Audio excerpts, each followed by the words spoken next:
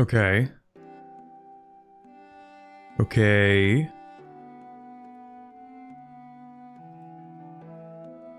Now I don't trust it. I don't completely trust it. But I have not dropped any frames yet.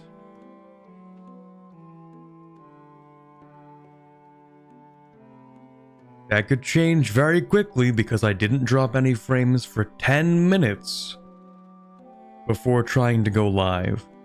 Okay, so I decided to not use Restream. There will actually not be a Twitch half to this stream today.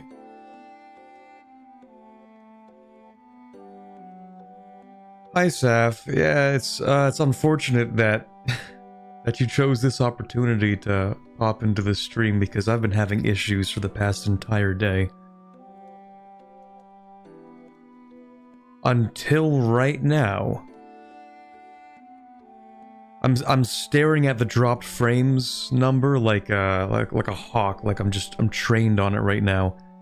0 dropped frames so far. If that remains stable, then we can do a stream today. I'm so sorry if you got like 27 notifications over the last 2 days, especially for the people on Twitch. Because every time OBS cuts out and reconnects to the stream, it makes a new VOD on Twitch. That's a lovely feature. But I'm sure it also sends out like another notification or something. Okay.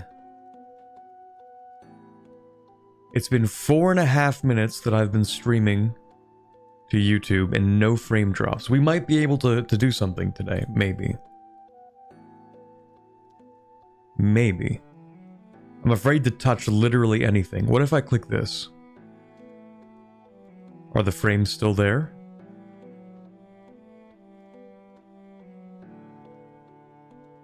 Well, they're not gone, so that's something. Okay. It seems we're just doing a YouTube stream today then. Okay. Alright. That is now where we're at. Just a YouTube stream. Okay. I have barely enough confidence to say we can stream today. Alright. Let me send out my notifications now.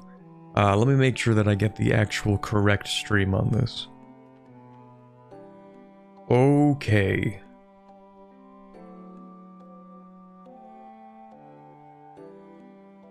Alright.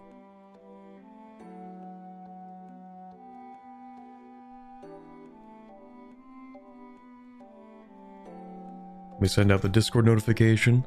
Still 0 dropped frames. It seems to be working.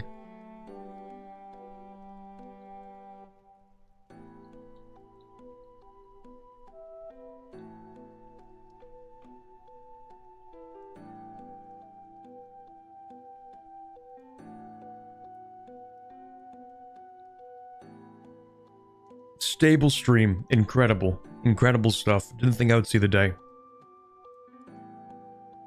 Alright. So I actually don't know what the problem with that was.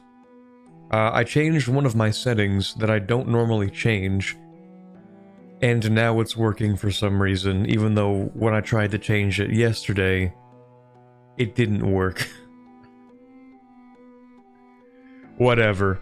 Alright, I'm gonna turn off my background music, and we can actually properly introduce the stream. This VOD is gonna seem insane for people who don't know the attempting to stream lore.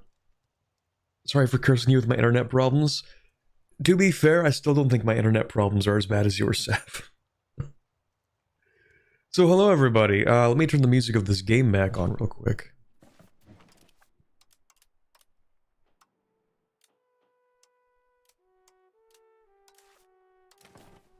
I'm sure in approximately 40 minutes we're going to see a massive viewership drop when the game actually releases.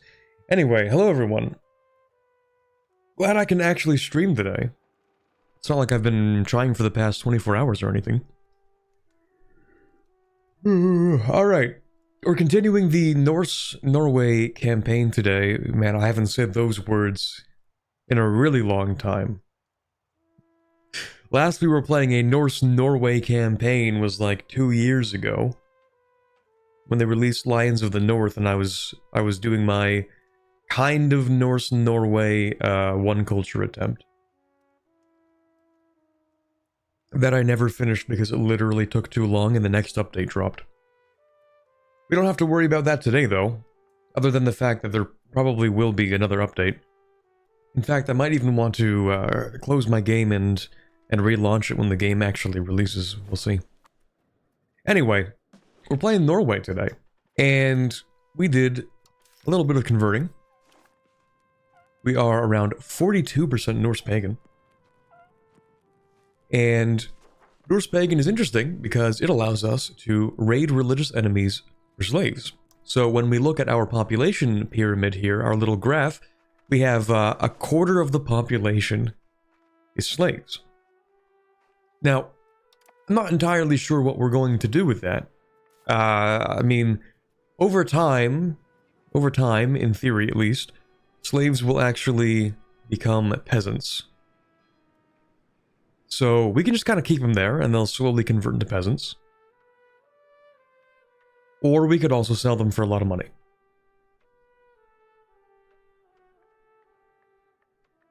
Can you turn on the setting that makes vassals their overlord's map color? I believe the setting is actually on. Or at the very least, it's the one that gives like a slight variance.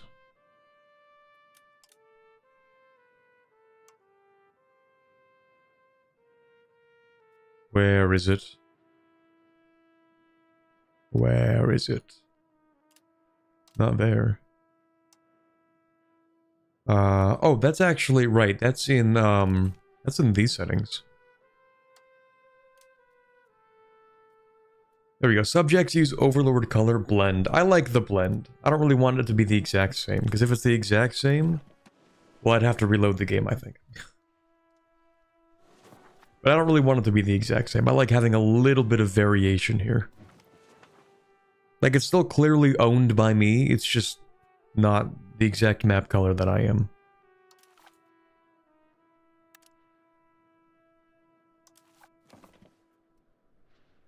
Isn't there an option to make the HRE look centralized? Oh yeah, if we wanted to. Hold on. Where is it? Unless they changed that. Here we go, yeah.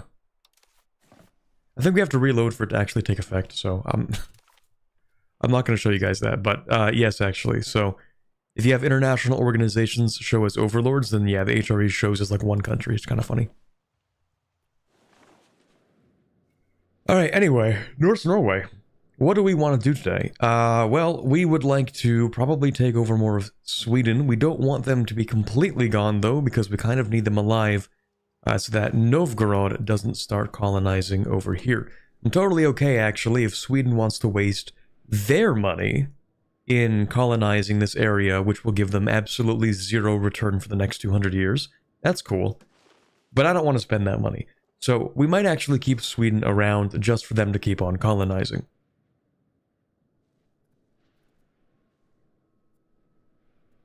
What's the general process for switching pagan? Well, you need to enable a game rule, which allows you to swap to any religion within your country. Which is somewhere. There we go. Countries can convert religion to any religion present in the country. It might be a little bit cursed. But if you enable that, it does not disable achievements. So, do with that what you will. And you can swap to any religion that exists in your country at the start. Would vassalizing them allow them to continue colonizing? I do believe so.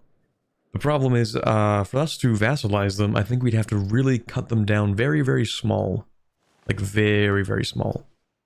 I think instead, we might just allow them to continue existing over here in Finland. Like, I might just not continue invading Sweden for the time being. I might instead... Because, remember, we have so much, antagonism, right? whoever I invade is going to cause a big problem. But we could instead try, emphasis on the word try, to invade Elba. This is probably a terrible idea. But it would be funny. Actually, if I could ally... You wouldn't ally me, would you? No, of course not. I don't know why I asked. Okay, so maybe we actually aren't going to do anything in Elba. We can invade Ulster, though. Yeah, that's super doable. We can take over Ireland. Or at least some of Ireland. Until England decides that I don't deserve to have it. Anyway, we don't need to continue centralizing because we're at max centralization. At least as high as we can get it right now. We kind of want serfdom. We love maximum tax for the peasant's estate. Ooh, free subjects isn't that bad though. I might start leaning towards free subjects later in the game. But I love me some serfdom.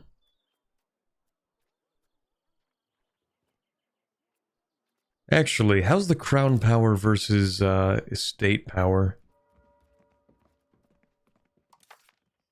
In terms of how much we can collect from taxes. I think the nobles are actually fine where they are. We don't need to take any more privileges. Burghers are kind of fine. Actually, did I give you control over the treasury yet? No. Okay, I need to give you treasury rights. Yeah, we need to give them treasury rights. There you go.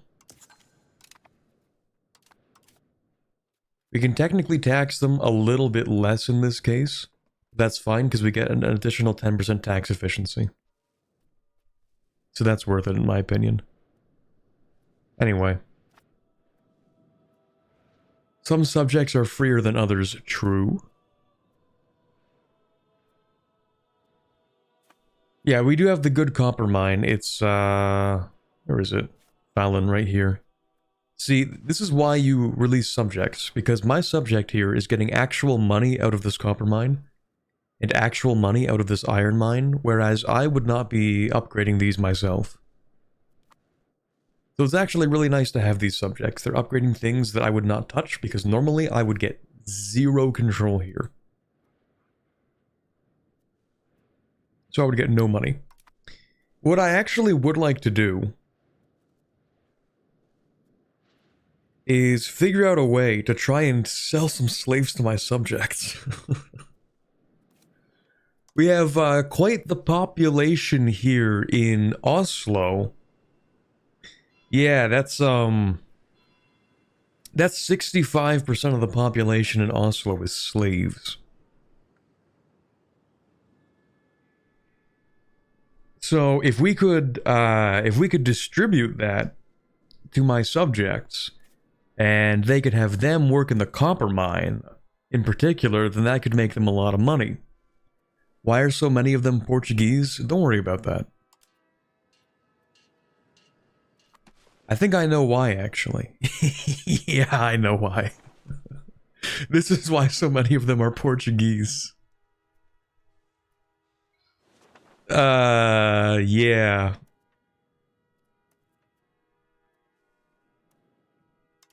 Yep, that's definitely it. Although, I do want to ask...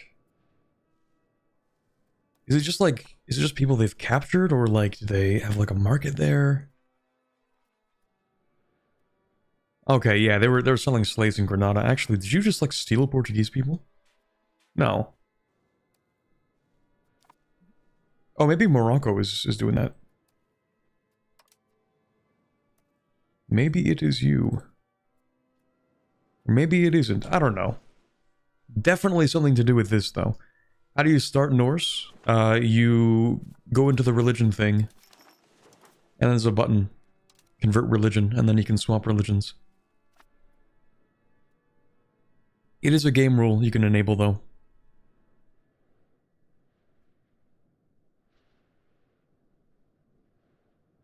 Is there a point to owning more land than what your presence can reach? For example, would it be better for you to release the north of your country because no presence? Okay, there's an argument to make for that. I think the stronger argument to make is that you want to continue expanding your base territory because in the future you will be able to connect it up, and you don't want to occupy your diplomatic capacity with subjects that aren't coring territory for you, or subjects that aren't integrating territory for you. Because when you release a subject, it does take up diplomatic capacity. So in theory, you just want to release them somewhere that you'll have to integrate, because they'll do that for you, and then you diplomatically annex them. In the future, you will get techs that make it easier for you to connect up your country. So even if right now you don't have the control, you will at some point, and you don't want to have to spend a bunch of time integrating a subject from territories that you've already had integrated. I think. That's what I'm running with right now. There is merit to creating a second market, though.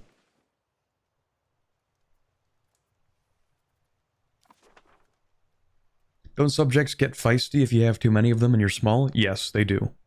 Because relative power is what makes up the diplomatic capacity. And so if you release a bunch of subjects and make yourself smaller, it also makes them comparatively stronger. And then if you're way over your diplomatic capacity, then your subjects start hating you, so. Anyway, right, I actually was supposed to change this and then I didn't do it. So let's swap for... We don't really need communalism. This is fine. Well, no, that's fine. We'll go with... We're gonna push towards... Ooh, innovative actually would be really, really nice.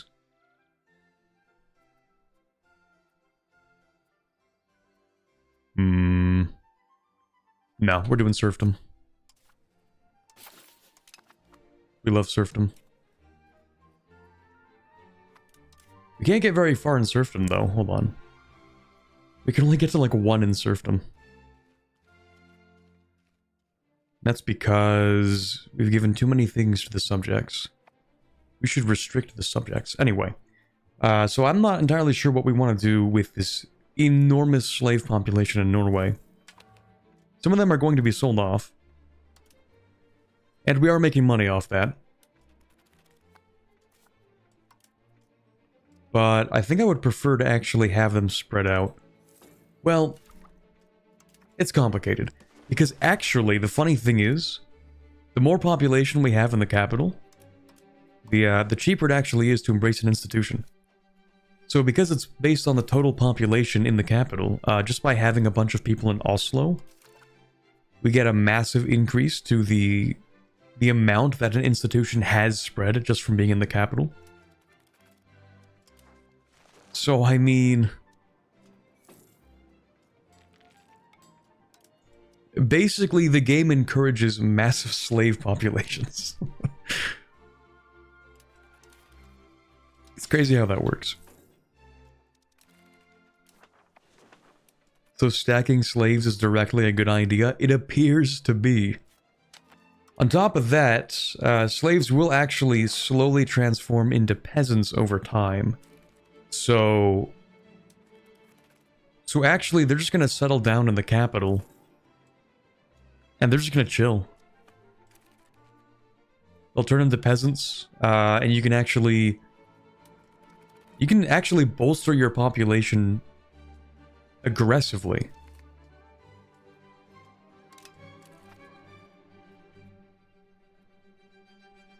Very interesting to think about.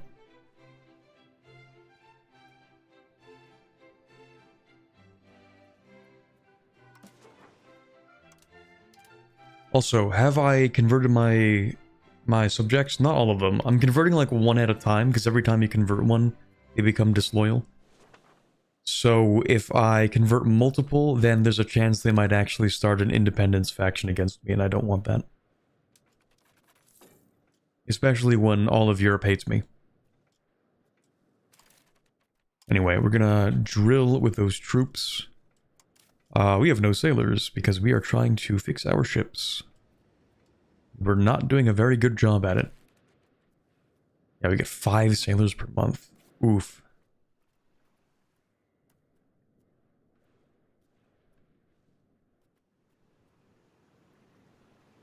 You know, actually, it would be quite nice to have the slave population spread out at least a little bit. At least like a little bit. Anyway, I'm gonna need more fishing villages. I'm not sure where to build them. Because there isn't anything particularly useful around here. I guess, I mean, this is, obviously this is going to be a town, this is going to be a town, this is going to be a town. All of these are going to be towns. This...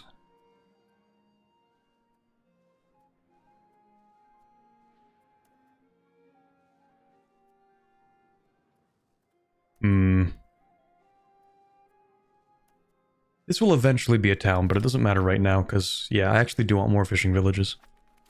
The fishing villages give us some sailors. So we're kind of subsidizing them for sailors. Speaking of towns, though... yeah, we do want to keep on stacking this. But you don't have that many burgers, you don't have that many burgers, and you don't have that many burgers. So I think it's time for us to build a new town. And I think it'd be nice to build one right next to the capital, right here.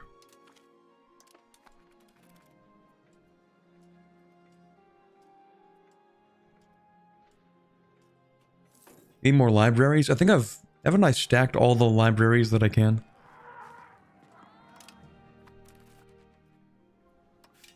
Yeah, there's a library in here. Library in here somewhere. Yeah, there it is.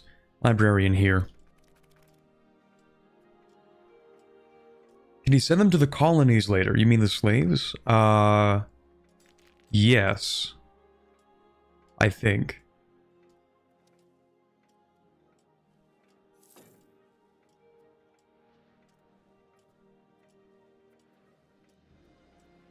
Build towns entirely for more libraries? Not a bad strat.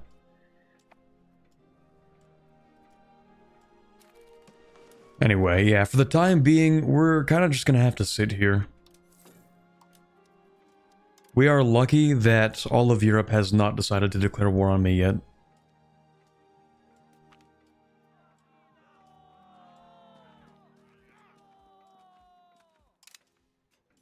Once the truce with Sweden ends, actually, there is a non-zero chance that they might join a coalition because they hate me that much. And then subsequently, because they create a coalition, it sparks a catalyst for all of Europe to join the coalition. And that would be kind of bad, I think.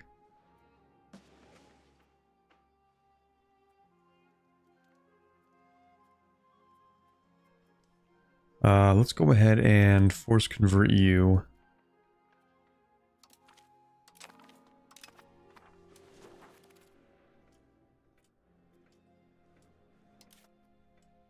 Oh, wait a second. I have banking. I'm stupid. I'm gonna get docked soon.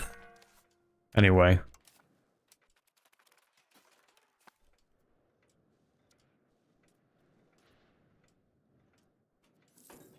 Does rating also give you institution spread because slavery? You'd think it would allow you to absorb institutions faster? Well, you don't get institution spread from doing slavery. But having a lot of slaves in your capital does allow you to embrace it sooner if you want. We are just going to take that, I guess.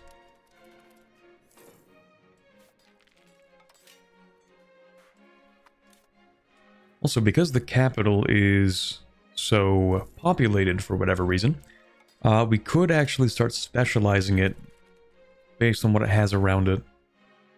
Which is not very much. Okay, it's wheat, livestock, and sturdy grains. Riveting. So, at most, we're going to get additional production efficiency from... Oh, wait, no, wait, we're not even using the correct production method for that. We're using this production method, which doesn't use livestock. That's funny. I mean, I guess it does make more money, so it's fine. But in theory, we would want it to use the livestock one, because it would give it more production efficiency.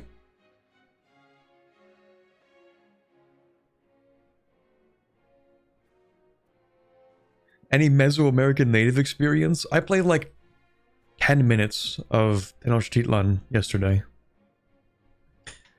Ooh, thank you very much, Lysander, for the 5 gifted. Sheesh.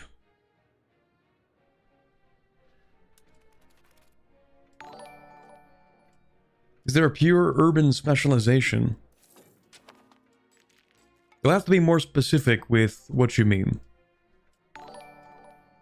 Like if you make something like a city, like I don't know what you mean by pure urban specialization. As you're gonna turn all that cattle land into towns, right? Oh, I see. I think I see. So, I mean, yeah, there's a decent chance we're gonna turn this... Well, I might not actually, depends. I might not turn this into a town.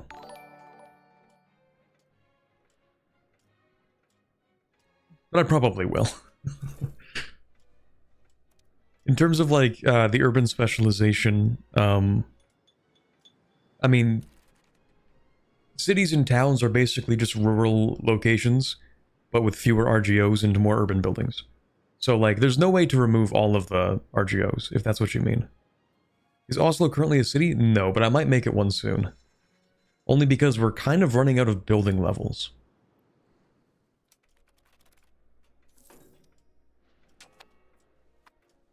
Speaking of institutions, hey, Renaissance. We don't have to worry too much about the Renaissance, though, because we still have multiple texts to go through. But we will get there.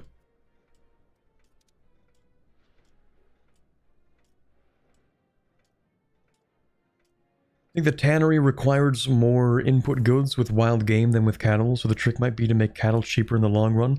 That is true. If we make cattle cheaper, then the input good cost is cheaper. Wild game is just incredibly cheap right now. Might actually be at the lowest possible cost.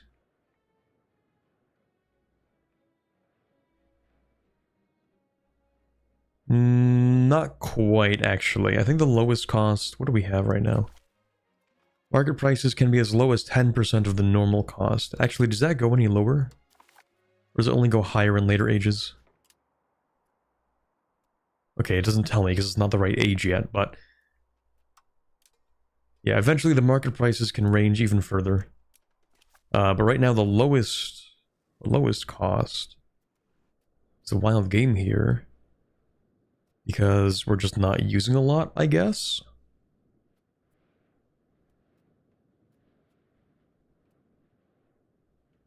The base price is this. Okay, so it could even be cheaper. Anyway. So yeah, if we wanted to, we could stack more livestock to make the livestock cheaper. That is true. And then maybe it would swap. It's actually not a bad idea. I'm willing to give that a shot.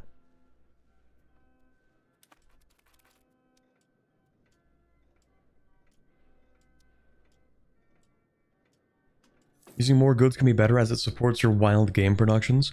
Well, the thing is... How much wild game do I have? Let me see. Most of my wild game is up here. And I have very little control over this. So, yeah, it'll help boost this at the very least. But I kind of wanted to help boost these, which are closer to the capital.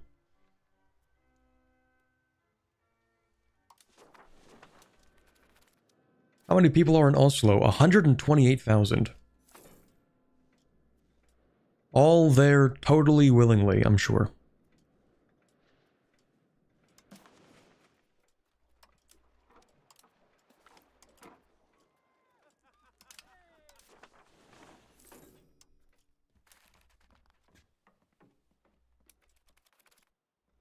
Look at that, we actually do get some decent money from our subjects as well.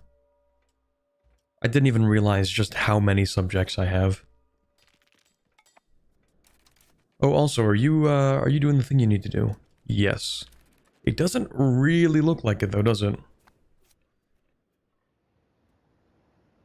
Yeah, that's because you're not doing what I asked you to do. Well, it's not the end of the world. Anyway, let's go over here and start building what we need, starting with, we want a library. We want a wharf. We want, I think, marketplaces. We want a coastal fort. We want... we haven't unlocked that yet, never mind. We want a temple. We want maybe 2, 3 scriptoriums. And then whatever makes you money. See, this tile actually is sturdy grains. The same area as Oslo, actually. So it'll specialize in the same thing that Oslo does, which is leather. But even then, it's not going to be like that specific.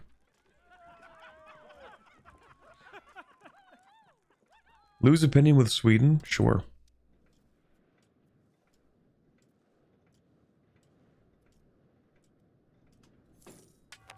It's a lot of people, if I recall correctly. There's only like 25,000 at the start. Yeah.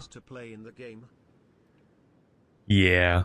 Thank you very much, Oliver Peterson, for the 20 Danish currency. Are all the currencies in Scandinavia called, like, kroner?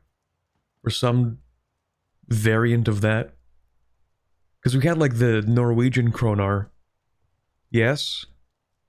The kromer? In Denmark, is it, like, spelt different?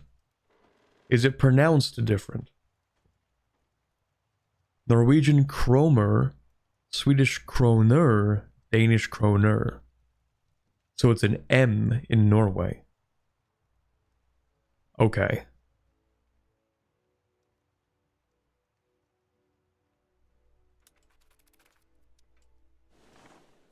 Also, favorite nations to play in the game.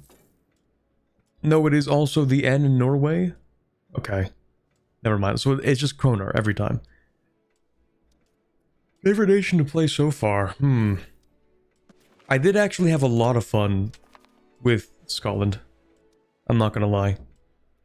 Playing Scotland made me realize I need to play more naval countries. Because I actually really enjoy building up navy and maritime presence and all that.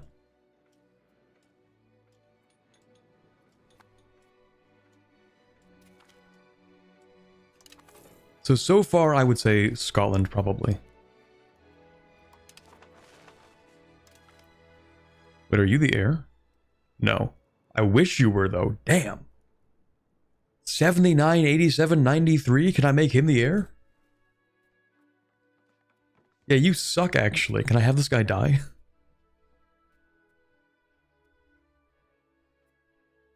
Hold on.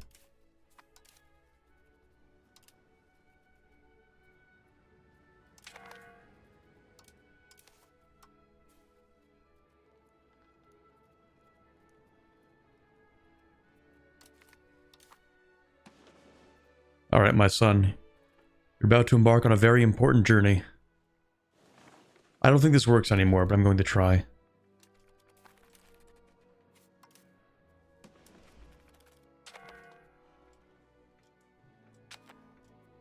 Go. Find Vinland. He's gonna die. He's probably not going to die, actually.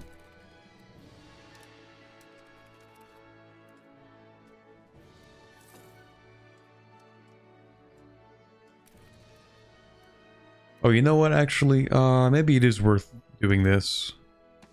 Let me think.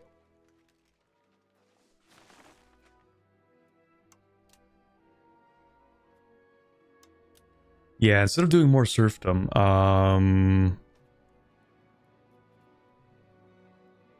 where's my expel pops? There we go. Can I distribute the slaves a little bit? Am I allowed to do that?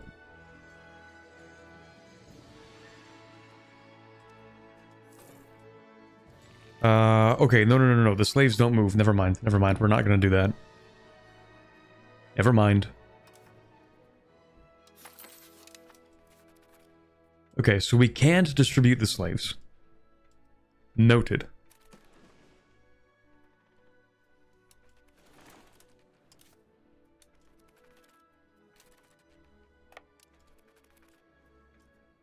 Did you find it yet? Did you find Vinland? Just keep going a little further. I'm sure it's somewhere over there, probably.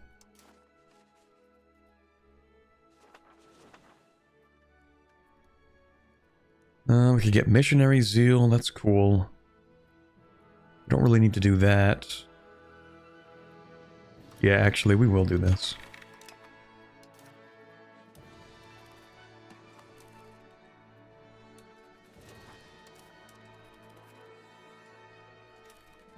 Hopefully this kills him.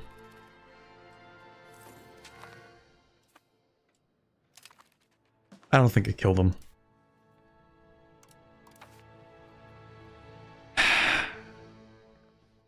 Why are you still here? You were supposed to die.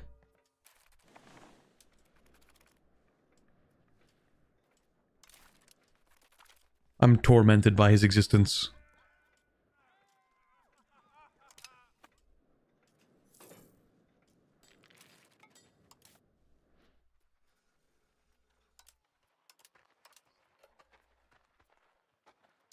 Oh, you know what? Oh, I can't build that in Oslo, never mind. Yeah, fun fact, you're not allowed to build windmills in towns. It's actually illegal.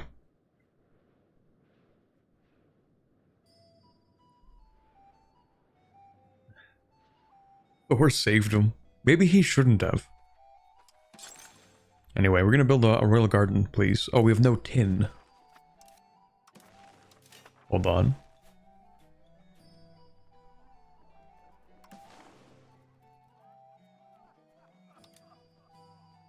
That should be enough tin. Probably. Can I please build this? Please, can I build this? Still not enough tin.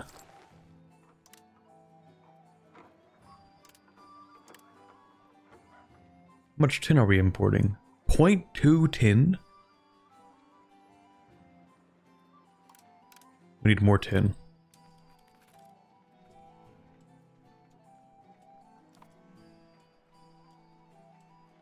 Is this enough tin? Yes, nice. Royal Garden, we're so back.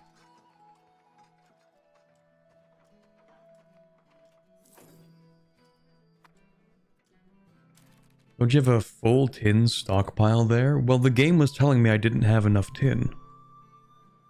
Oh, also, yeah, I just realized my phone is on low power. Hold on. Maybe, let me think about this.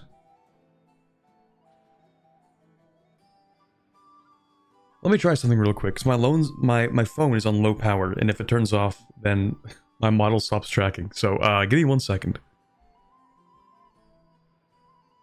I just realized, like, it doesn't have to be plugged into my PC, because I actually use Wi-Fi now to connect my phone to my PC. So if I unplug it like that, yeah, I still track just fine. Okay, yeah, let me plug it in somewhere else.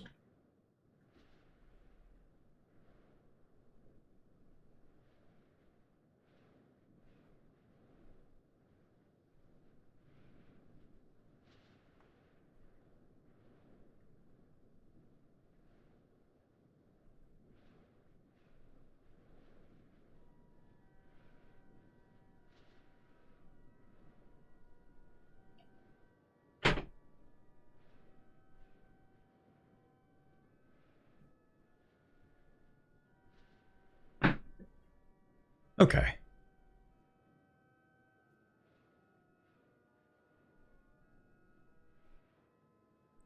Let me see, are we plugged in? Yes. Okay. I don't know why I'd never thought about that, actually. Because whenever I'm recording for a really long time, eventually my phone will deplete.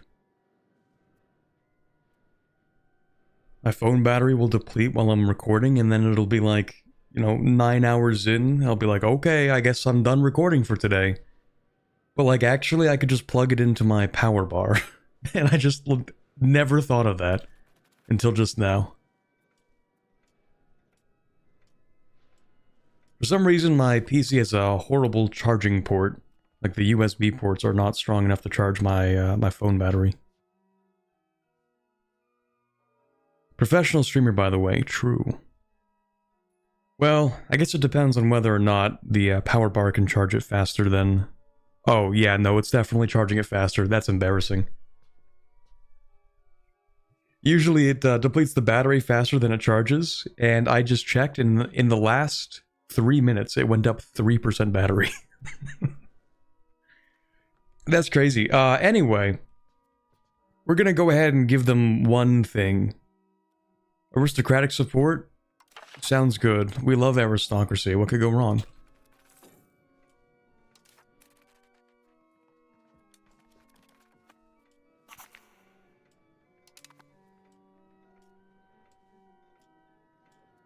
You think playing Norway as the first campaign will be fine?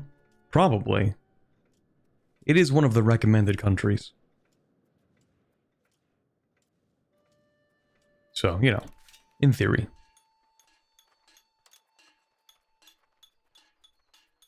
It's very disappointing that the Jewelers Guild is not making that much. Do we just have, like, too much jewelry? Are we not selling enough jewelry?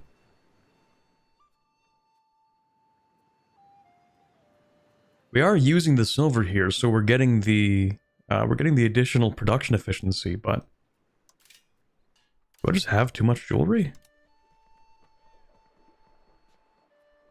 Yes, we do. And that's because we are not selling enough. Hold on, I want to check the price of jewelry in different markets. I don't even know if there's a way to do that. Do I just have to, like, check markets? Oh, jewelry is just cheap right now. Darn it.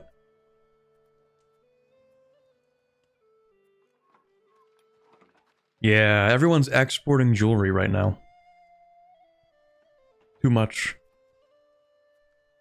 Not enough rich people. What if we simply... No, that would be counterintuitive. I was gonna say, what if we concentrate power in the nobility? If we do that, will it increase the demand for jewelry? And then I realized, actually, if we do that, then it decreases the capacity for poorer people to buy jewelry. But I don't know if this game actually simulates that. Anyway. So jewelry is maybe not the moneymaker it once was. Because back when I played Norway in May, you could make an insane amount of money off of jewelry as Norway.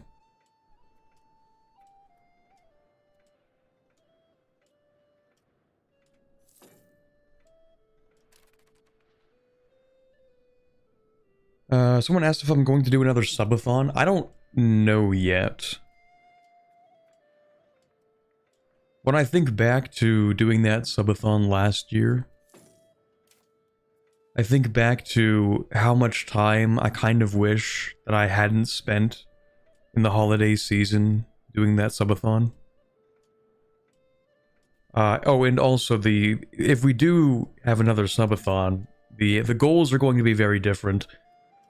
Very, very different. I kind of bit off more than I could chew with the subathon goals last year, and while I still want to complete them, I have to recognize that that is not sustainable. There are still things I have to do from that subathon that I do want to do, but yeah, if I do another subathon before those are done, it feels kind of weird, you know? I think they were a bit too easy to achieve, too. Yeah, that's true. For the amount of time that I invested post-subathon, like, I think I spent more time trying to do the things that I had to do for the subathon than I did actually doing the subathon. Well, maybe that's not necessarily true, because it was literally like 12-hour days every day in the subathon, but I'm sure you get what I mean. The post-subathon investment was far too great. Subathon and its consequences, or whatever.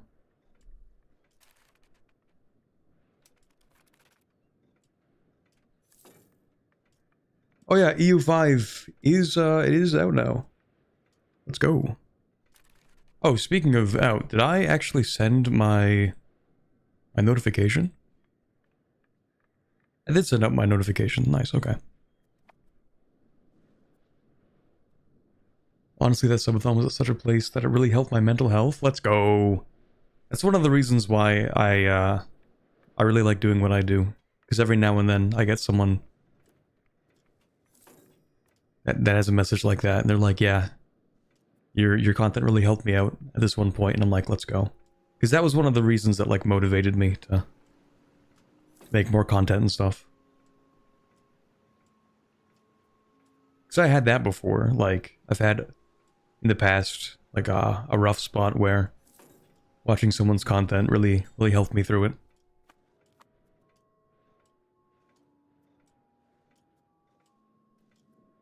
I'm out of work, so you're safe from me. Hi, Augie. Oh, yeah. Oh, man. Single-handedly one of the... one of, like... Didn't you carry, like... At least, like, 15% of the total subathon? Also, what is this? A quarter of our Norwegian pups in Oslo will adopt the Swedish culture. No thank you, that's okay. I appreciate that, but I don't think we're interested in that right now. What I am interested in is more masonry, so let me do that.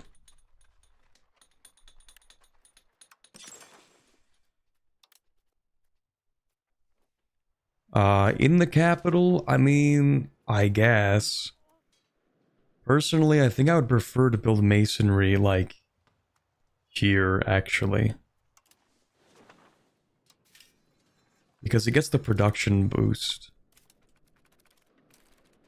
Anywhere in here, actually, is going to get the production boost. Because we have, stone right here. So if they use stone, then we get our 10% production efficiency. I don't know just how far those actually extend. Those production efficiency buffs.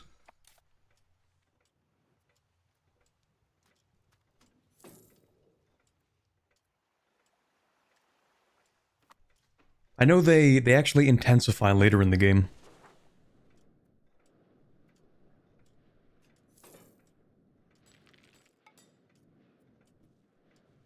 Why do you have two avatars? Because I like having them. Might even have a third at some point.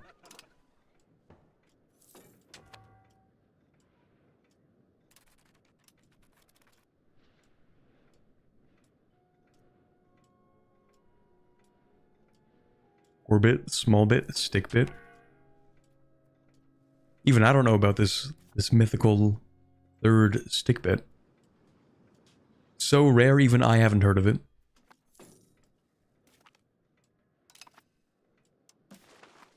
Oh yeah, loans don't suck anymore, that's good. Oh, actually, I did finish building the palace, so we don't need to keep on importing tin. It's okay, we don't need to touch that.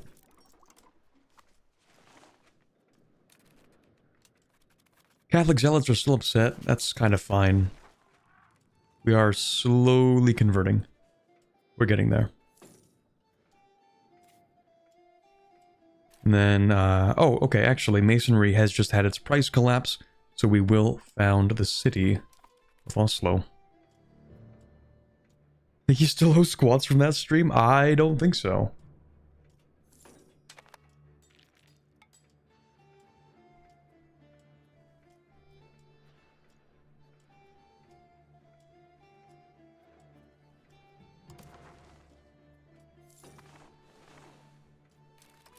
Actually, when do I get dogs? Because I actually should start integrating a subject. We're going to annex you. Oof, that's going to take a really long time. Right. We're not going to be able to fix our cultural influence for a very long time. And that's because we have none. It just kind of sucks. We have a very, very, very small amount from few locations because of the libraries that we've been building. But what we actually need is universities.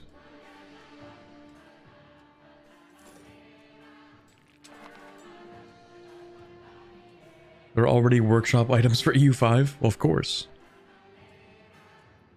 Actually, I want to know exactly what is released already. Oh, the Jorme AI, of course. Of course. Naturally. EU5 Minesweeper, we're so back.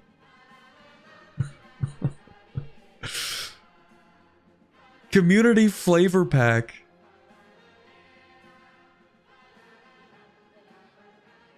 The game has been out for 6 minutes. We have EU 4.5. Hourly game ticks removed? I didn't even know it was possible to do that.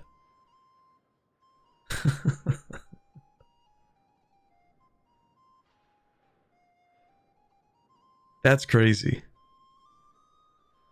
Nah, that's crazy. New World Improvement Project. Okay, now hold on. I might want to install a few of these.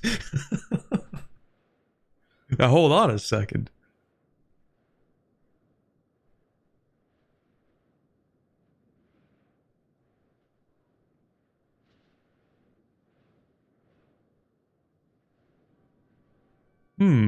Europa expanded.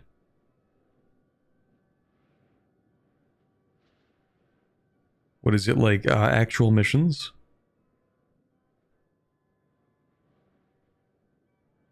Two new societal value mission packs.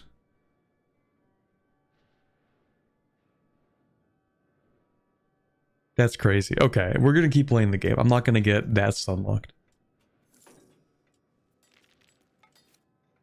I think like 20 minutes ago someone asked how much money the Kongsberg silver mine is making, and the answer is yes. It's a lot of money.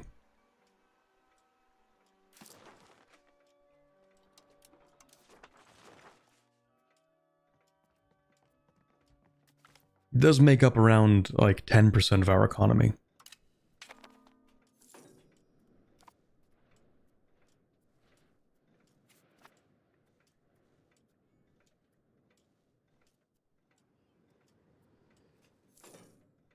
About how long it takes to make a city, actually. Well, we should go ahead and make another town, maybe. The problem we're going to run into for the towns, like over here, is that we actually just don't have that much population in here.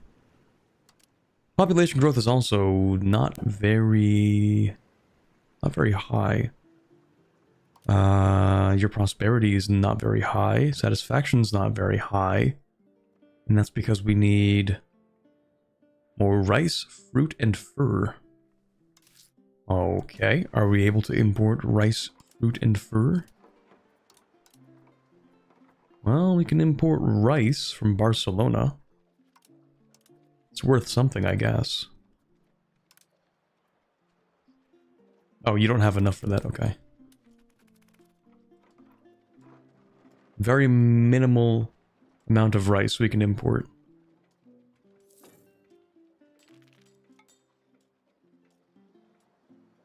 Let's see. Amount of rice traded is 0.16. Let's go. Okay, how about fruit and fur?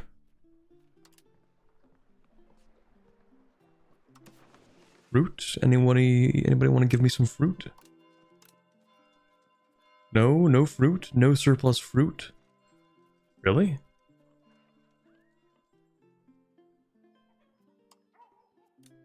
Oh, we just have to reset this. There we go. Okay,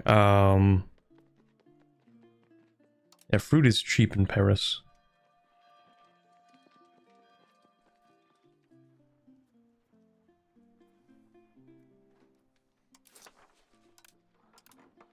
What if I do this?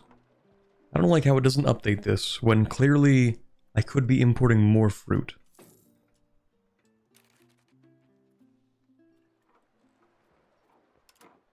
Okay.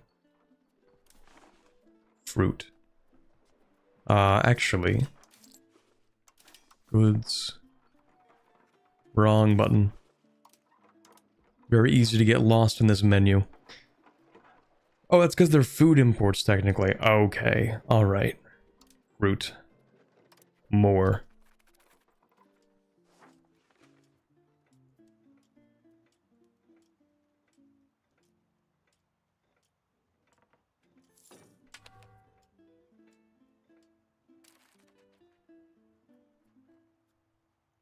Not enough fruit.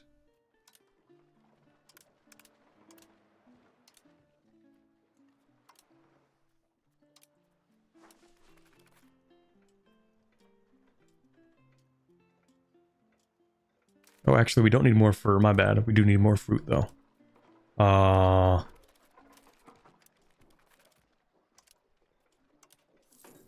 More.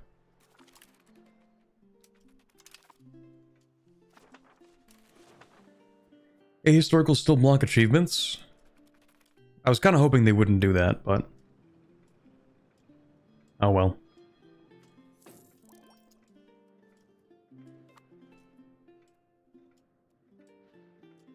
Meanwhile, I'm still stuck at the office for another 3 hours. Let's go. Watching the Corbett stream on the job. Don't worry, I won't tell.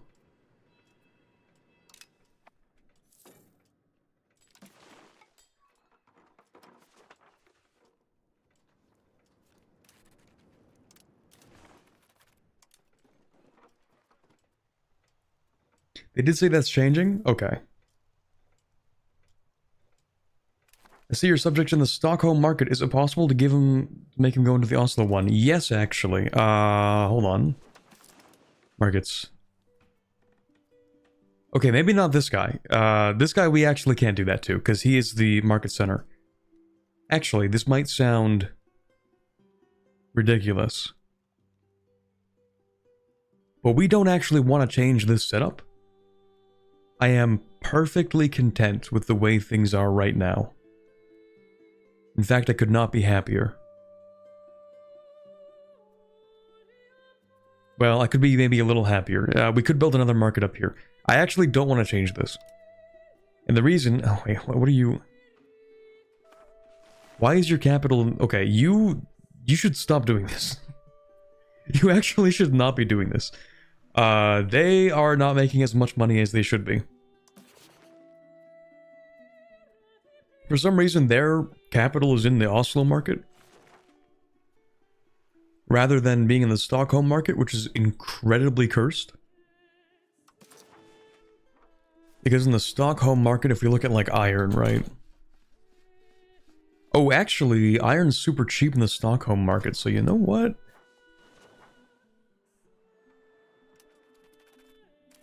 They might be making more money off that.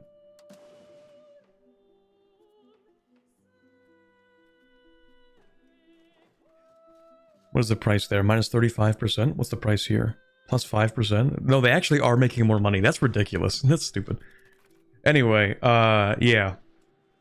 So the reason I want my subjects to be in this market is because they have better market access. So they can sell their goods for a higher price to the Stockholm market, which gives them more money, and they can use that money to reinvest. So even if I bring them into my market and I might get access to their goods, they make less money, and so they develop slower, which means I get less money.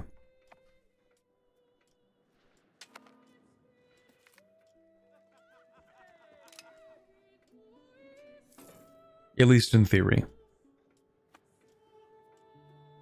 Do we need to enable Iron Man to get achievements? I think so, yeah.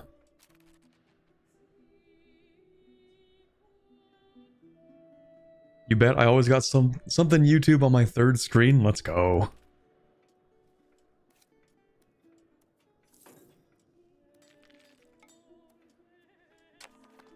It's like when I play like any game.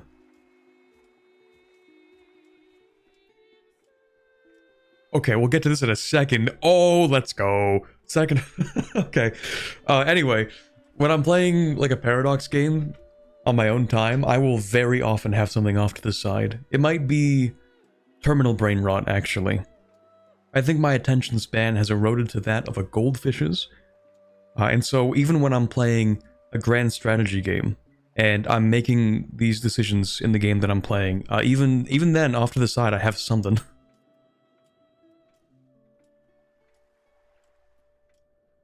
So, our Crown Prince just died.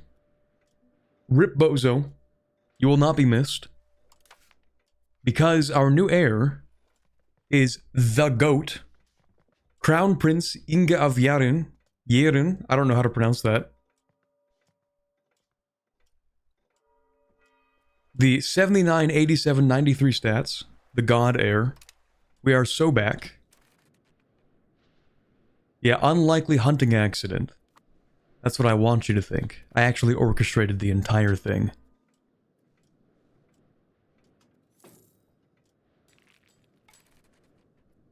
Alright, so for like 20 seconds,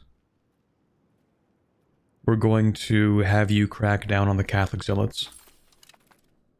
Not because they're going to revoke in the next like 10 years, but because they're getting a little too close to 100% for my liking.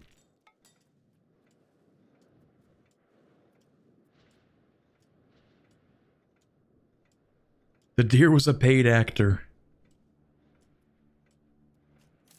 And our guy is 53. Actually, can you abdicate? Is that possible? Yes, but no. Functionally, it is impossible to abdicate because what the hell is that prestige requirement? Huh? Chat, I don't think I've ever gotten to 100 prestige in this game.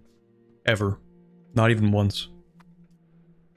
They changed hotkeys? Yeah, they changed a few of them. Okay, I've just been added like 3 times from 3 different servers. Uh-oh. Hey, man. Hey, man, I forgot to build this spy network. Hey, man. Hey, man, listen. Listen, we don't have to do this. We don't have to do this, actually.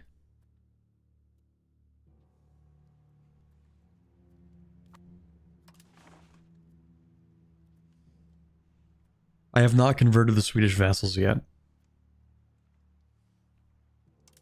We actually don't have to have this coalition.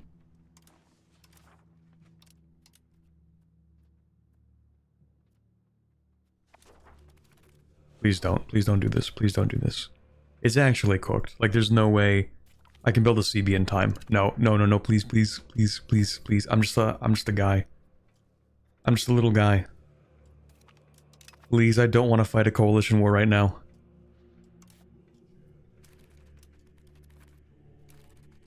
Also, you should be the Prime Minister. There we go.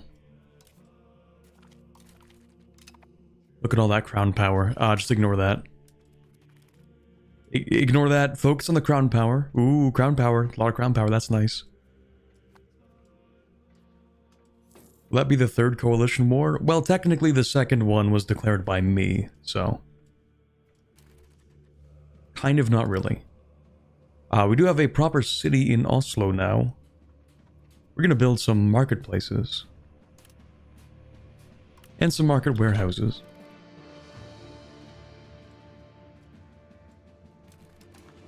The heir does need to marry somebody. Oh, right. No one's really gonna say yes. Well, you might, but you're also 40. This is perhaps not a good idea. Oh, you're also Catholic. You'll probably say no. Alright,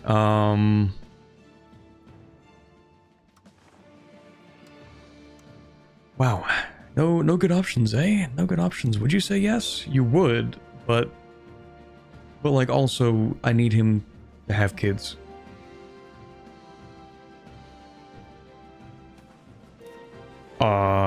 Lowborn it is.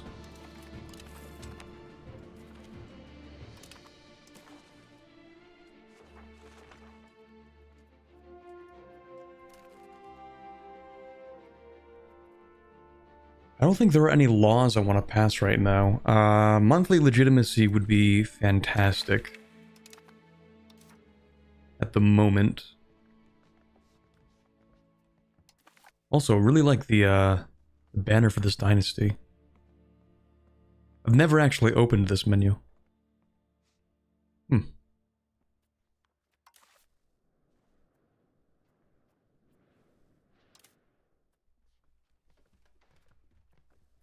Let me think, there was something I wanted to do. Oh, right, we can build docks now. Yeah, this is really important. Docks. 3 docks. Why not a 4th dock? Yes, a 4th dock. Okay. Any more docks we can make that you would like to tell me about? Yes. Here, here, and here. More.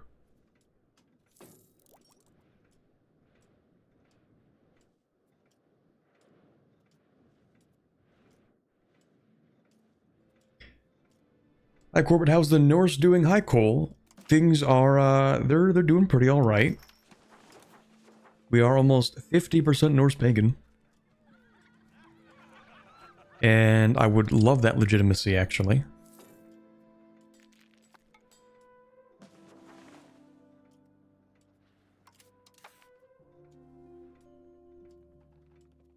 Yeah, we're not gonna change that.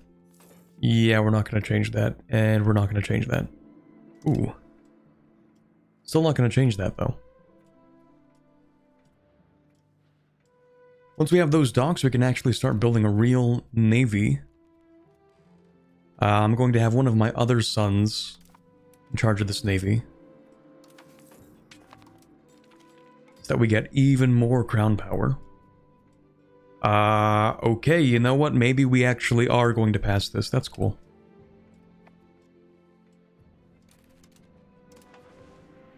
Come on, you wouldn't hit a guy with glasses, would you?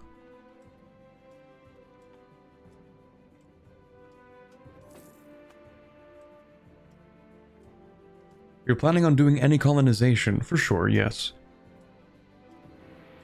But like, a little bit.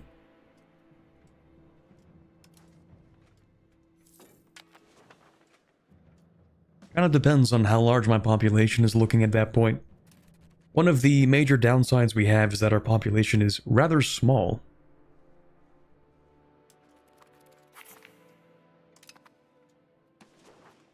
Which might be resolved through slave raiding, potentially. Like, when we manage to wrap all the way around Africa, when we start creating trade companies in India, I think we're going to massively boost our population in Norway. Can he say that? We're gaming.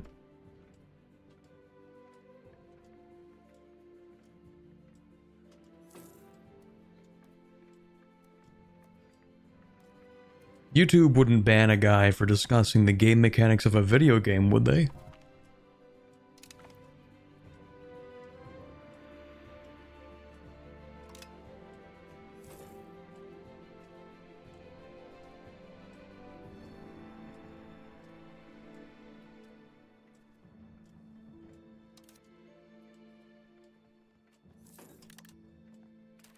We need to tax the nobility a little bit.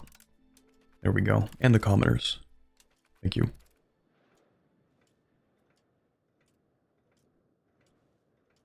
Can the Pope declare a crusade against you? Yeah, probably. I wouldn't be surprised if they do, actually. I can't check that, can I?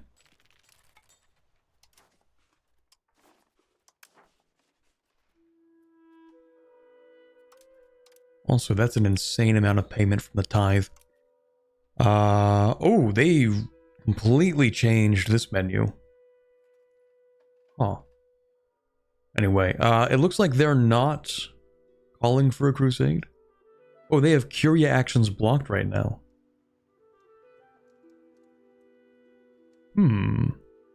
Interesting.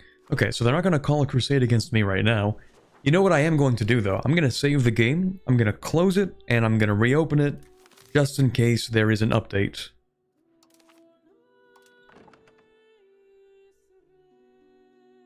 Because now that the game is out, there might be like a day one patch that I should play. Rather than staying on the influencer version. Let's see. Betas. Turn that off.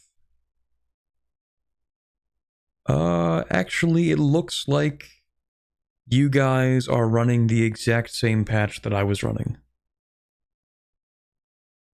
That's what it looks like. Well, actually, I'm gonna give it a second. Nope, never mind. I lied. There we go. It's good that I waited, because it was just syncing up the cloud saves. Okay, you guys are running a different patch than I am. Jump scare. Let's go.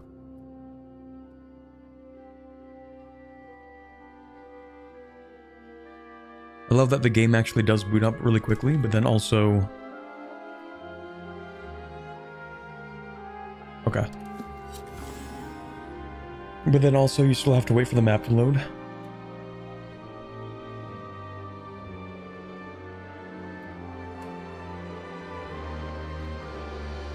Antebellum for EU5, now available in early access.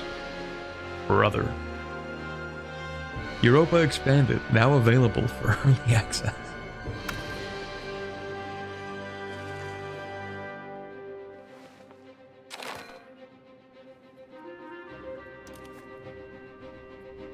Every mod ever created, now available for early access for EU5. One Anbanar EU5? True. Asking the real questions. Oh, did they give us the performance patch today?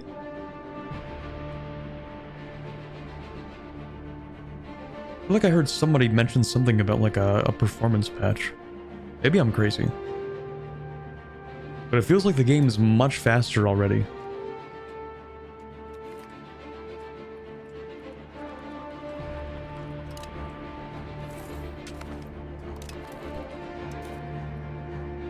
It definitely seems faster, right? Let's see.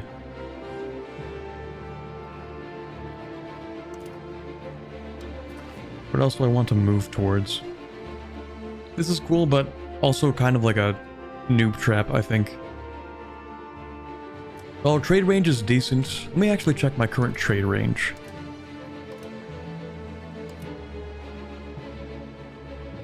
It also is... Do they reset my settings? No, the music is just insanely loud to me.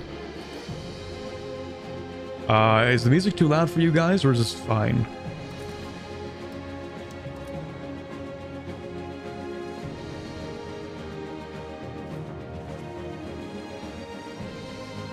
Yes, too loud? It is loud? Okay.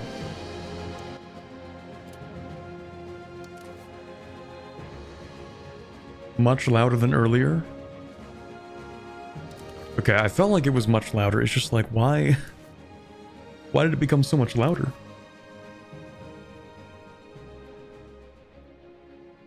That's better though, eh? Okay. Alright, so it seems we actually did get a patch that did change some things. Also, I could build trade offices, I guess. I always wonder if these are worth building. Trade capacity to owner, maritime presence to owner. That actually is good, giving you free maritime presence. I mean, we do like maritime presence.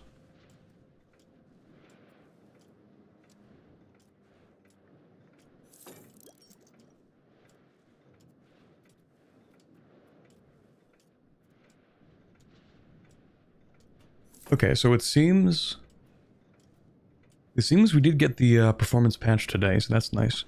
It happened to Sweden. They got removed a little. They got pushed.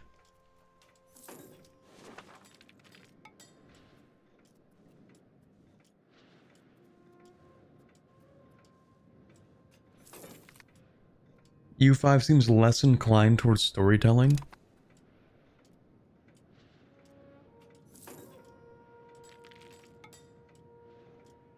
think I would disagree with that.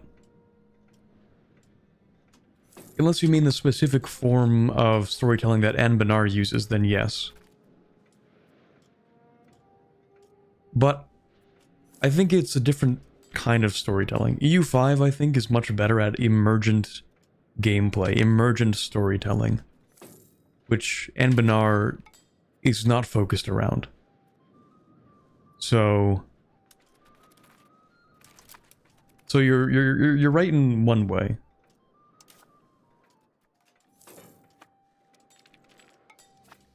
Oh yeah, these are all my subjects, yes. And these are my subjects. Denmark, all my subjects. Sweden are my subjects. How do you have the Diplo capacity for that? Because I'm goated. But actually, it's because I am very strong. And so they actually have relatively weak power compared to me. And also I'm a kingdom and expanded archives, I guess.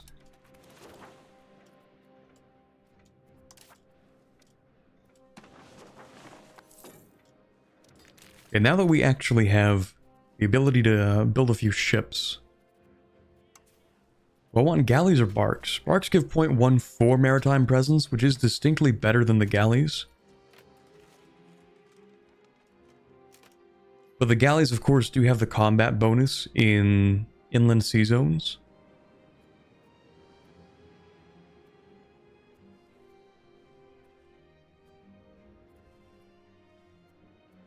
Which is actually not my capital. Like, this is an inland sea zone. These are narrows. Doesn't really tell me if galleys are better here, but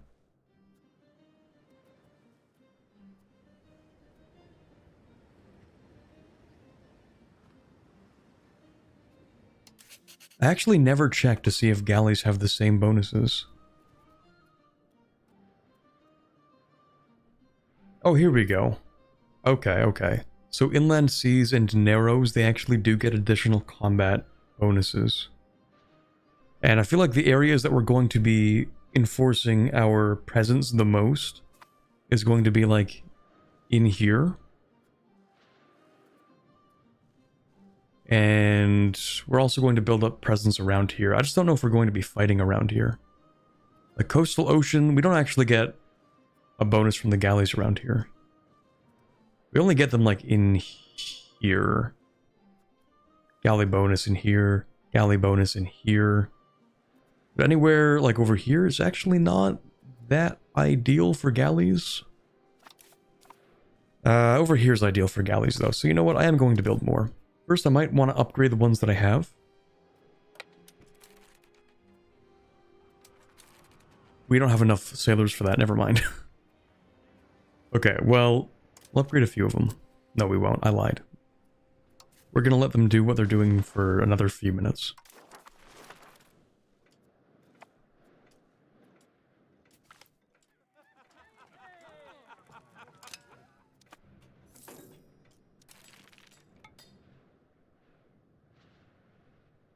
Disloyal subjects? It's just one of them. They're mad because I made them Norse. Is Norway already Norse? Well, we're getting there.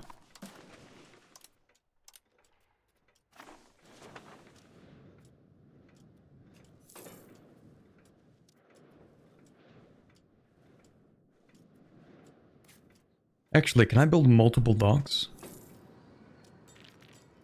No. That would be insanely overpowered. Because each time you build one, it gives you harbor capacity as well. Speaking of harbor capacity, I love protected harbors. We just need to keep on focusing on maritime things for the time being. Actually, this is good. We're not looking to explore yet. We don't need this. Ooh, Pound Lock Canal is actually kinda decent. That is useful. You only build them in cities though, so maybe not that useful. That's just the capital.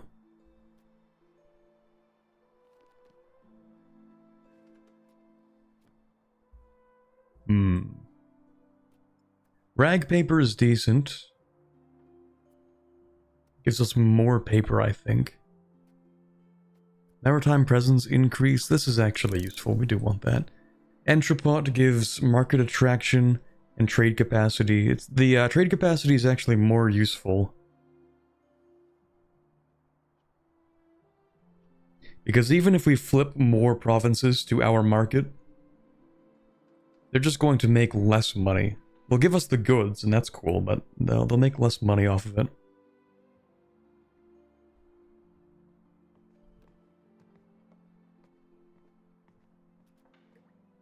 Is there an upside to being Norse besides aura? Okay, well, it is 75% aura farming, but the other 25% is the fact that we can raid for slaves. And actually, we do want that literacy. And the reason why that is a benefit as Norway is because your population is very low, and they will slowly just turn into peasants over time. So it actually is useful for getting a lot of population as Norway.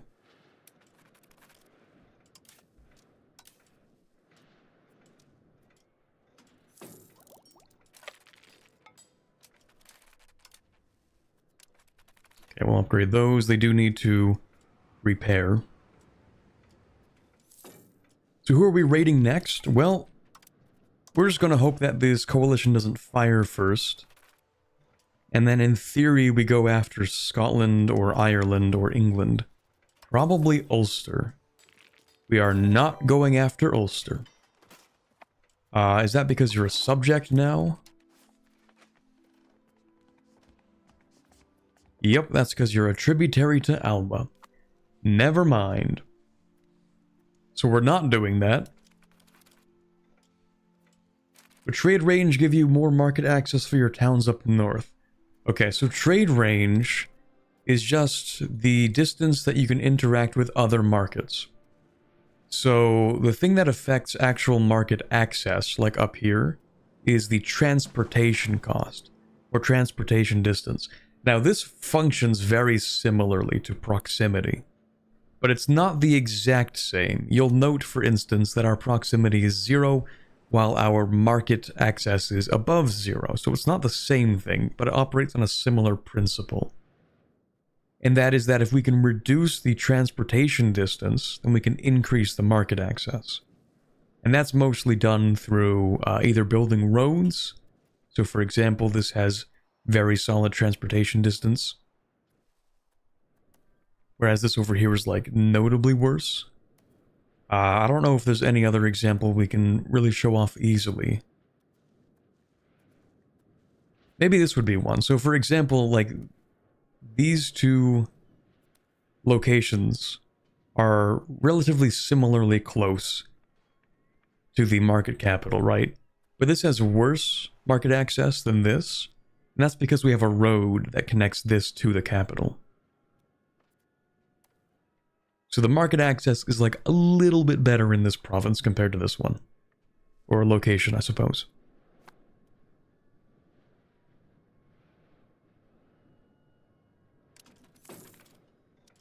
Do countries still have specific bonuses to them? Yes.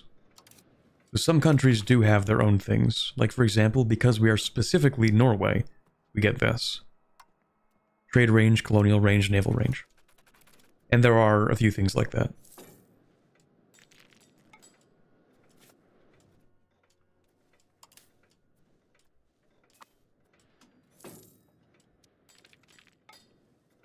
We still need a lot more sailors. Not just sailors, we also need armories. I've been slacking. Just have not been building them.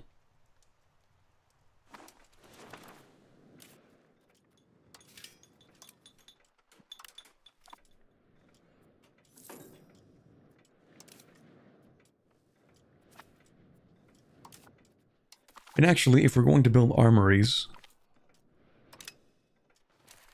we are going to want... Actually, do I want handgunners? To be honest, they're just kinda okay. Like, the early firearms are... They're alright. They have, what is that? 0.5 less combat speed. This is 10% more morale damage done, but other than that, they're just kind of like regular infantry. It might actually be a little bit worse than having men-at-arms. Just a little bit. The hand gooners, no, seriously.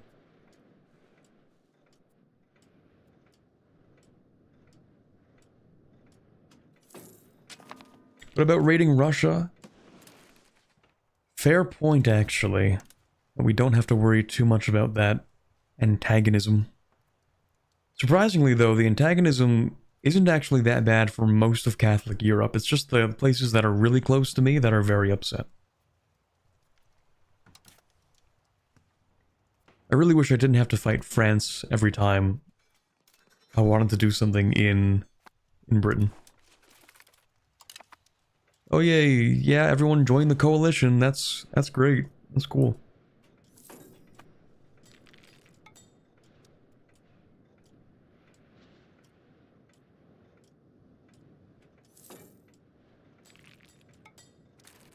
At this point in history, Bergen was the largest city in Norway. Wait, this Bergen? That is very funny, considering you have absolutely no incentive to develop it.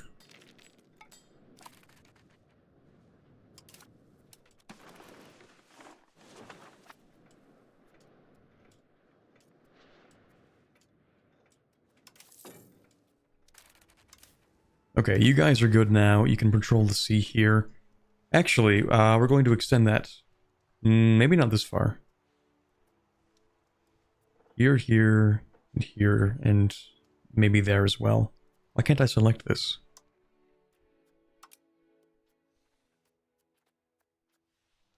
Okay, weird. Start with this and see how far you get with that.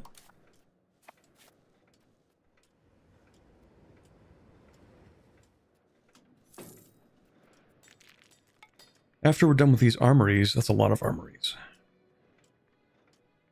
Oh, actually, right, cities are cool because you can actually build 2 things at once in them.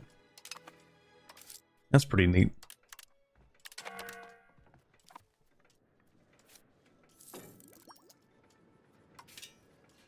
Also more marketplaces.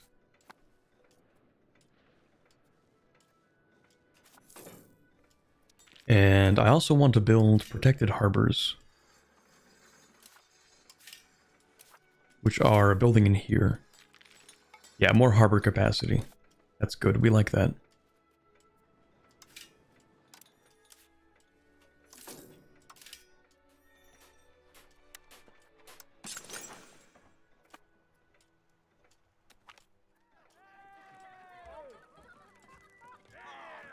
Damn, that's crazy. Anyway. One in here, one in there. Oh, actually, maybe one in here too? Yeah, you know what, sure, why not? Yeah, sure, why not? On top of that, we also want to build more... Oh, I do not want the Crown Prince to die, no thank you. More of the other buildings that we've been building. I know, very specific. We want... Did I build docks up there? I did build docks there, okay. But I build... What else? There's the docks, there's the protected harbors, we just built those. The... Oh, the naval batteries. Or what are they called?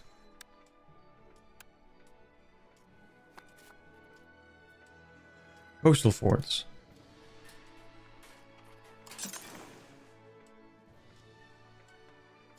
Yeah, we need those too.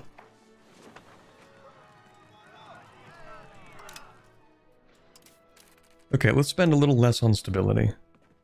It's a good number now. We're going to use that money for other things.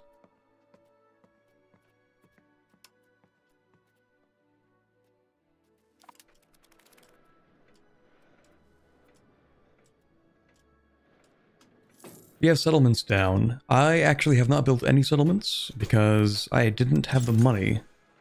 Now that I do, might as well put down a couple of them.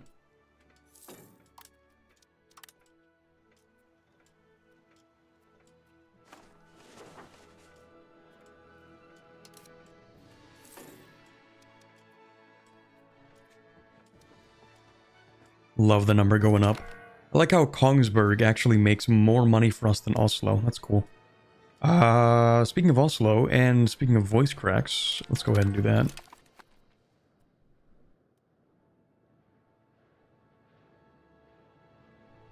Bergen was the biggest city in Scandinavia, even bigger than Copenhagen.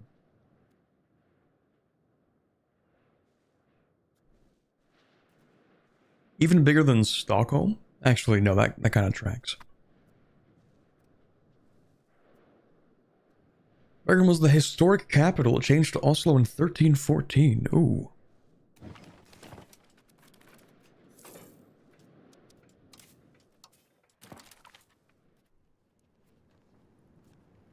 Do I want the king in charge of the army? Yes, because that makes him a Giga Chad.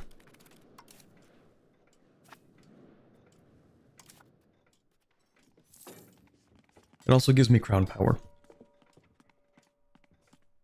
The king actually was the guy at the cabinet, though, so we have to appoint someone else. Alright, you are going to change one of our societal values. You really suck at that job, but that's whatever. We're going to continue serfdom maxing. Yeah, we're going to get rid of hunting permits, actually.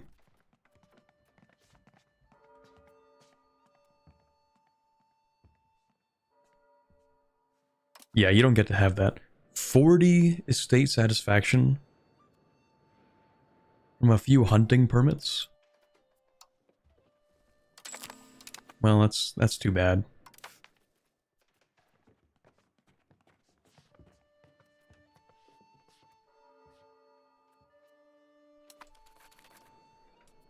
We want more serfdom.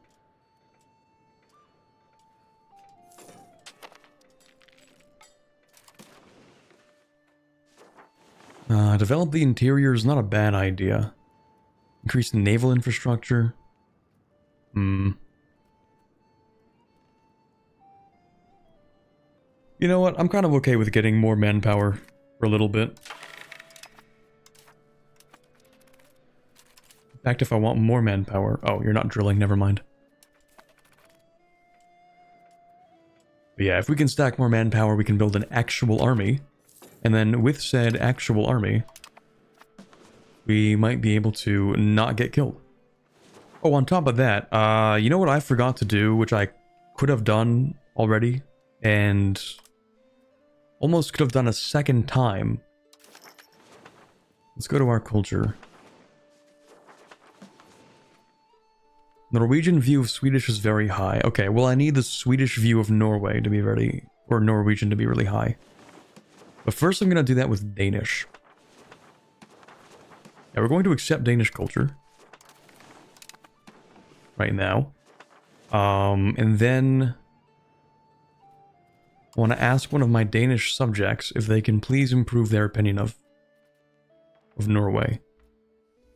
It seems the answer is no, and I don't know why. You're not actually Danish, are you? No, it's the Holsatian culture. Well... I'm gonna be honest, I don't know what makes it eligible, what makes a country eligible to, like, give you more, like, better opinion. Because for some reason we can do it with this guy, right? Ask to improve cultural opinion. But not with you, and I don't know why. It has to be the biggest country of that culture? Oh, does it?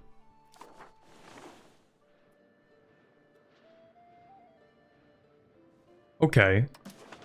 So what's the biggest... Oh, so are you the biggest country? Oh, okay.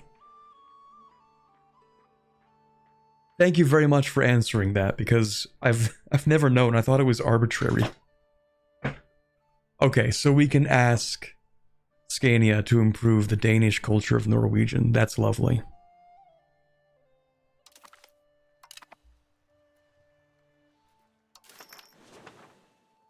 Alright, so Danish being accepted is as low as it's going to be. We don't need to improve the Danish opinion any further.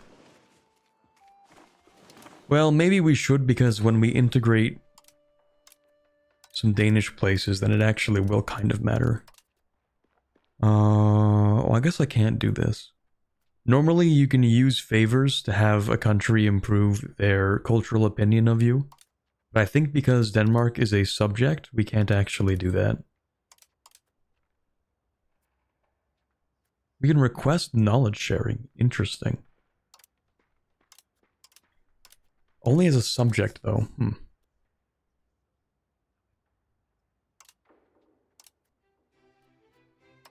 Yeah, like if we go into here, actions, improve. Yeah. Yeah, no, we can't actually ask anybody to improve their cultural opinion. Tragically.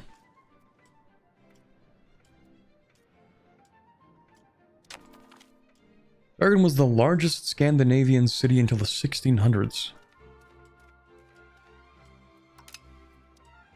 Is that in part because the Black Death kind of wiped Norway's population off the map?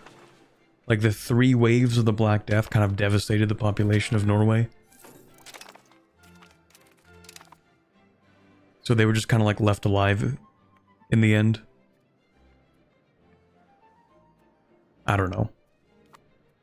Why do you look like that? Well, it all started when I was born, and then the rest is history. The Crown Princess is gifted. Okay, my goat. Let's go. I don't know if I want to give her an expensive education, though. Because the thing is, like, there is a chance for us to have a son at some point. Pretty high chance. So she's not likely to be the heir, unless... Hold on. What if I change my succession law?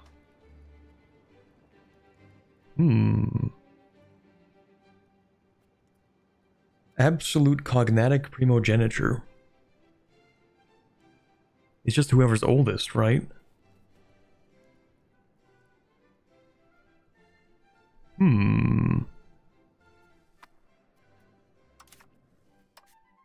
Let's give her an expensive education.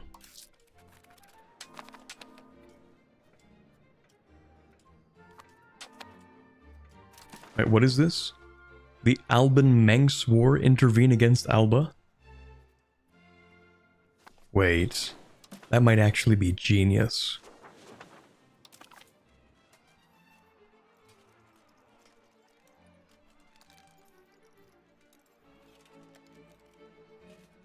Hold up. Let me cook.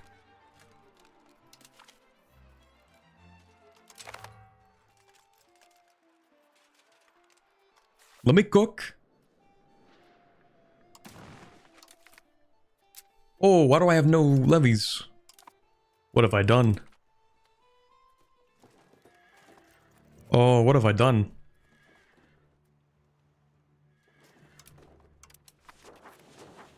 What did I do to the levies? Did they change the levies?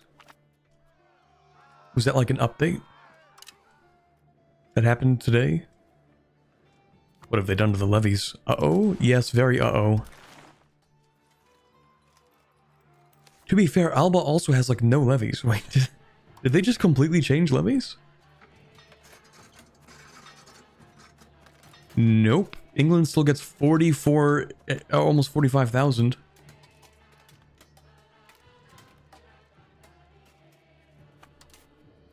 Oh. What happened? Why are there so few levies? What happened? I'm so confused. Did I give like an exemption to levies by accident? Oh no.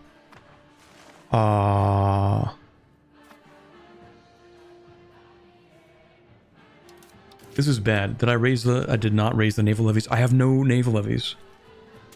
What happened? Is it because the peasants hate you? It might be because the peasants hate me. But the burghers don't hate me, and they're not giving me levies. What do we have in this army? Yeah, okay. So it is just the... No, it isn't. These are the noble levies. These are the peasant levies. The men-at-arms are peasant levies.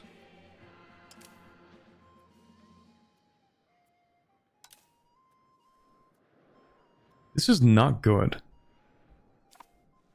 This is really not good. I don't know why I have so few levies. And not knowing is what's not good.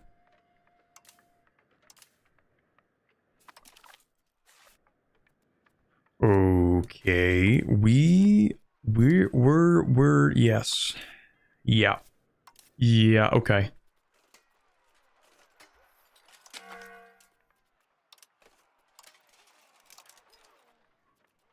We're gonna put you guys on a ship.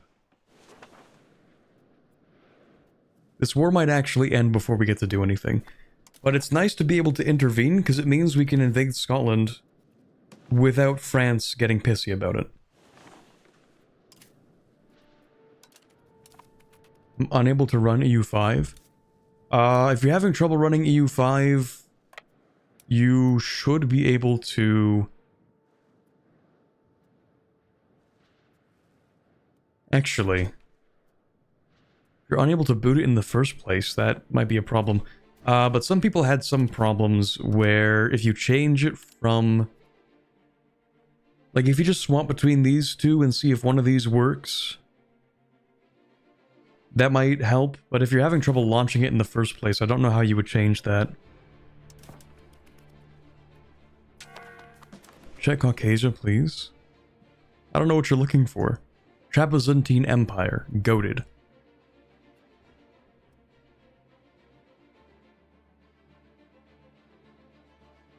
What am I missing? You know what I am missing? The Ottomans taking Constantinople super early, and also they're very weak. Circassians are divided. Yeah, they're kind of cooked, actually. It says failed to create render backend. I have no idea how to solve that.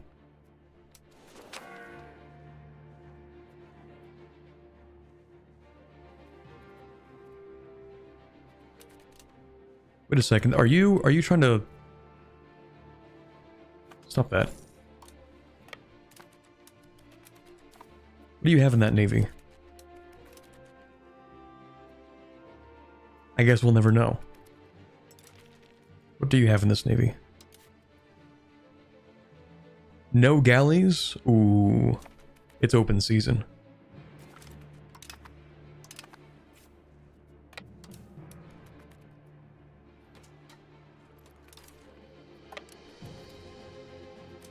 Okay, normally this is the capital of the province, but I guess it isn't right now. Okay, let's drop some guys in here.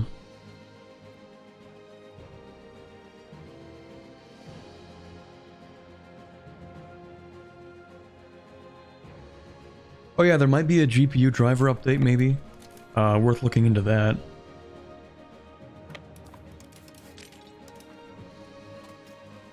Yeah, my levies are so cooked right now, it's crazy. Very concerning. I'm sure we'll figure that out. Probably. At the very least, it seems...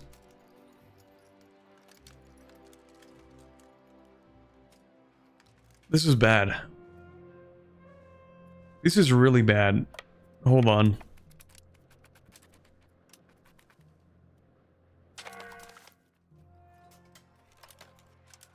This is really bad. This is really bad. This is really, really bad. I don't know why I have no levies. I genuinely do not understand it. Oh, no, no, no, no, no, no, no, no, no, no, no. I do understand it. Yeah, it actually is the commoners. Shoot.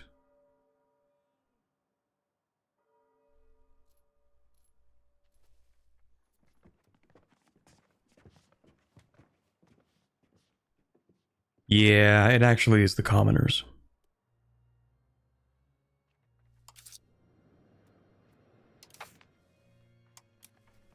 Okay, what do you want? You want,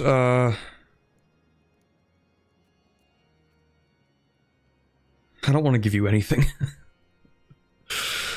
You want the means of production? Here, you can have the means of production, that's fine. Please give me levies.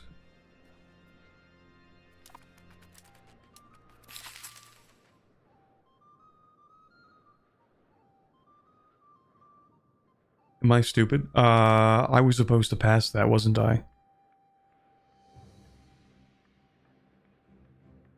It's actually not that important. Whatever. Let's not worry about that.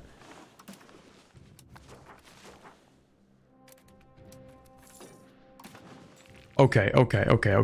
Levies. Levies. Ayy. Let's get the naval levies as well.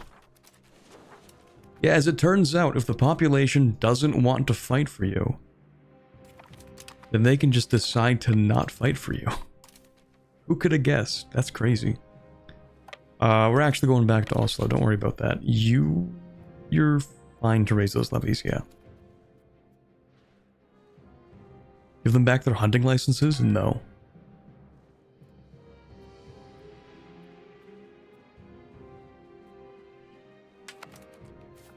Okay, this is something. It's still actually not great. Because Scotland does have 14,500 troops. Scotland does have a massive buff to the number of levies they can raise, though. Just bribe them instead.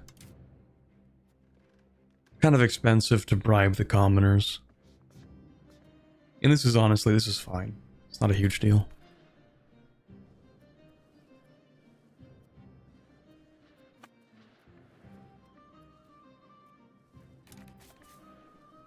Okay, why did you spawn in here? Anyway, let's go pick up those levies. Oh, never mind. Right, we're not actually the war leader. It was all for naught. That sucks. Never mind. Pack it up, everyone.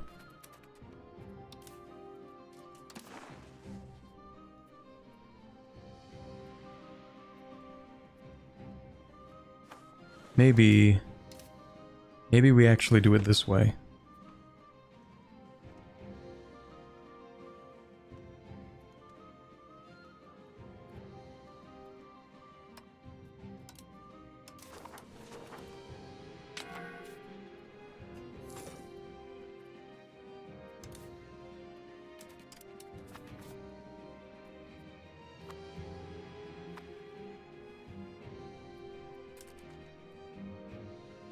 We protected the little guy, that's what counts, right? No. What counts is us winning.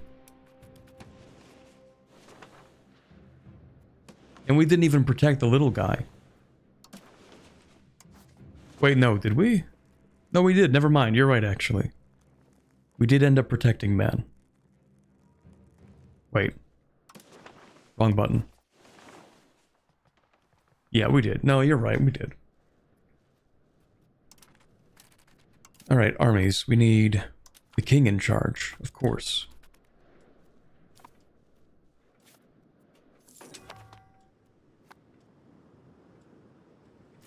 Yeah, we're gonna keep on... There we go, exactly. A son is born, so now they are the crown prince. But honestly, I would like the queen to be in charge. Or the princess, actually. The daughter. Depending on how well her education goes.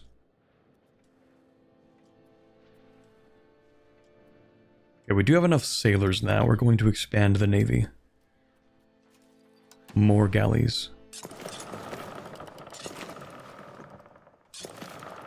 We can build a second one in here. 5... 7... Okay. Princess is Swedish? I think the entire royal dynasty is actually Swedish.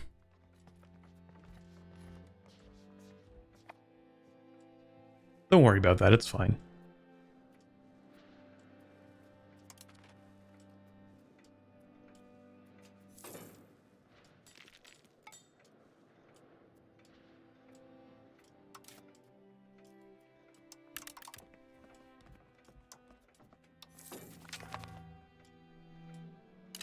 I don't like how the burghers are too happy. They should be miserable from being taxed.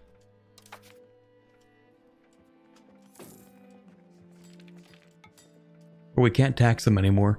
That's kind of my fault, though. I did give them treasury rights.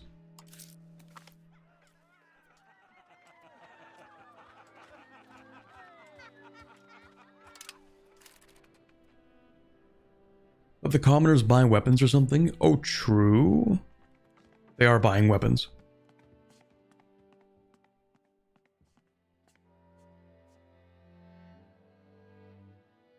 Why are there so few men?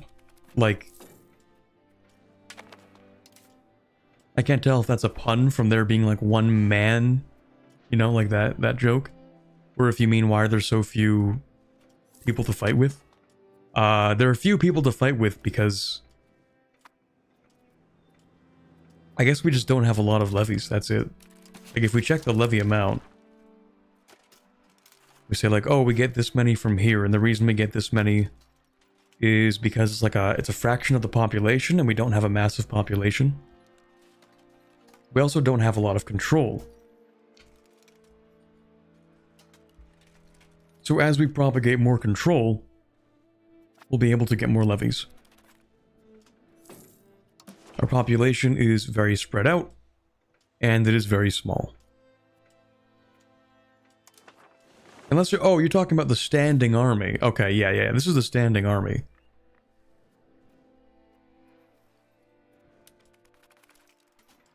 Yeah, we'll increase the standing army a little bit. Right now we're still stacking up some manpower. And, yeah, I just didn't build a very large standing army because it costs a lot of money.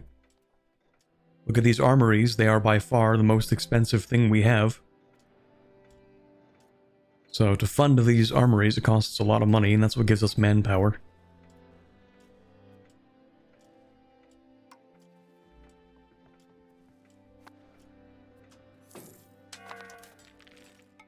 We're gonna build more galleys, actually.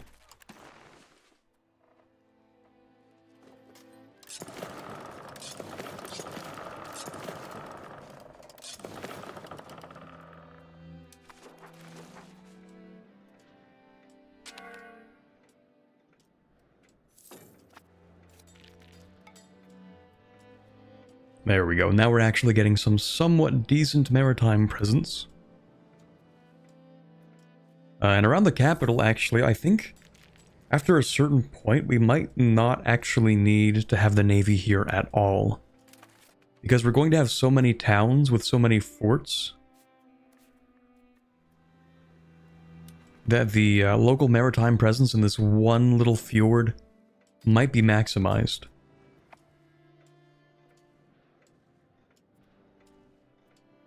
Population must be so important in this. It's everything. Everything is pops. Oh, we have nobody to hire here. Really? Nobody in the cabinet? That kind of sucks.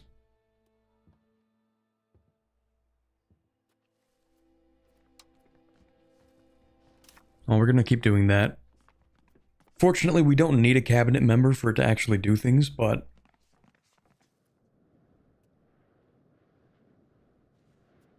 it is nice to have one. Actually, in that case, we're gonna swamp these.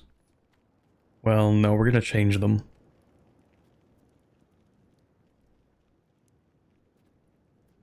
We're gonna have you... that's...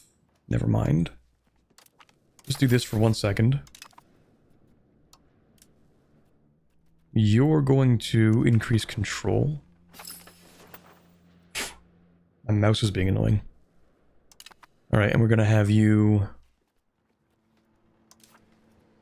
do serfdom. There we go. Now the control should be able to go all the way up to... 83%.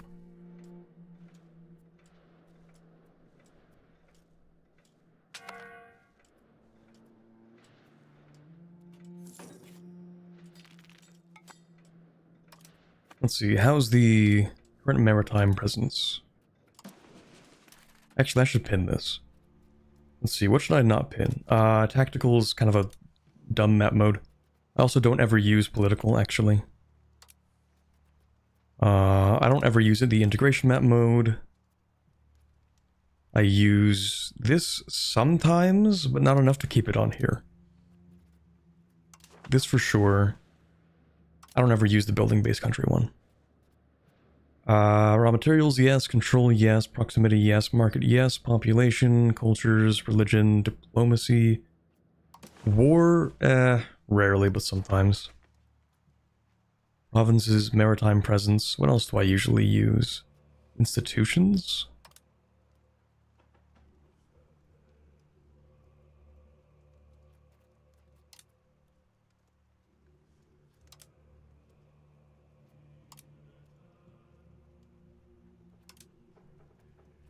Antagonism.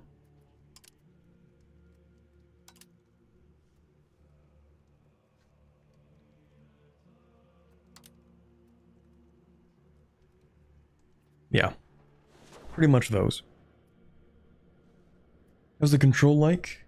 Does it make sense to split your nation to tiny little vassals? Okay, we did touch on this earlier. We sort of concluded that when you make yourself smaller, it also makes your subjects relatively stronger.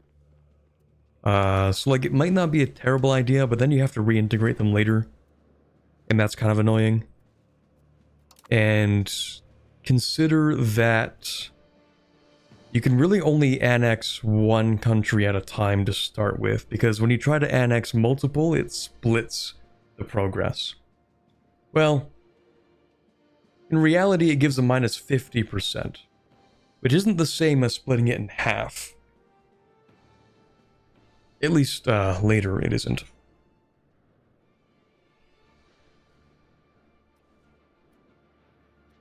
But I feel like you kind of always want to be integrating your subject and making yourself larger.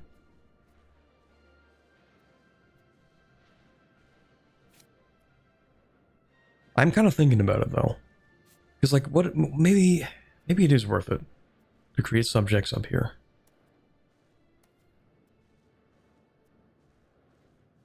Because it's just so far away.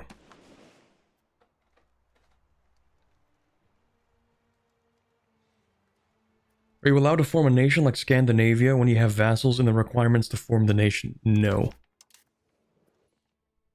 So, for example, we want to form Scandinavia, we need to own 244 more locations.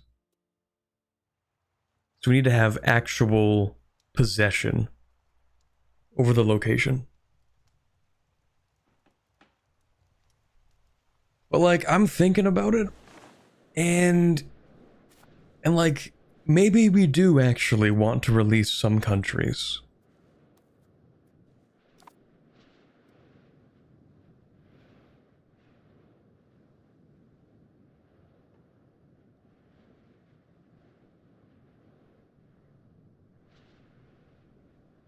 Yeah, you know what? Because what am I doing with this stuff? Nothing, right?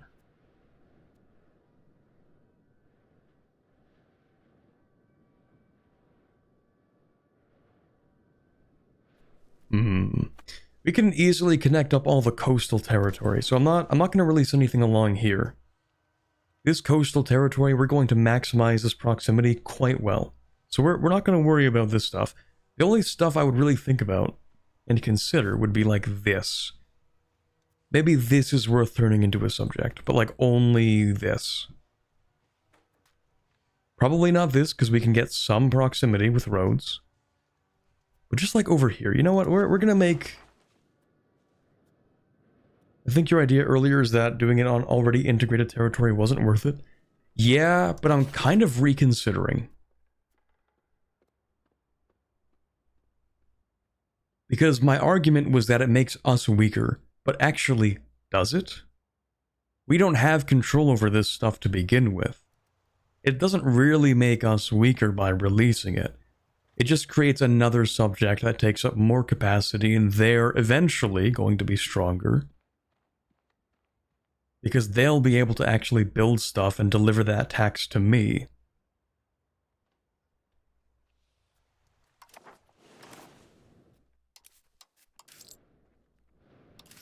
You know what? I'm gonna do it. I'm gonna make another subject. Just over here because I can't really do much with that. What about big name? That's a really good point. Unfortunately, I like money a little bit more than I like the name.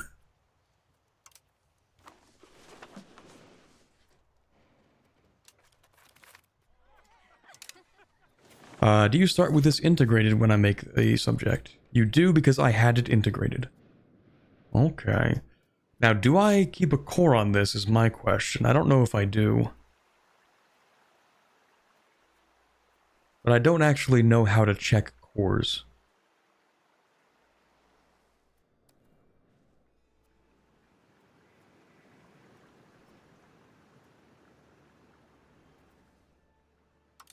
Is it in like the military tab? Yes. So Sweden has a core here. Do I keep my core here? I do keep my core here. That's interesting. So you know what? Maybe I can actually integrate it really quickly. It would only take me 3 years to integrate this, probably because I have cores. I'm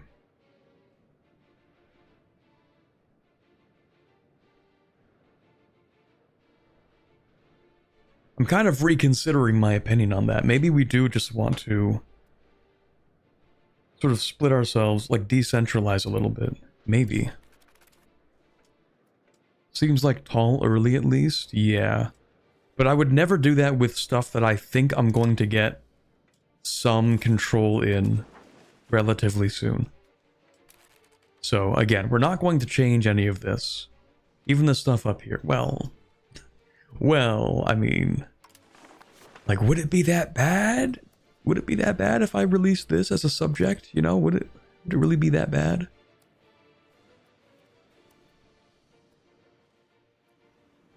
Well, it would suck for them because they actually have no market, but what if I create a market and then a subject?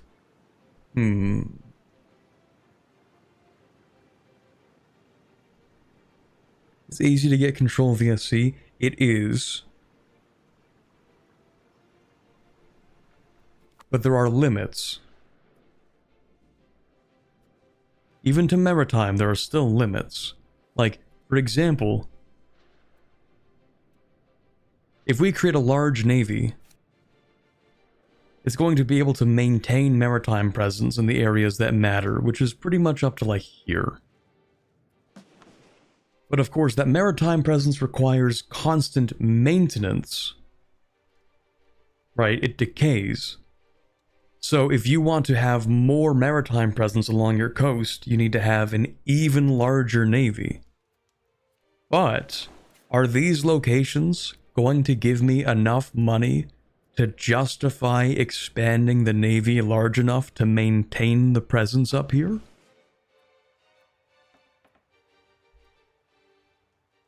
That's the question.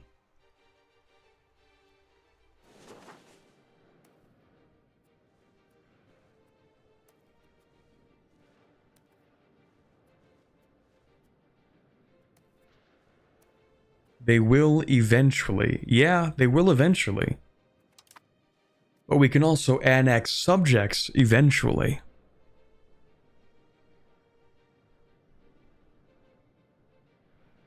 Once you get a proper navy blob, you can set it to monitor all your sea zones. Yes, that's true.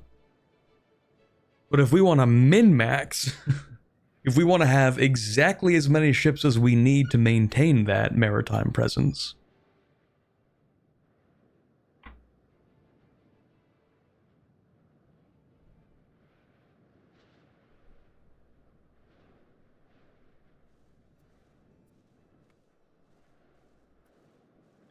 because we could build, like, let's say that we have to build... How much am I spending on navy maintenance?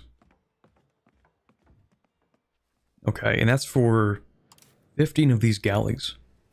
Let's say that for each one of these sea zones, we need an additional 5 galleys to maintain enough maritime presence to actually get any kind of money out of these. If each one of these requires 5 galleys, And 5 galleys is like an additional ducat of maintenance. Am I going to get an additional ducat of taxes?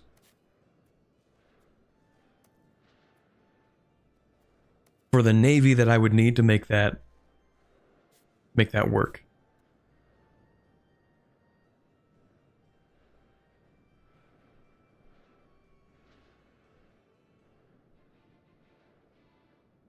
Aren't the maritime control buildings a better investment? Okay, well, yeah, so we're building the ones up here. I would have to build a town somewhere up here.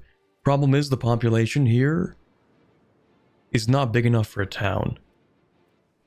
I don't know if it is anywhere. No, not there. Not there either.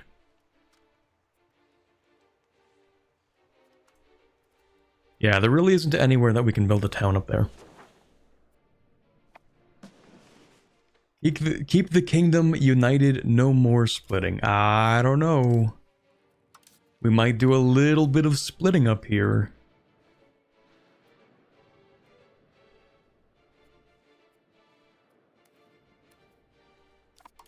In any case, I think we have a pretty strong argument for building another market up north.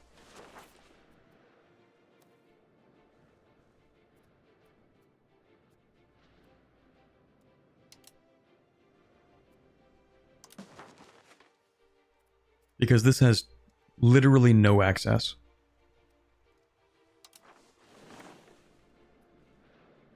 Let me see if there's like one good location here. The marble might be worth something. Maybe.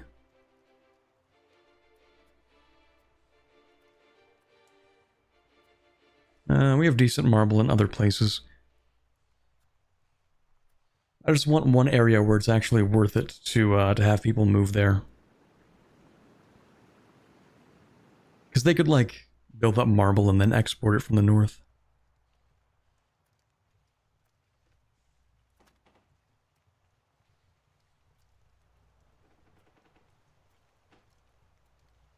Encourage migration to one place? We'll probably do that. But I think what we're going to do is probably create a new market here. Oh, it can only be created in an urban location. It's cooked. Never mind. Never mind. That's crazy. That's crazy. Okay, we might actually build the markets, like, over here. Maybe. Instead of the marble place. So maybe I will try to encourage migration. This wouldn't be a bad place for it, actually.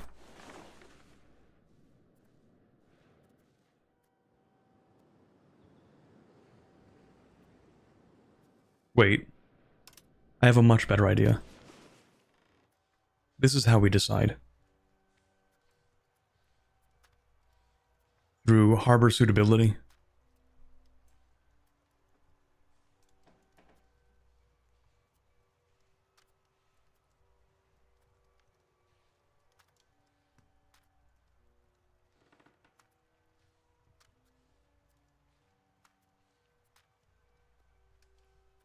Yeah, we'll do this.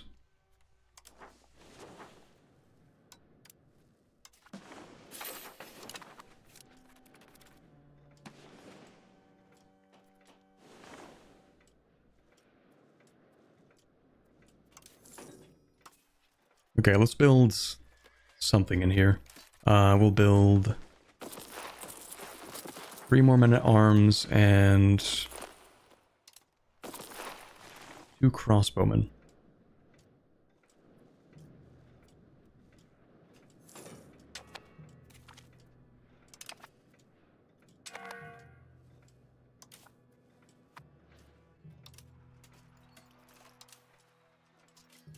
And we'll get maybe 2 cavalrymen.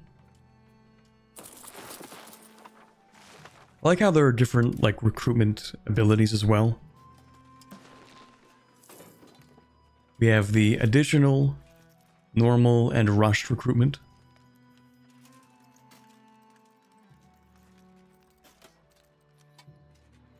Rush recruitment seems kind of weird, because like minus 75% starting strength. I guess it can be useful if you have like a really small local rebellion that you can put down quickly.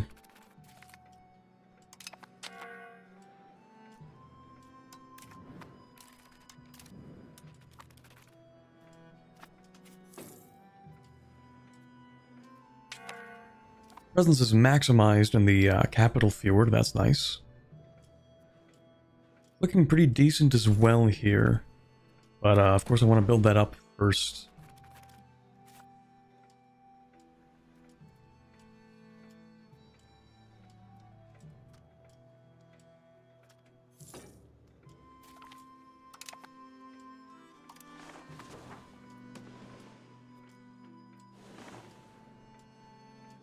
Alright, so how is this going? Literally nobody is moving here. It says it's over here, but it actually is Hammerfest. Literally, one person was born here, and nobody moved here.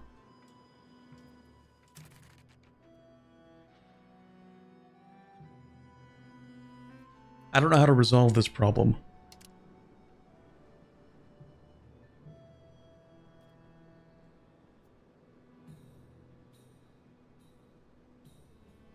Do the serfs have freedom of movement? They do.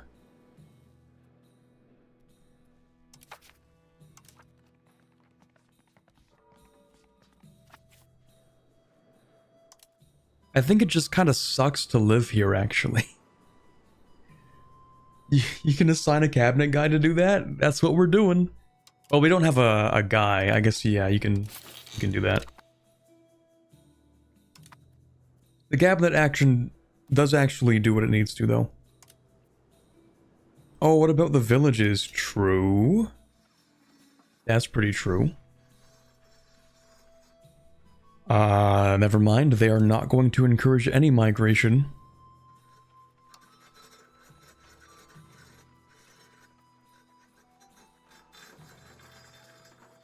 We built a cathedral.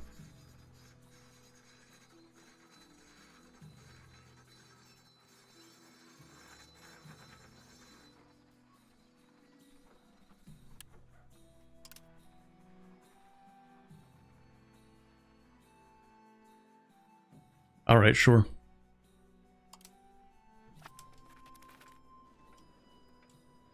It's probably going to take 7 years to build this. We have slaves for a reason, right? We're not sending the slaves into the frozen north. They have to stay in Oslo so they can become peasants.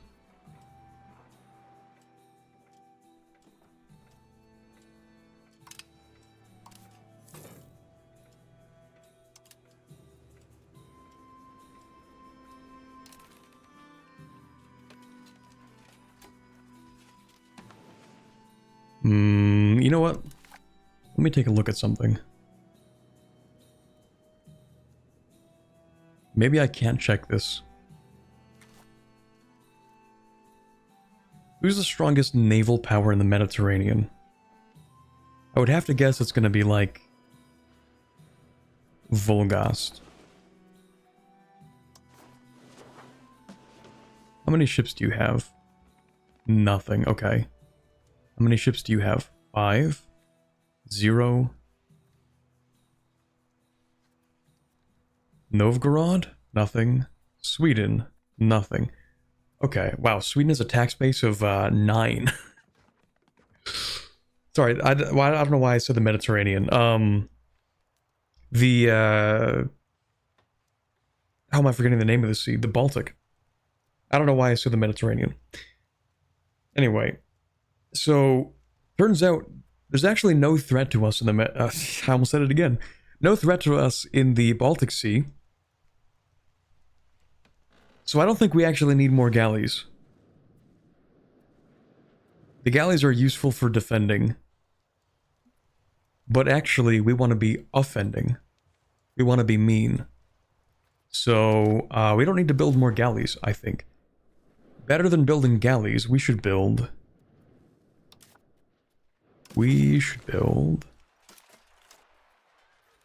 barks. And then after we build the barks, we should build some heavies, once I research those. And the barks are cool because they actually give more maritime presence per ship. So these galleys, I kind of want them to just stick around here generally.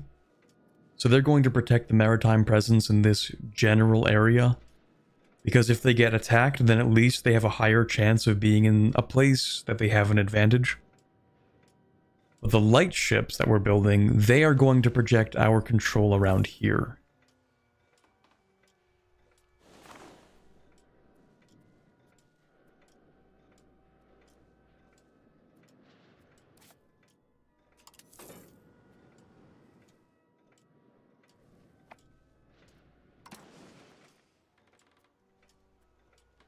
You want lights or heavies for control over the high seas, right? Well, heavies are not that great for maritime presence. That's not what I want. What are they even called? Caravels? No. There's a name for this kind of ship. Carrack. That's what I'm thinking of. So the Carracks, they give 0.12. The barks, they give 0.14 maritime presence. The Carracks are kind of just there to protect the light ships.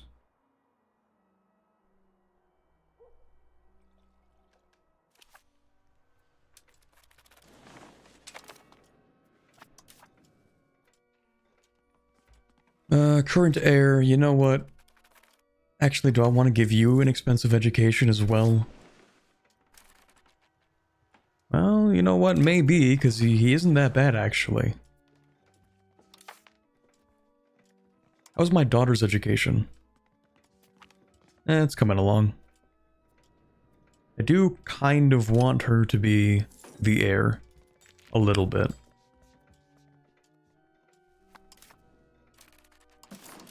Right now, she's already costing the treasury a little. With one expensive education.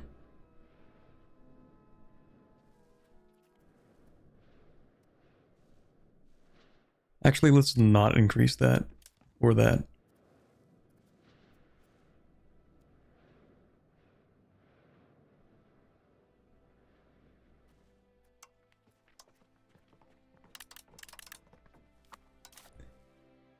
Well, he is the heir. We'll give him an expensive education. And if he dies or something, I don't know. We'll figure it out. There's a chance I very well might change the succession law.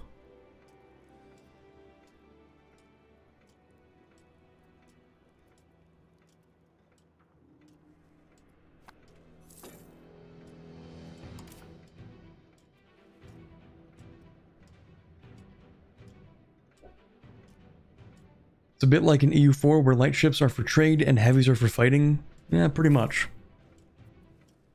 What's the bonus that natural harbors give? Good question. And also, is it significant enough to favor them over areas that are closer to the minimum population required for founding a town? Yes. So the reason why we care about this so much is the harbor capacity. And the reason we care about the harbor capacity is because that makes it easier to have proximity enter through the port. So if we build this one area up, it can get far more proximity from the capital compared to an area right next to it that has no capacity. That means that when we build it up, we get to collect more taxes, essentially. Here's actually a really good example of that. So this one rural location has 73% proximity, where even this, which is super close to the capital, right? Like right next to it, this has less proximity than over here. Despite how close it is. And that's because this has really good harbor capacity.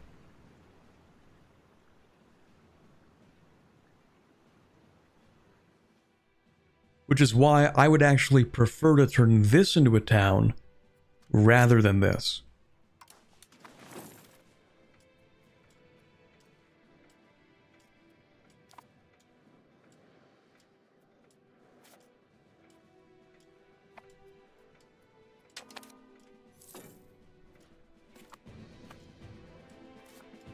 Oh, also, yeah, we do want to... You can't die.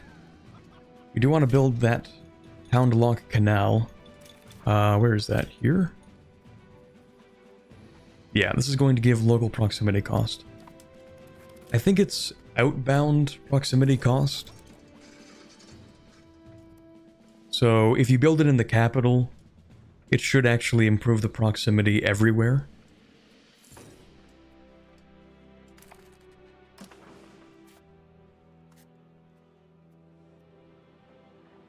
If we look at the proximity cost from Oslo to the Oslo Fjord, yeah, the harbor capacity improves that a lot. I think it'll be down another 5% once we build that canal. What is it right now?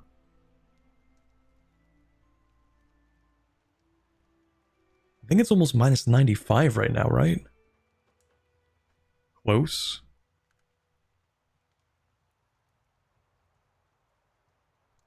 So if we build that canal, it might get really, really close to minus 99. I don't know what the minimum proximity cost is, but the closer we can get the proximity from the capital to 0, then the better. Or the proximity cost, then the better. This moving from here to here is significantly improved because of the maritime presence, so that's nice.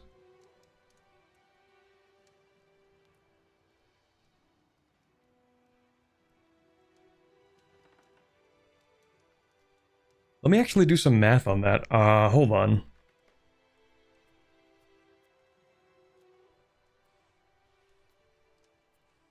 Nine, 12, 15.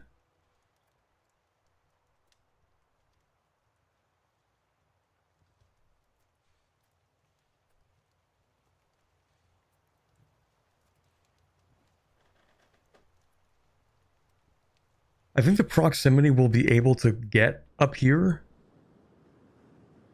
might be incredibly low, actually. It's like, wait, hold on a second. If going from here to here, these... Well, this is full maritime presence. If here to here costs 3, then that's 3, 3, 3, right?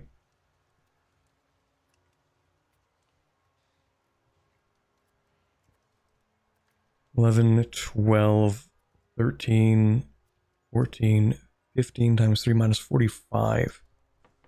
We are not going to have that much proximity up here. We'll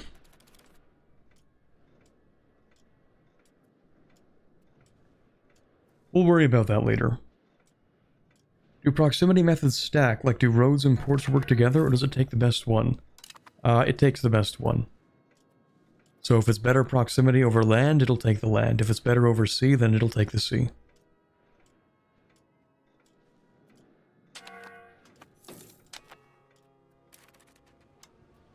I actually don't want those barks in here.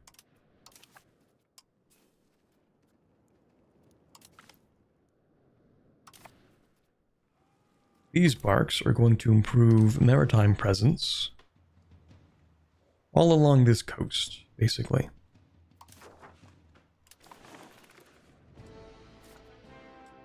Okay, it starts with the closest one, that's good. I might also change your orders a little bit, so you build this up.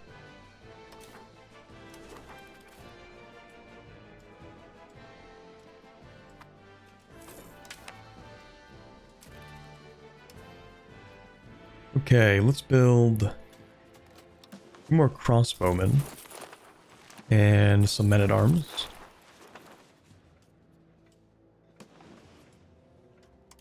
Does Europe still hate me? Kind of, but it's not that bad. Okay, we should do something. I don't really want to invade Sweden. Let's go look anywhere else. Can't invade you. Can't invade you. Can't really invade you either. Is there anybody I can invade?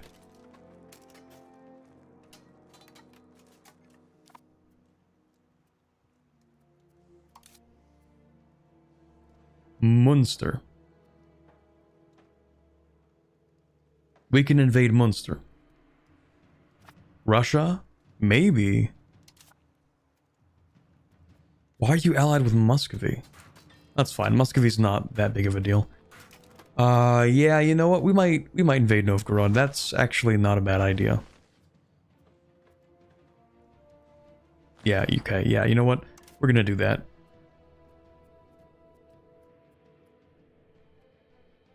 Fortunately, we don't have to use a parliament for that.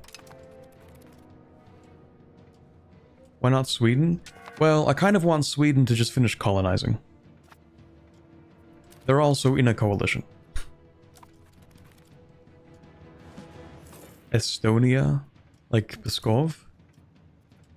I think Muscovy just has like a massive union here, don't they?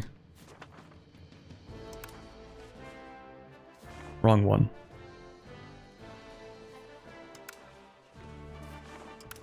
Oh, never mind. Are you guaranteeing them? Like, what's up?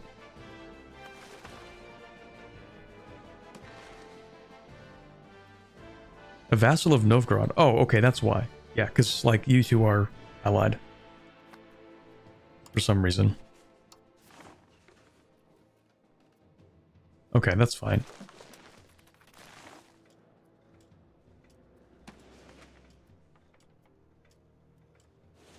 So, how are these guys doing? You have your capital. They're making more money off of this area than I was making, so... good for them. This is a complete waste, though. We're going to have you do something else.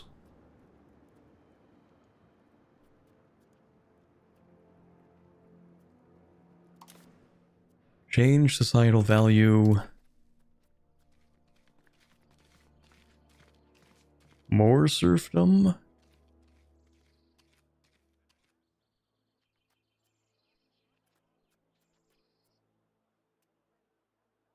More innovative, actually.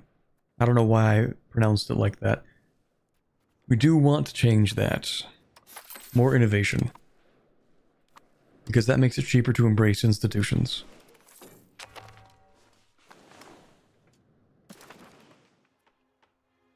Can vassals colonize? Yes, subjects can colonize, but Sweden is far too large to vassalize, I think. I don't know how I would actually figure that out. The entire war score of Sweden is 307. Yeah, so we're not vassalizing Sweden.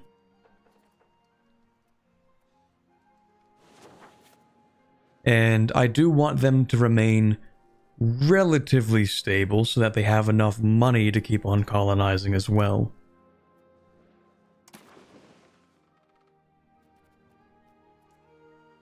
Anyway, let's host Parliament.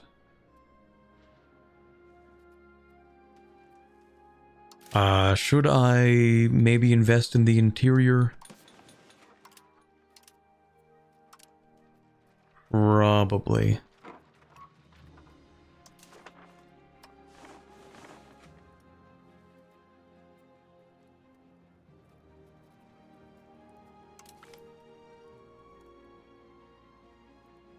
Yeah.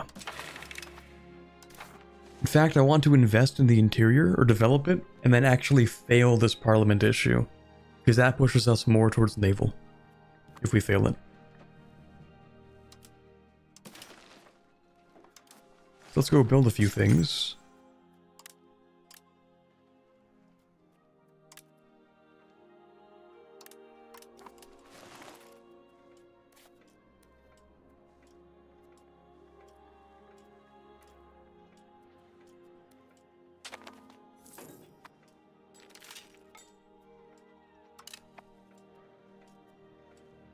What about integrating Norland? We are currently integrating it. It does take a really long time, though.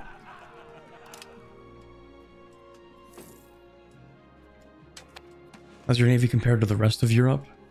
It's passable. It still has 52 ships. Aragon is 19, France is 32, England is 33, and we have like 40?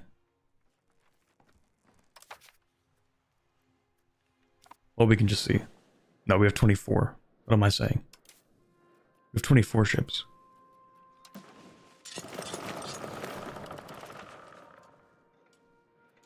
So it's alright.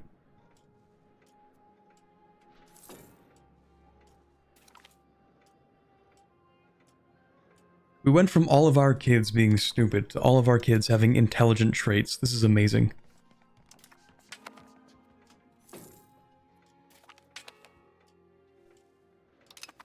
More max literacy, we love that. Okay, so next, I think we are invested in maybe getting like 5 carracks at most. Maybe.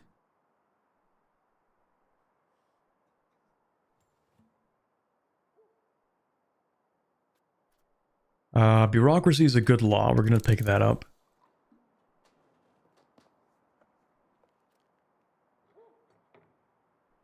We're not going to build those carracks for a little bit.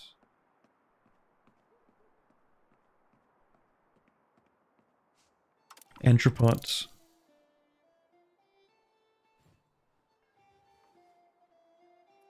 Rag paper.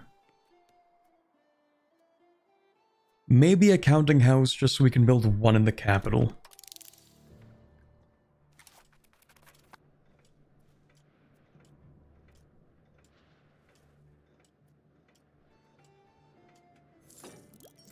They're going to colonize the actual Norwegian coast? I mean, we have the Norwegian coast.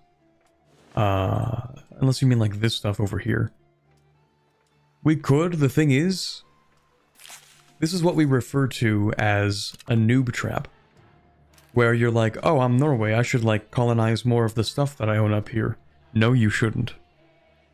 Not yet. Maybe like really, really late into the game. Like really late into the game. But at this point, it costs a ton of money. And you are going to get approximately 0 ducats back. It's not an investment, it is a money sink. Probably also becomes cheaper later. Well, yeah, it'll be relatively cheaper later. Because the cost of establishing the colony doesn't scale.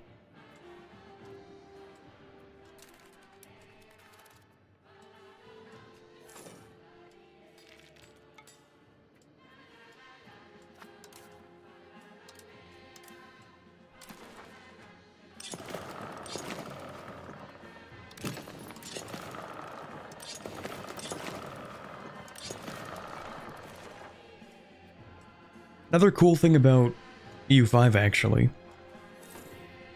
is that you can sometimes build multiple ships in one area at a time. Like you can have multiple shipbuilding capacity, it's kind of cool. So you get +1 from the dock, and you can also get... is it +1 from here? No. We do have a second one in here though for some reason.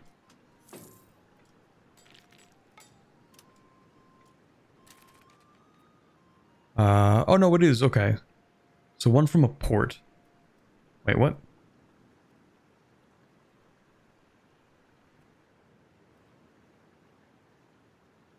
Did I not build a dock everywhere? I thought I did. Every location should actually have the capacity to build 2. But they don't. Like this doesn't. Oslo can only build 1 ship. Why can Oslo only build 1 ship? Oh, because we don't have... Okay, yeah. Okay.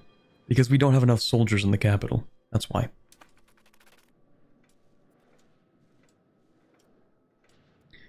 You can get more cabinet members through research? Yes. So, we are going to embrace the Renaissance relatively soon.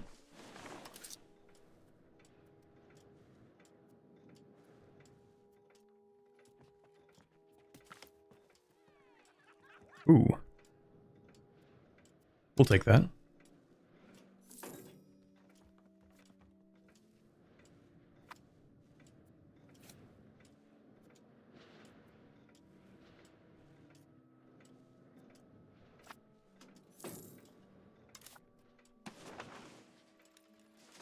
Yeah, we'll grab that next. I think after these researches are done... Actually, yeah, we're gonna wait for this research to be done first, and then we'll pick up the Renaissance. Well, if we pick it up now, we would actually get more research. We would get faster research.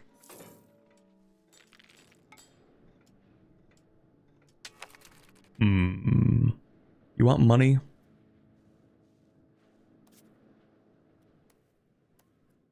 Yeah, I consider that an investment, sure.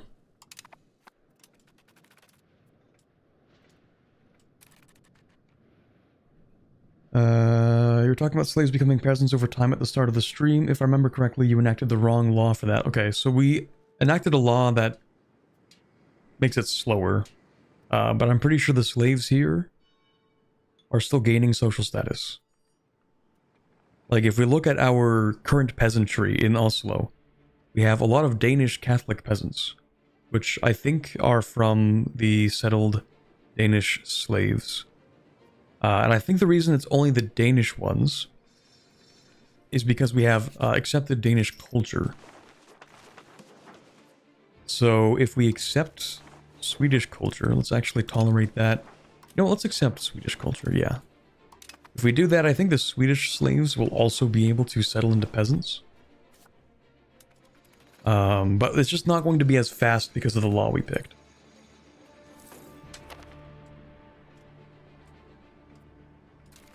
Oh, actually, yeah, so that immediately turned them into peasants. We just gained 44,000 Swedish peasants in the capital from doing that.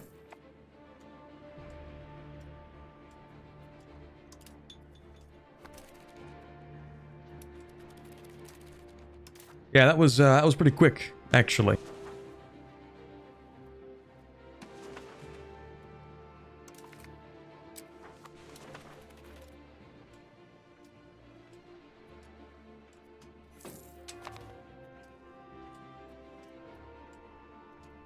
Are we gonna raid Ireland?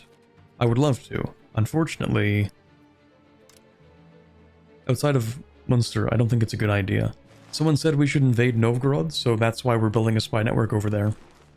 I also need to upset my subjects.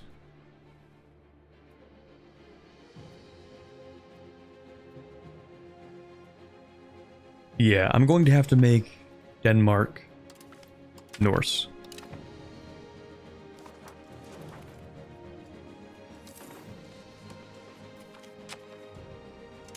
How are they doing in Ireland? Sorry, Iceland. Fairly Norse. We do want more centralization, thank you. Greenland also slowly becoming Norse again, nice.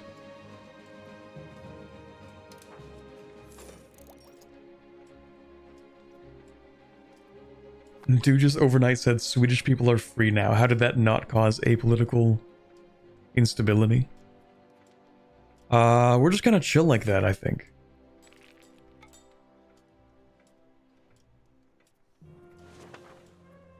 I think that's why.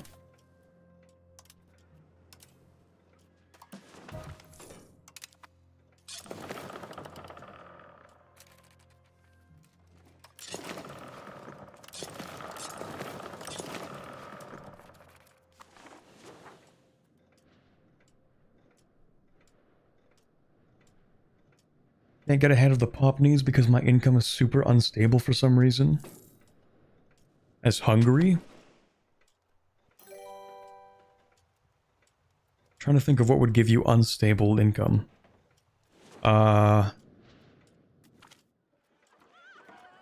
If trade is super volatile, but even then... It's probably the food, yeah. There are some places where food is absolutely abysmal. Like, they might have fixed Holland a little bit, maybe. But every time I played Holland, I would go bankrupt because of how much food we would have to buy, and I would try to improve the food situation, but it's never fast enough. I think they fixed that with Holland, though.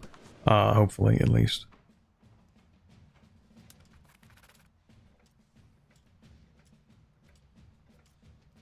But yeah, food might be kind of a problem in some places.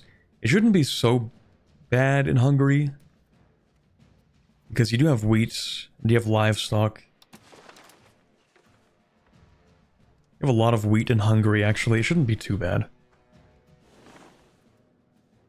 We don't have any candidates? No, we don't. We have no people to appoint to the cabinet, which is lovely. Love that.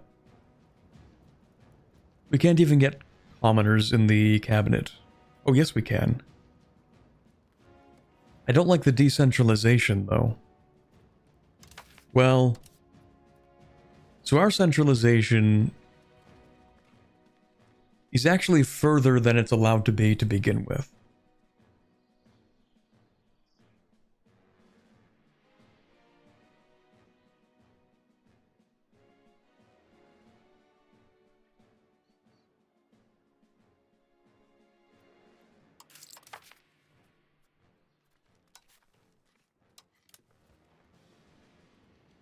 You know what? Yeah, the commoners can be in the administration.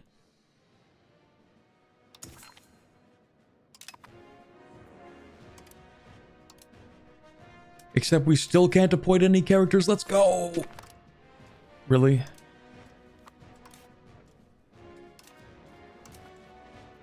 Still nobody to appoint? That's cool.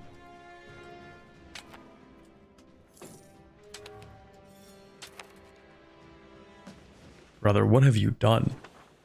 Bro.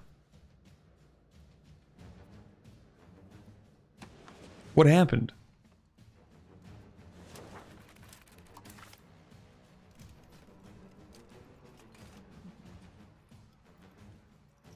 What?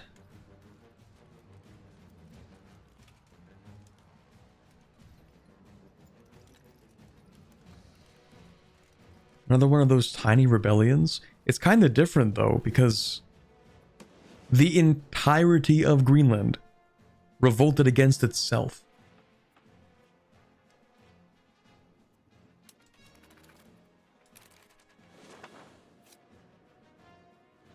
So, wouldn't they just automatically win, and it's no longer my problem?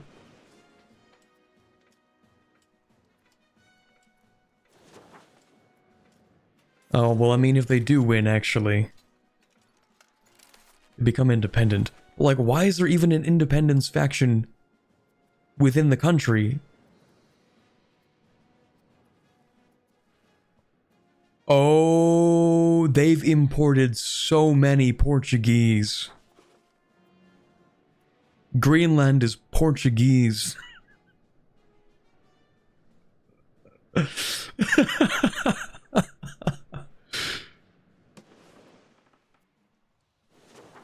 No, that makes sense.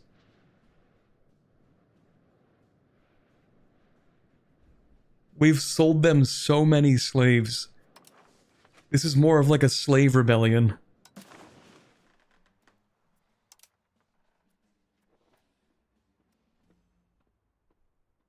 Their primary culture is Portuguese.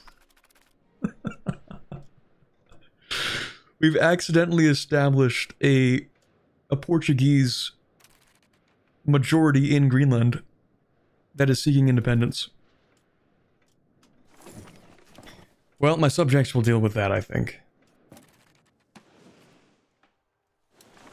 Yeah, they'll deal with that.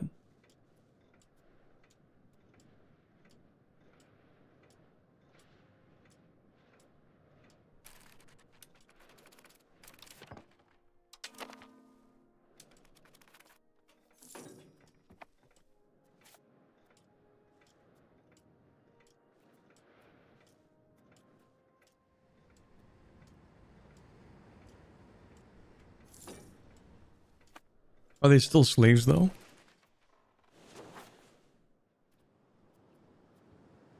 No. Because their primary culture is Portuguese, they have unslaved themselves. They have freed themselves from their... Well, it's not really Greenlandic. They are still like Icelandic culture, but wait, did they? There are no Icelanders. There are no Norse pops in Greenland. Or no Norwegian, no Icelandic.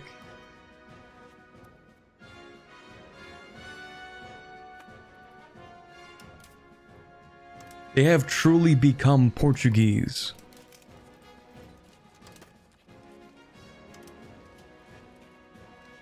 Wish I could see like the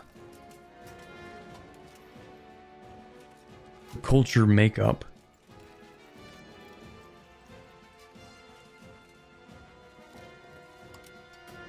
I think they've become entirely Portuguese, chat.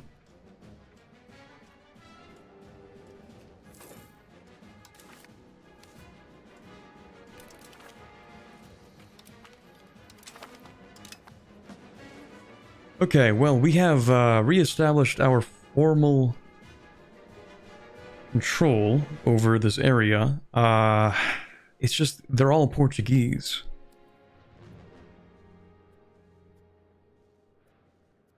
I don't really know what to do with this information.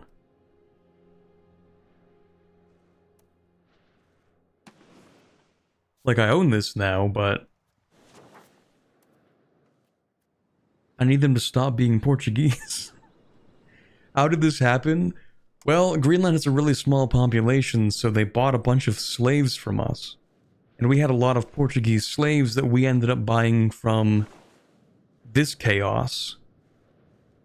Morocco and Grenada invading Portugal made a bunch of Portuguese slaves that we purchased and then sold to Greenland. Sell them to Portugal? Oh, sell Greenland to Portugal. I don't think we can do that. But I really need them to not be Portuguese. Any chance the Greenlandic populations were... I don't think so. No, I think... I think what happened is that, like, the population became so Portuguese that the government just ended up becoming Portuguese and they swapped their culture. Oh, no, actually, what ended up happening is... Wait, I actually don't know what happened. Why did you become Portuguese?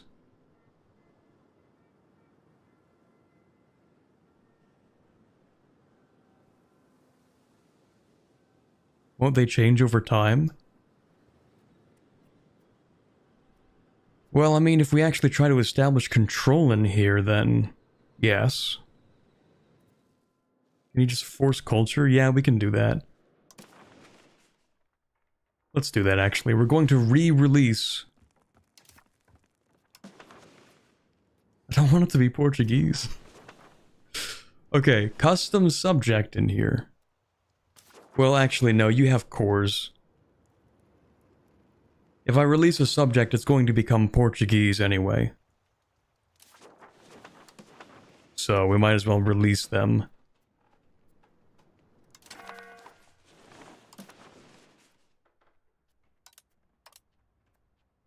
We are simply going to force you to not be Portuguese.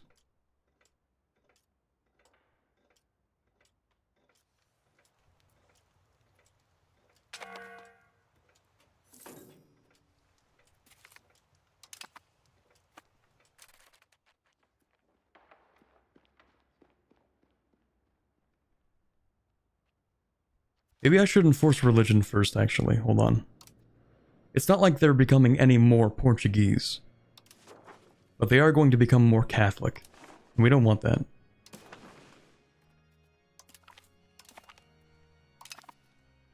Nice.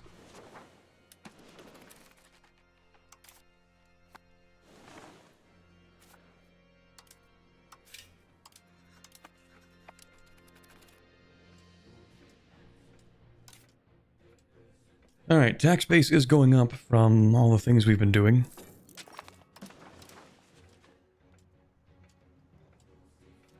Yeah, see, we're actually getting some proximity. Not much, but it's something.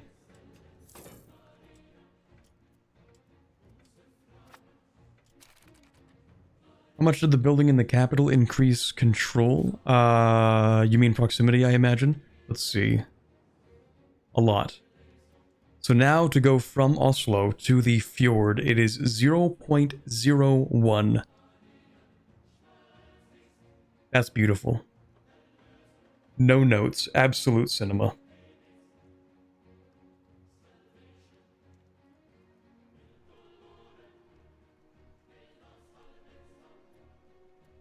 And then this is as good as it's going to get.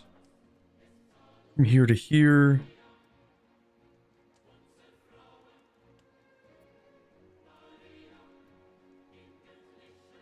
Going to get a little bit better. But yeah, for now what we really have to do, I think, is just expand the proximity along here. Especially in these few areas, and then we should be able to connect up Bergen pretty well, I think. What about the disconnected parts of Greenland? Like these over here? I'm just not going to worry about those.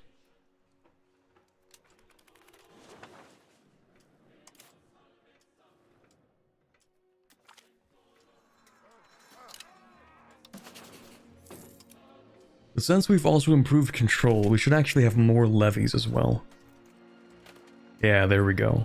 Almost 9,000 in levies. Not too bad. How are we on the spy network? Fewer months and we can actually get our claim.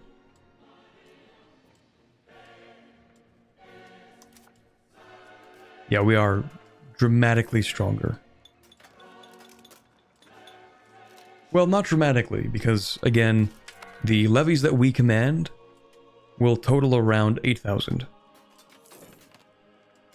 Fortunately, we do have the professional army, so those two combined is probably going to be enough. The rest of these army levies that you see here are from subjects.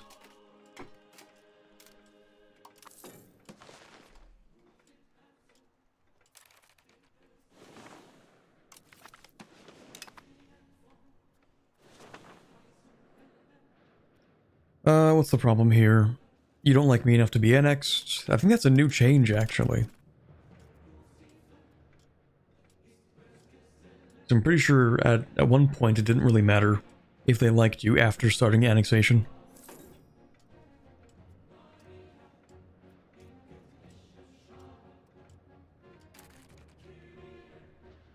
Could you settle those to push the average culture towards Norwegian in the releasable nation? Yes. So we would send like 1,000 Norwegian pops to each of these locations. And then after that, giving them to these guys, it will change it. Well, you know, it'll give them more Norwegian pops. But I don't know if it'll be enough.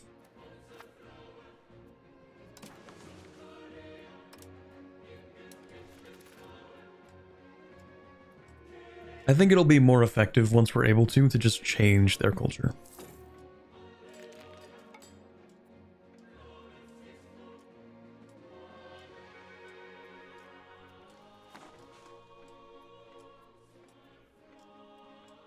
Do towns get proximity and control buildings? Yes. Does it make sense to build a town at the edge of your control to get more control nearby? Yes.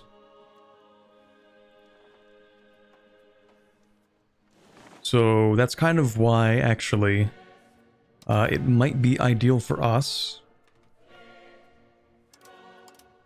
Where is it? Not that button. I might actually add this to my bar here. There we go. So, for example, when we do eventually try to build this up, this is where the proximity is going to enter. And then it's going to spread from here to here and here to here. Because we're going to build roads. And the reason that'll be more effective is because these won't have much harbor capacity.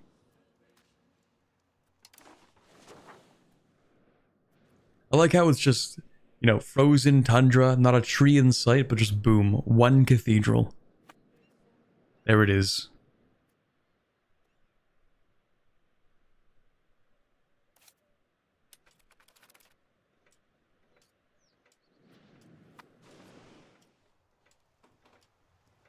What's the earliest you can colonize the Americas? Well, technically 1337 if you're playing as someone in the New World. But jokes aside, you do actually need the New World institution to be able to explore across the Atlantic. So I guess as early as you can research the thing that lets you explore deep ocean.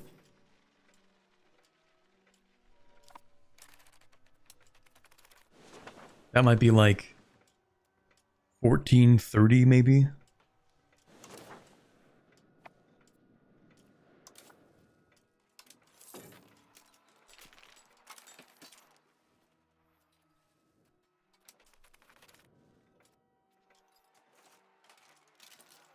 Let's actually stop drilling.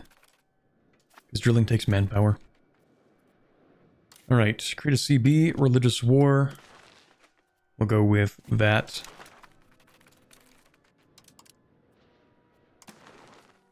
Oh look, what a nice spot for a natural harbor.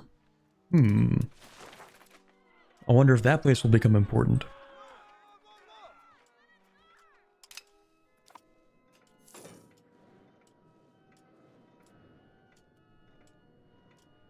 Early United States game would be fun. It would be cursed. Because the earlier you get your independence from your colonial overlord, then the less population you actually have to work with.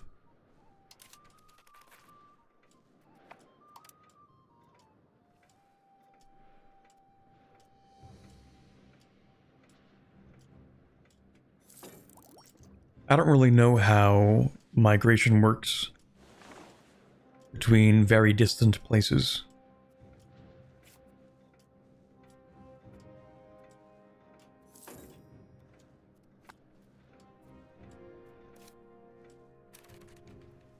Also, I am going to make this into a town.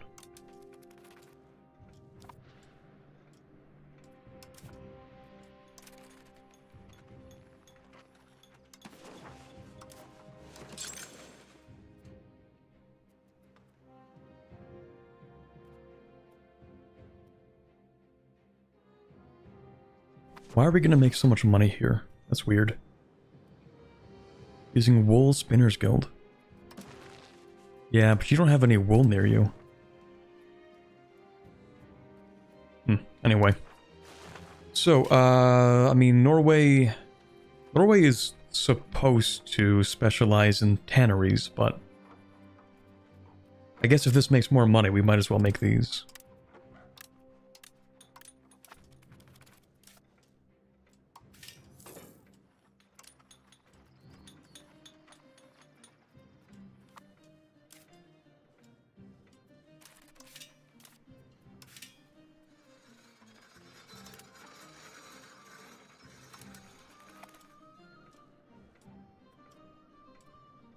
Is your population pretty good after all the raiding compared to other larger countries? Well, I mean, yeah, the population is actually quite sizable. We've more than recovered from the Black Death. I mean, our population is 700,000. If we compare that to other countries, I mean, England has 2.6 million. It's kind of a lot. France is even more than that. Castile has way more than that. Aragon has double what we have. So, it's not amazing, but it's a lot better than I think any Catholic Norway playthrough would be right now.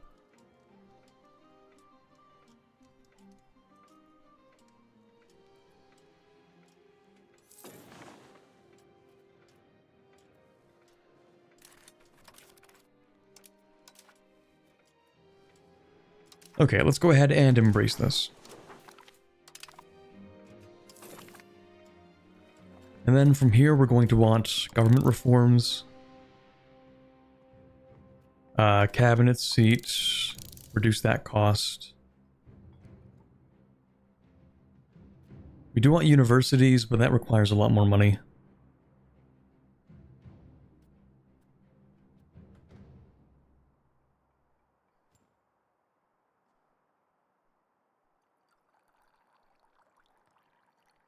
Well, education of the elites is pretty good.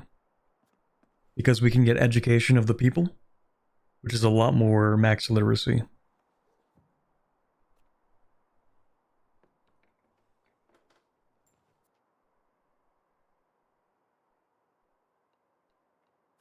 We'll do this first.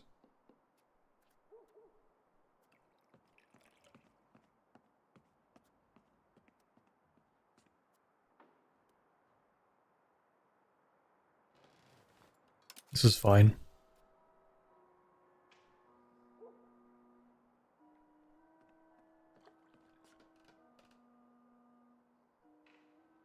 I did say we wanted early Carricks. Like, not that badly. I do actually want artillery. You know what? We're gonna do that.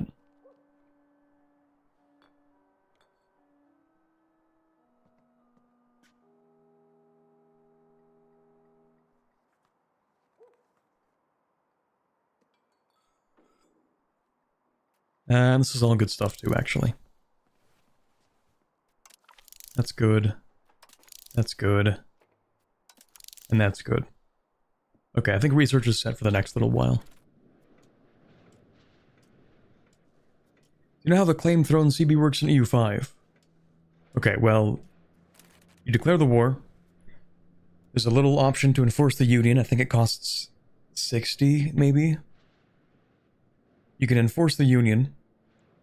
That doesn't actually make the union into anything significant. So you have the union, but you'll have to centralize it. And you'll have to usually fight off a coalition, depending on how bad it is.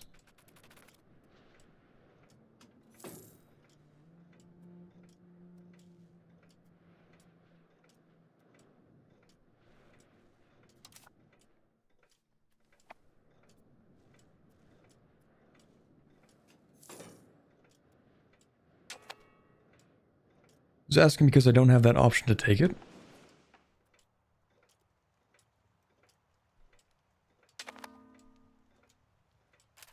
That's weird.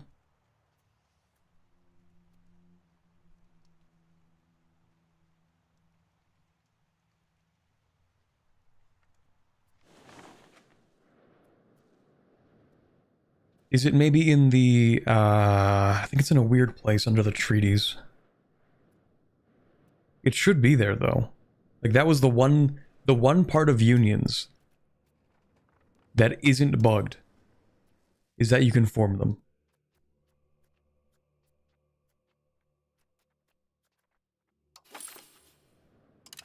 It should be there somewhere.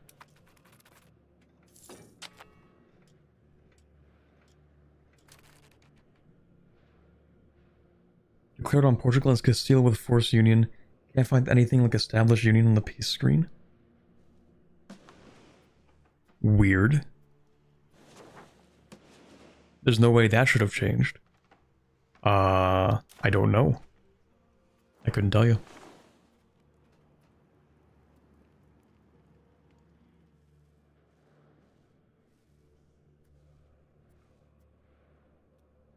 Oh, okay. Promote urbanization, but it's actually the exact place that I'm already turning into a town. Thank you. Aragon joined the war and there was union with Aragon / Mallorca in the peace screen. Does Aragon happen to occupy Lisbon? Also, you may want to just, like, check to see if that does it as well. It might have, like, tooltip bugs. No, Aragon is the enemy? Okay. Okay. Try that, actually. it might have a tooltip bug.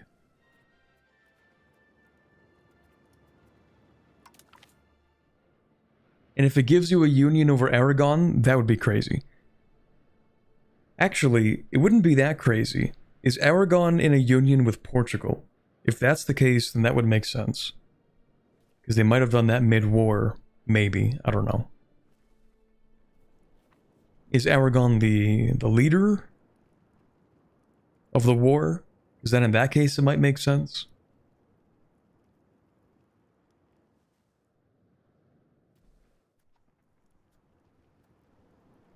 Anyway, we're gonna conduct a census. We love population. Tax exemption for the clergy works for me. I always give them tax exemption anyway.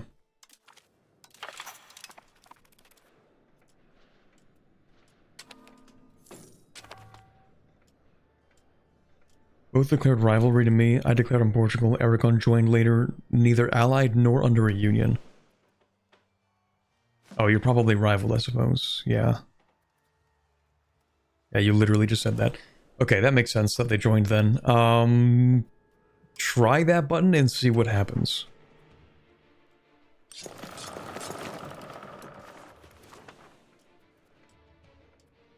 You're going to war with Novgorod? Yep, we still have to wait for the CB.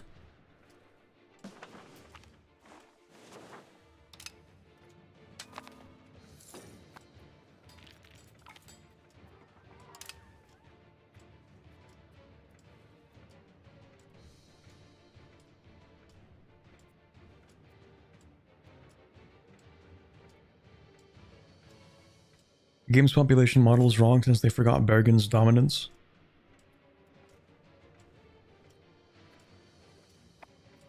I think it's just kind of hard for them to model the fact that because this city is so much closer to this part of Europe, it would actually develop a lot more naturally on its own. But because this game is so centered around the player's control, like you as the player kind of exist as like the command economy. You decide what gets built where. And so because you collect the most taxes around your capital, you end up developing every other place. And so like the population growth naturally also follows, whereas over here, it doesn't. And I think the reason for that is because you as the player end up creating like more food. You end up having like more prosperity, I guess, in these areas. Let me see about that. Yeah. Because the satisfaction is going to be higher around your capital. So you have more prosperity, which gives more population growth. And you're also going to end up building, well, we haven't done this yet, but you'll also end up building more granaries around your capital, which will make it grow faster.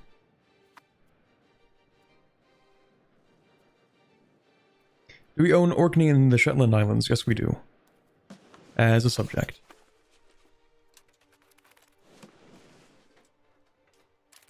Oh, and you know what, actually? I should be nice to this subject.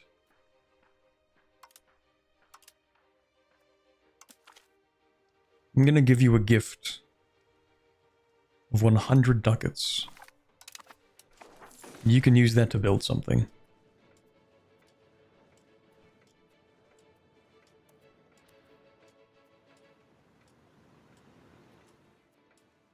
Actually, maybe I should just build it for them.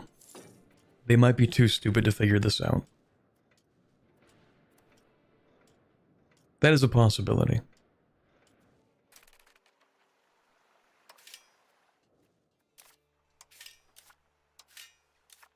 Well, maybe they're not stupid. Maybe there's just nothing they can really build here. Yeah, everything they can build actually wouldn't give them very much money. They're not dumb, there's just not much they can do.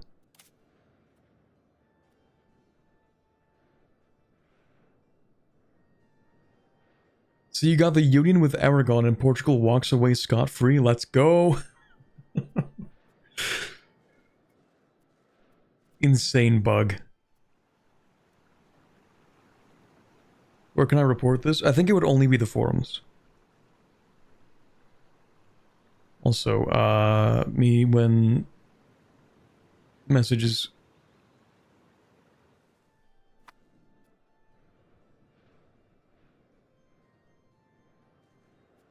How's the coalition doing? That's a really good question.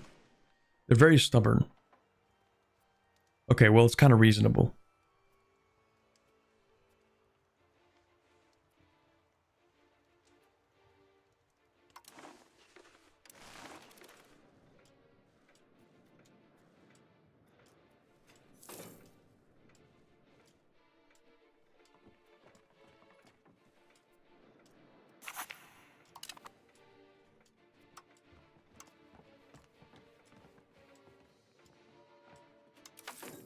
You know what? Maybe I can give the nobility something. They don't even have that much power anymore.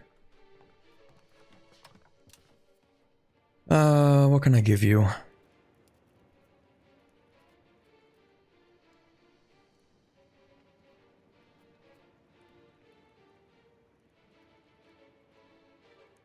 Noble Navy is, maybe, possibly.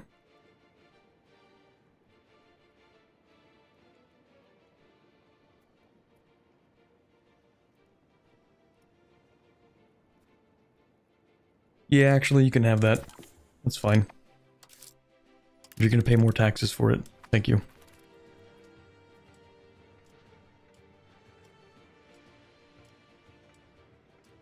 Oslo became the capital of Norway in 1299. What do you know? Counting house. We'll build that in there. Counting houses are incredibly expensive, so I usually only like to build a couple of them. Like, how much is it for another one? 258. Yeah.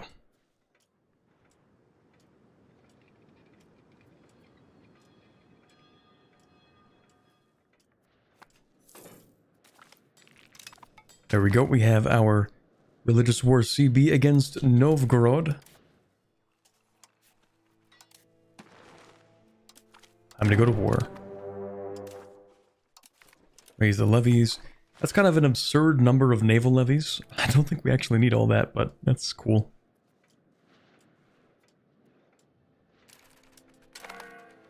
"55 fishing boats. Just the way I like it.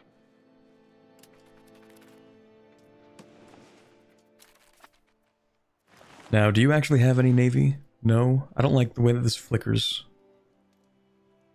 Yeah, you have no navy. You have no navy. Okay, so we don't actually need to move our ships. That's cool.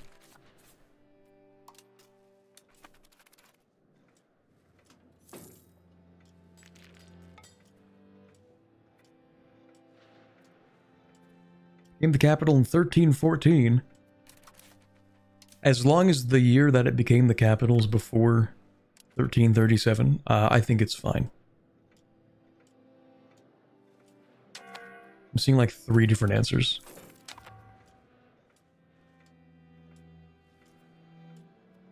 Diagram was still several times larger.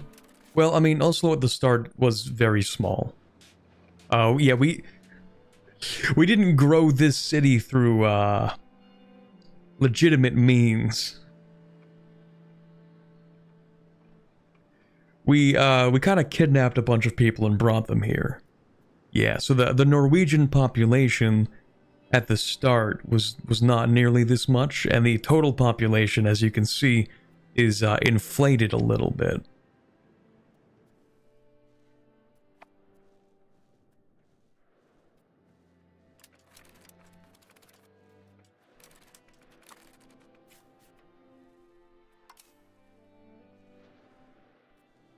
And yeah, if you do actually have like the source material to be like, actually the population should be this, or like this should be different, then you can post in the forums and they'll be like, oh, okay.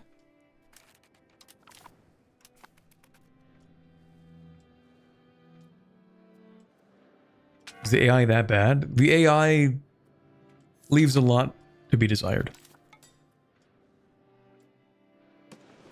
I think one of the things that I think I personally don't like about the AI is its tendency to create the worst border gore known to man, and to just kind of keep it that way. Even though border gore is like actively detrimental in this game because of the way that proximity propagates.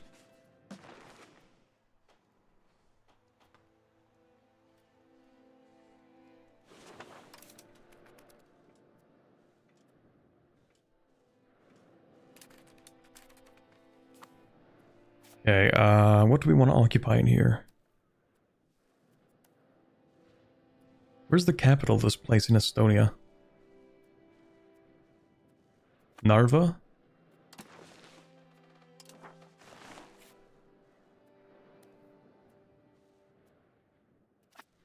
Alrighty. We just have to drop people off before it becomes winter, because I don't want to have my ships freeze in here. Nice.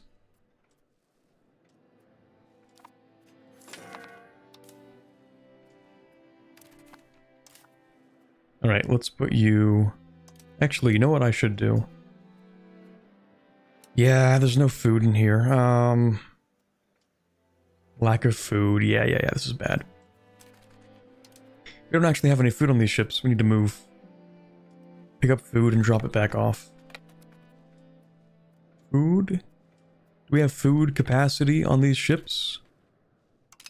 We might actually not have food capacity on these. Maybe not.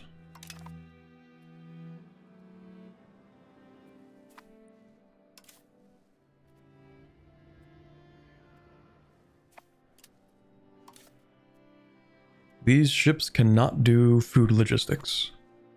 Tragic. Well, you'll just have to survive off of what you find. No way that's gonna go poorly.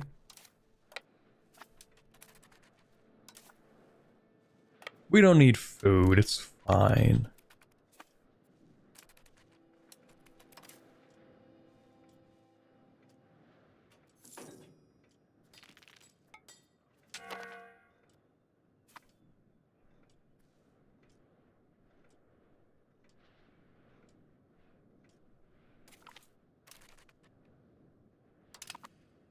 Do you think the AI needs like a massive rework or more so smaller tweaks? I wish I knew the extent of the AI's problems, really, because I don't really know how to answer that. I think it needs some tweaks. Have more cohesive borders, and to be more aggressive. I think it needs to be more aggressive, for the most part.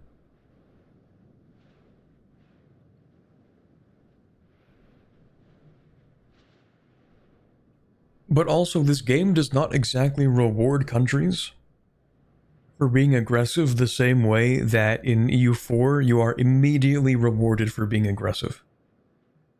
In EU4 you take land, you core it, and then within like 10 years it is making you a whole bunch of money and manpower, all that stuff. EU5, you take land, it's too far away from your capital, that's not going to make you money for the next 50 years. It takes forever to integrate. The AI does not seem to like making subjects. That's another big problem. Like, Granada over here, I'll show you guys, because I'm going to make a Granada video at some point soon. Granada should have made subjects here. Look at what Granada's getting out of Portugal. Look at all those beautiful zeros. 0 ducats, 0 ducats, 0 ducats, 0, 0, a little bit because it's a town. That's cool, I guess. 0, 0, 0. They're getting nothing out of this. If they had made subjects, then those subjects would at the very least be able to pay them some taxes. And raise their own levies or something. But no, they insist on keeping these as part of the main country, which is giving them nothing. So I think the AI needs to be willing to create more subjects in territory that it conquers, especially if it's far away from the capital. That will allow them to gain more momentum, and I think at the very least that's going to allow the AIs that conquer to gain an edge over the AIs that don't. Because right now, whether an AI conquers or it doesn't really get anything. Right? Like, what did Granada get out of this? 0.3 ducats per month. That's what they get out of this. So what advantage do they gain from conquering? Nothing. So why conquer? What's the point of the AI conquering? They're not going to use that stuff. They're going to get nothing from it.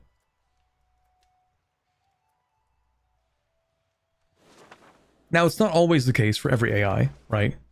Bulgaria has expanded a little bit into Wallachia. And they're getting some things from the proximity they have here. You can conquer to deny someone else having it. Yeah, but what I'm really getting at here is that the AI needs to get something out of conquering so that we have momentum in this game. So that the AI has momentum.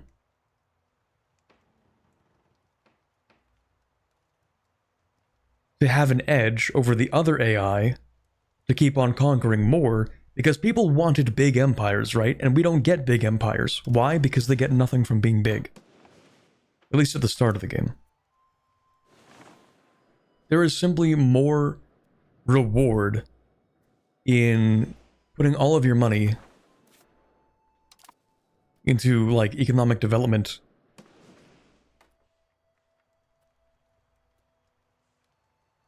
So the AI just kind of sits there. And it develops economically. Because that's where it gets money. Have you seen AI creating vassals out of bad territories? I don't think I have literally ever seen that.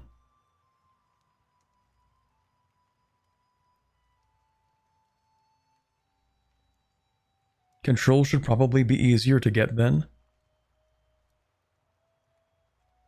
I don't think necessarily that has to be the case.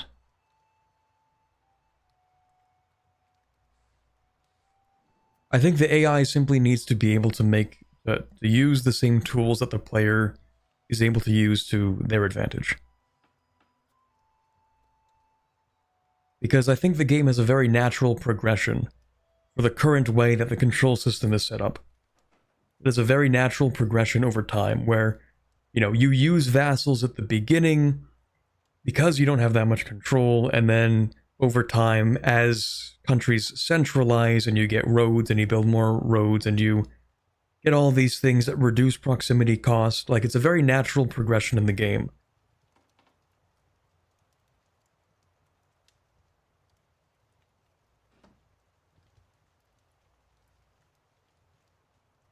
I'm kind of okay with the way the control works in the game.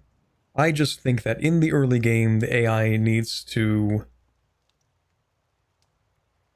be able to use subjects.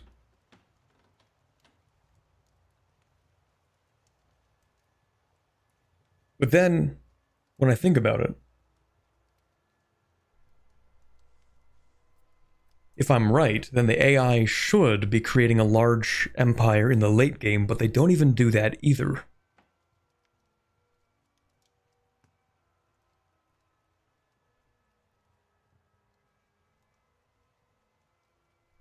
If I'm right about that, then after, like, the 1650s, then countries are able to propagate their proximity much further, and so they do actually get more out of conquering. So why don't they conquer then?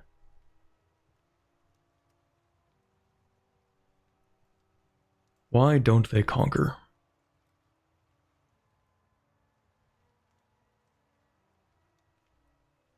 Is it really just that the AI creates hug boxes? Is that it? Do they need to rework diplomatic capacity? Is it a problem that the AI isn't taking stuff in peace deals, or is it a problem that they aren't fighting at all? And why aren't they fighting? Are they not fighting because, you know, the alliance blocks are too dense.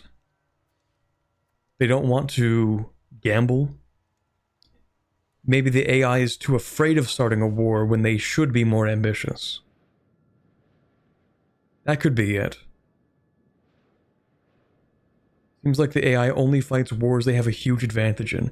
Yeah, maybe the AI needs to be more willing to take risks.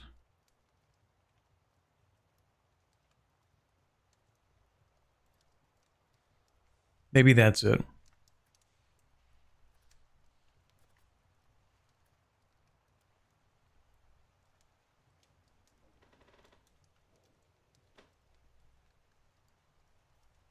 Once it has the ability to have value, they can't expand because of hug boxes. That could be it.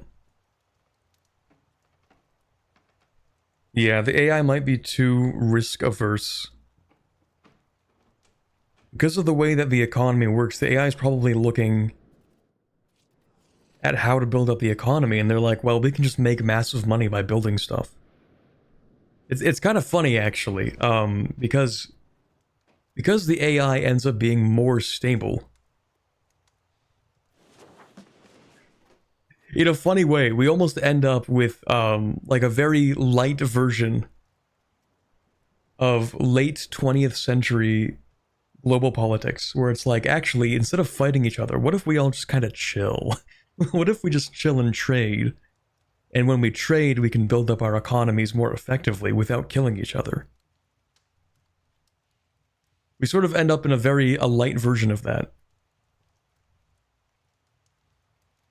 Where nobody really wants to fight one another, they just want to sit there and build and trade with one another. AI United Nations, kind of. That could be part of it.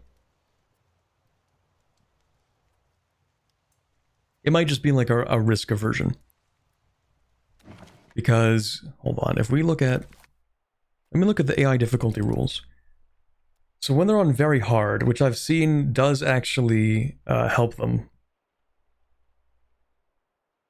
I think what the AI gets out of the very hard difficulty is that the countries that have a slight edge get much more of an edge over others.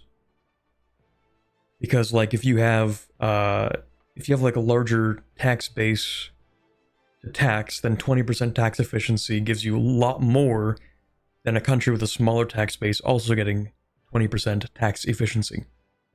So I think for the AI, the reason why very hard helps them to create large empires is because the differences are exacerbated, which overcomes the hurdle of them needing a huge advantage in a war to declare it. So I think the AI is too afraid to declare wars. That might be the fundamental problem. That might be it.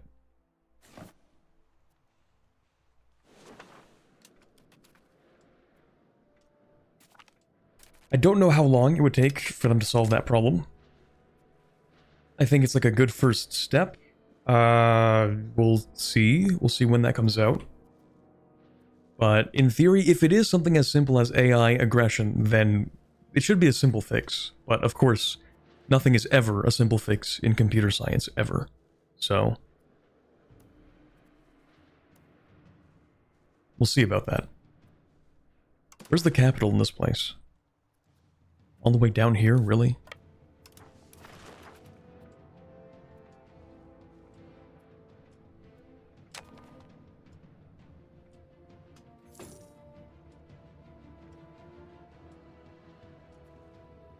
I just started playing, can you show where the missions are? Oh, okay, yeah. So basically the missions are right here. Yeah, you have to enable them, actually.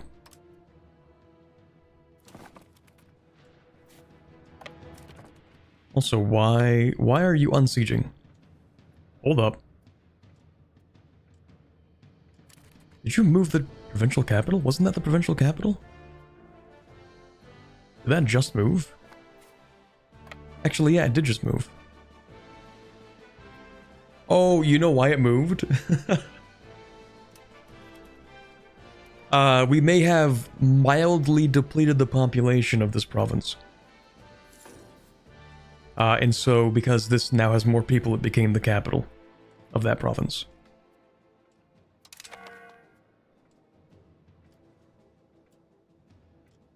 My head is over it? Oh, oops, my bad. Me and my massive head, my bowling ball shaped head.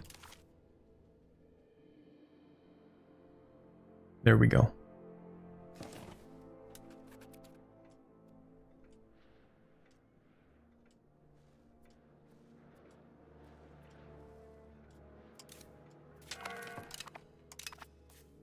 So now I expect the... Yeah, this is going to become the new provincial capital as well. My bad. My bad, guys.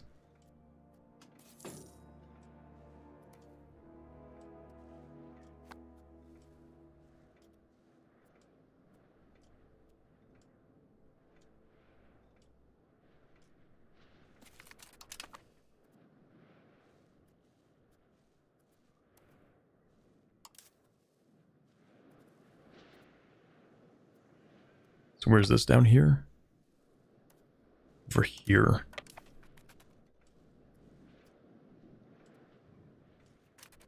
Yeah, we'll have to go to each location, true. Alright, is this a good battle?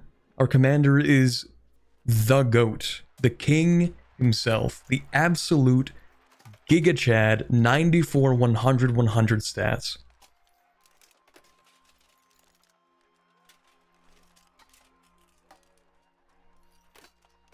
I don't think I've ever seen this before. The actual GOAT. Actually, his skill is so notable that we should use his cost reduction from hiring a courtier.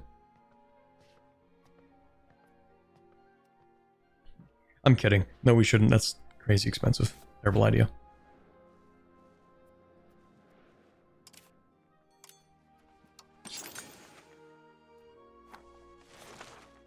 You know what we should build? Buildings.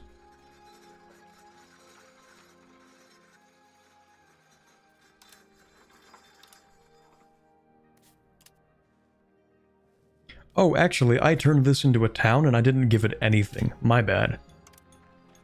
Dock, coastal forts, protected harbor, temple, wharf, library.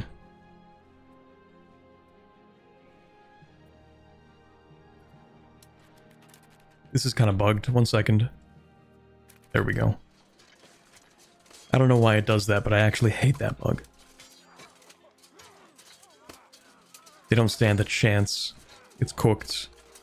Big fan of these unit models, though. They almost look like they could stand a chance with these knights. Unfortunately, your knights are not as cool as my knights.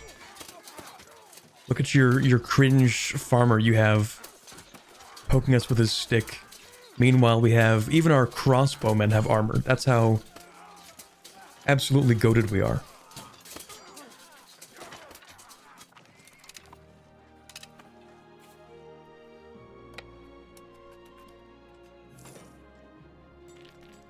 How'd you turn Norse? So, basically, game rule. Flavor. Where is it? Religion conversion. Present in country. Countries can convert religion to any religion present in the country. You turn this on, and you can do it. Actually, is my head covering that? It might have been. Here.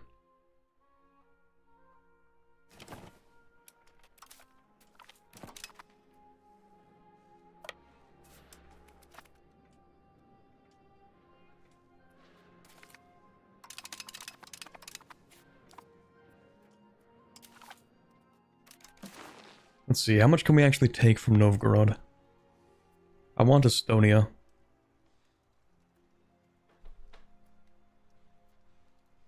Actually, the subject that we create over here is going to have to be rather large.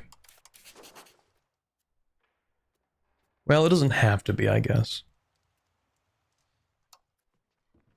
I'll figure it out. But I do kind of want this, and this, and maybe that. And maybe this. but not that.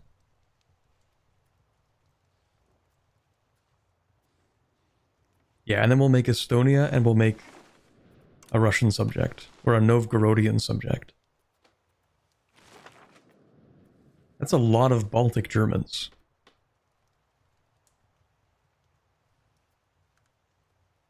I feel like there should not be that many Baltic Germans.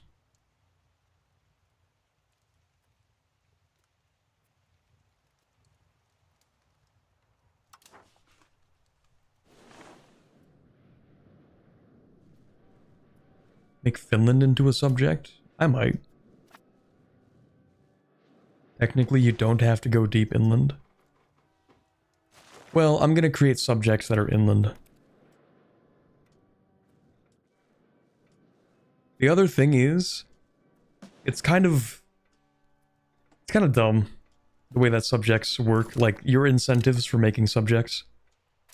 Because you want to make as many very little subjects as possible. And I don't know if I like that. Because when a subject is small, you can integrate it much, much faster.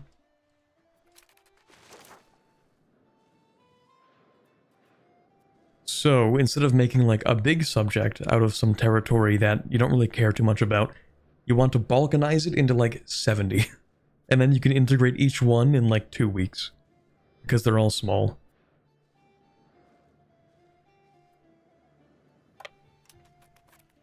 Now, I don't know if we're going to be able to siege Novgorod, but we'll give it a shot.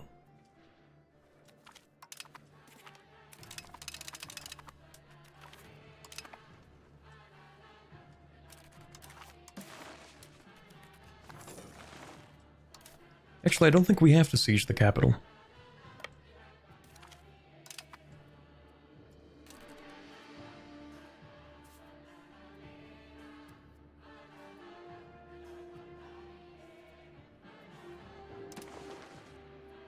That is the weirdest province I have ever seen in my life. No, don't siege this. Aha. I kind of want that. Please. Please don't do this. Screw you. Alright, we're going to go and siege... Who's even fighting you? Smolensk? I apologize, I was not familiar with your game.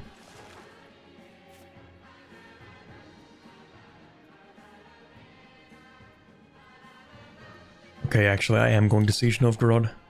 Fine. Am I not taking this over? Thank you. My siege now.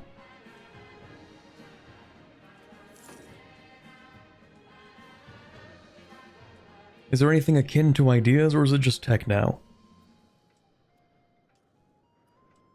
Well, if you consider what ideas represented. Okay, so national ideas, that's tech. And to a degree, tech has replaced ideas. But also, the values kind of function for, like, focus areas. So, you know how, like, in EU4 you have, like, naval ideas? Or, like, maritime ideas, you know?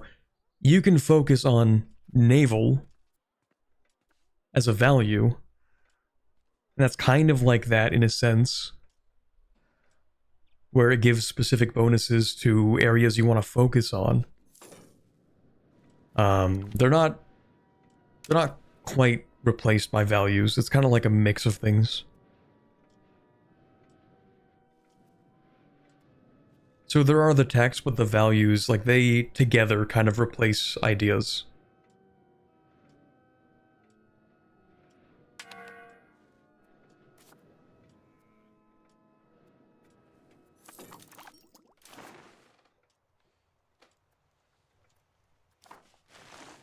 Naval value is almost as overpowered as EU4 naval ideas? Okay.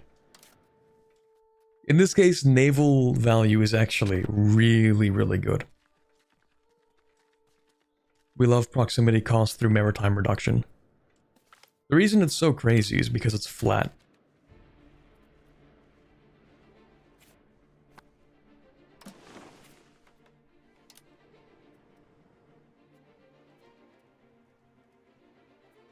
So like we look at this and naval just gives minus 0.75 right now. That's crazy. Speaking of crazy, hey, look at this. Not looking too shabby. We even have some proximity all the way up here. Very small amount. We still collect no taxes, but it's something.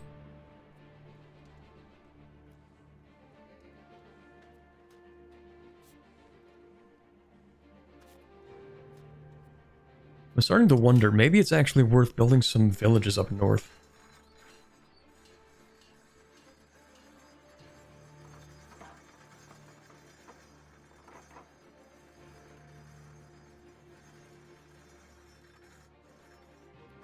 Because if we can increase the food capacity,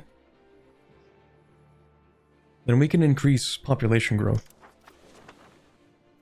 Can you build that port to gain control? Like in here? We could turn this into a town and then build up the port. It does actually have decent harbor capacity, so it wouldn't be bad as a town either.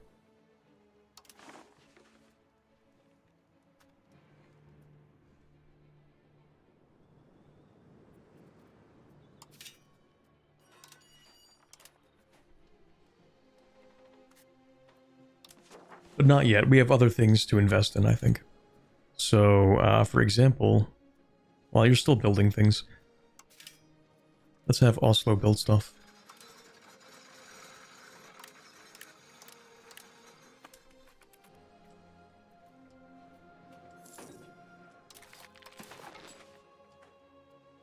Oh, hold on. We have no food. We are starving.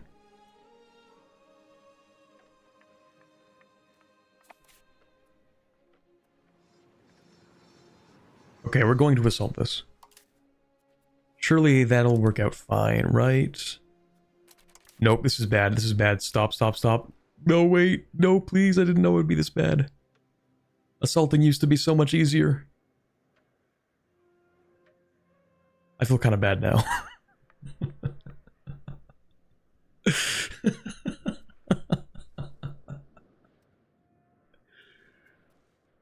Oh no. My bad, guys. My bad.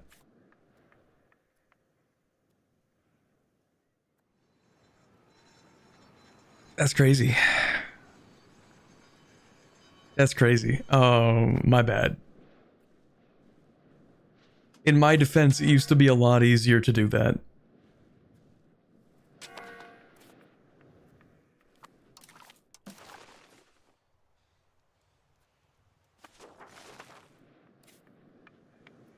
Your Honor, they changed the patch.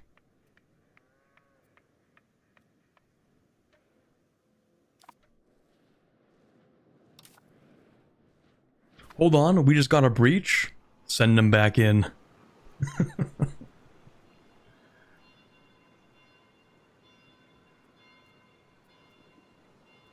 We're likely to fail an assault. I don't know what you mean. Freed up the rations? True.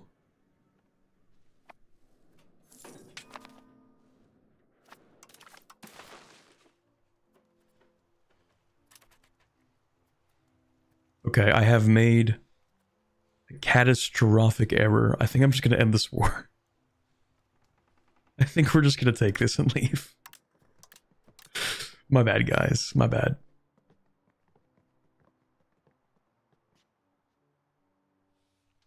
Oops.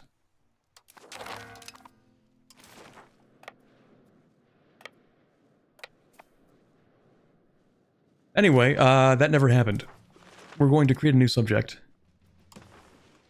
Estonia, let's go... What on earth is that religion?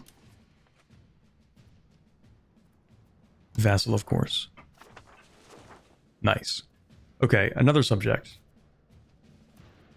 We kind of want it to be up here, but really I would love the capital of that subject to be here.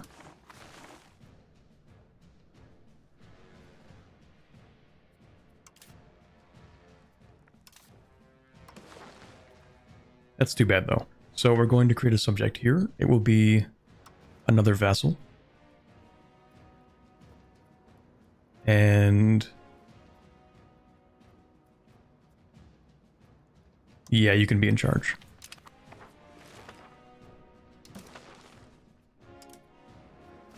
Now, do I actually want to make another subject here? What's your capital here? You know what? You can just have more land. It's fine.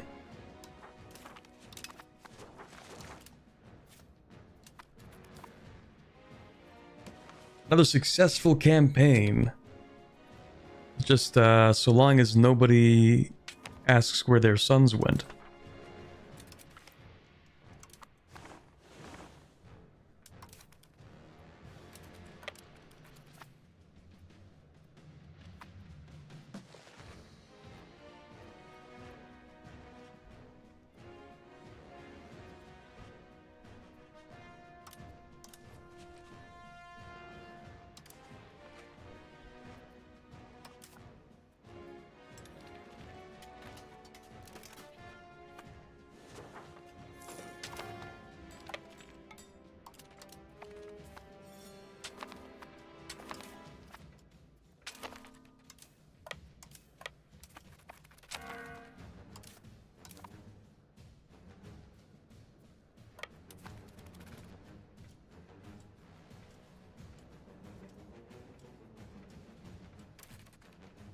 Literally lost about 1.5% of the population. No. We didn't lose them. We know exactly where they went.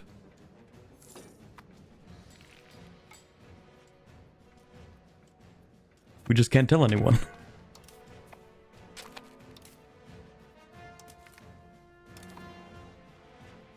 They went to Valhalla, exactly. Now you're getting it.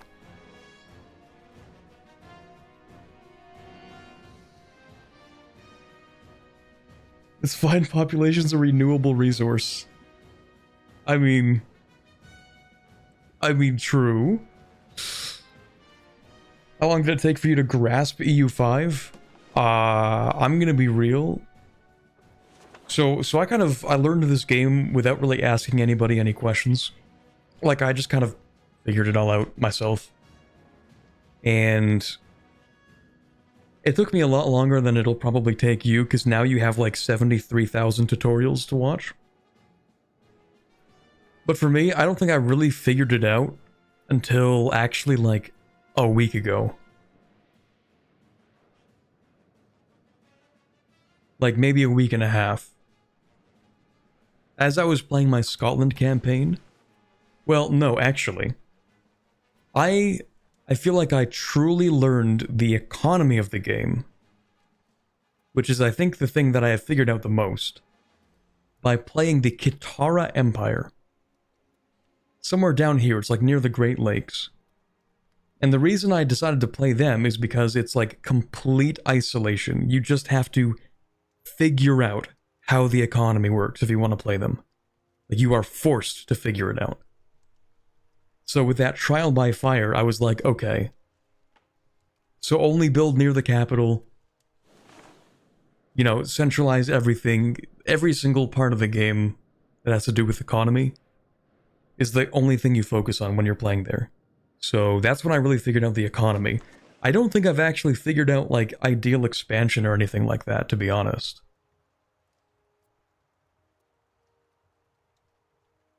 Like Japan and Vic 3? I would say yes, but I've actually never played Vic 3 Japan, so I'll have to trust your judgment on that.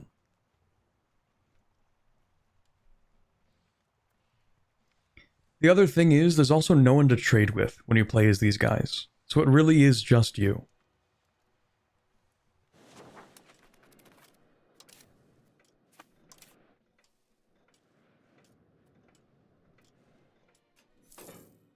Let's turn down that army maintenance. Also, yeah, the burghers, they kind of have too much power. Well, not that much, but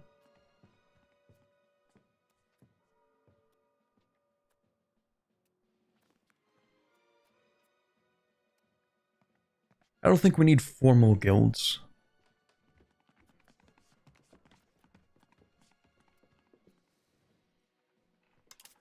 But I think I do want plutocracy.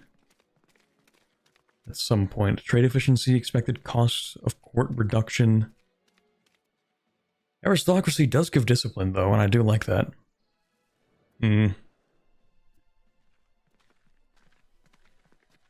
We'll keep that as it is, it's fine. Did you already have Yemtland Cord? Yes. Okay, so we kind of had a whole discussion about this earlier. Is it better for us to keep this or release it as a subject? This is one of our experiments.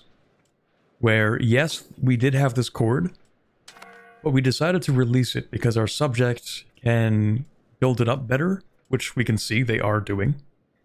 And that's cool. And so when we do reintegrate it, then it's going to have an actual economy for us to inherit. Whereas we would have no proximity here. So even if it's cord, we just don't really get much out of it. Whereas these guys, I mean, look at that. They have 97 control in here, so they're really building it up. So when we do reintegrate it, you know, it'll give us more money.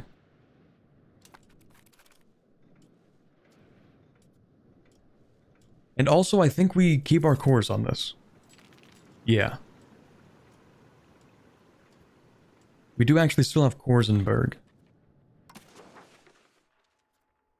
And when we do reintegrate it, it's going to take 3 years. That's not very bad.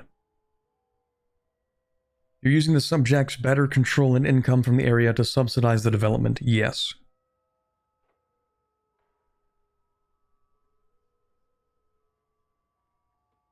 What's the limit on vassals? You have a ton in Sweden and Denmark. We are doing pretty fine on our diplomatic capacity. In fact, I could afford to spend a little less on it. But it seems that having subjects is actually paying for itself. See, we are spending 7 ducats per month on diplomatic capacity, but we're gaining 25 in diplomacy. So for every ducat we spend on diplomatic spending, we get multiple back in diplomacy. Although, to be fair, we do have a pretty sizable base amount. So it's not quite one-to-one here.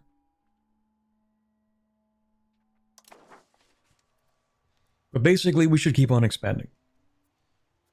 And the only reason that we aren't able to expand that easily is, well, it was antagonism for a while. I guess it's not as much as it was. And also alliance blocks. But the weird thing is, we could actually decide to invade Granada. Like, we are not really restricted.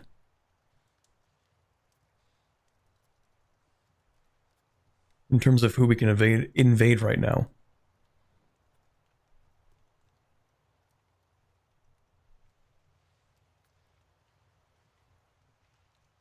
So we could and maybe should invade more countries to create more subjects, to get more money. We should be more aggressive, actually. It's just, like, I would prefer to invade places that I expect to integrate at some point. So if we invade Granada and make subjects, I mean, I'm probably not going to integrate Granada for a very long time.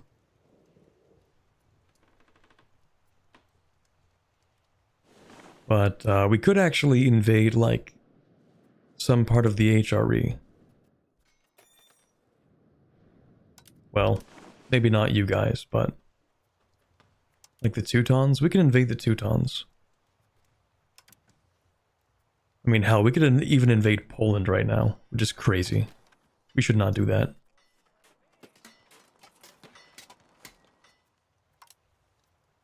We could invade Lithuania.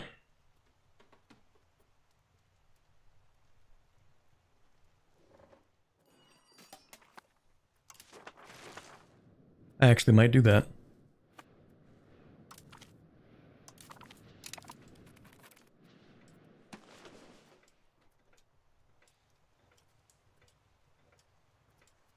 The Livonian order as well.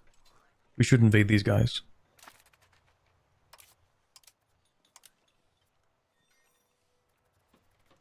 Oh, okay, don't bug on me.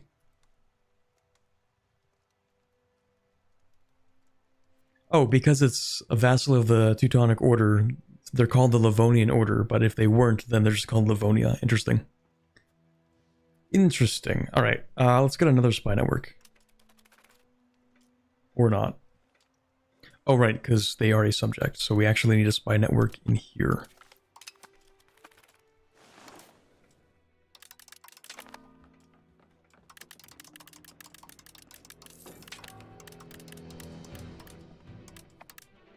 The other thing is we still need more monthly diplomats, so...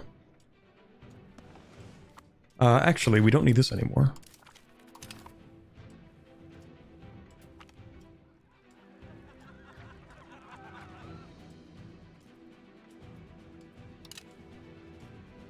Chad has informed me many times that Bergen was the biggest city in the north at this time. Can't you take someone else's vassal? Yes. But we do need a CB.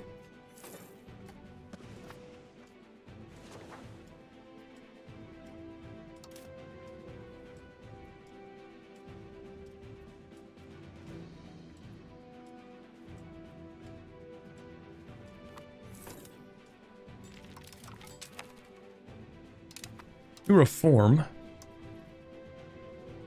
Let's see here. Feudal nobility isn't a terrible idea. Oh, royal decree, my beloved. Crown power, estate satisfaction, decay, monthly progress towards centralization.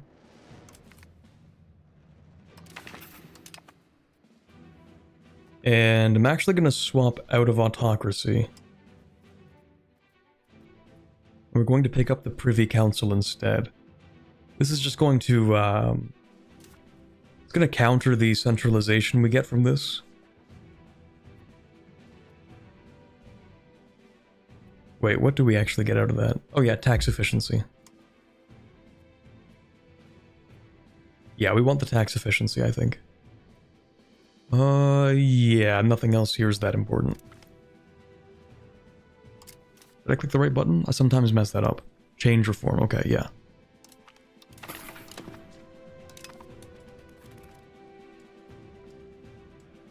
Is there somewhere to place the pointer without the tooltip popping up? Top right corner.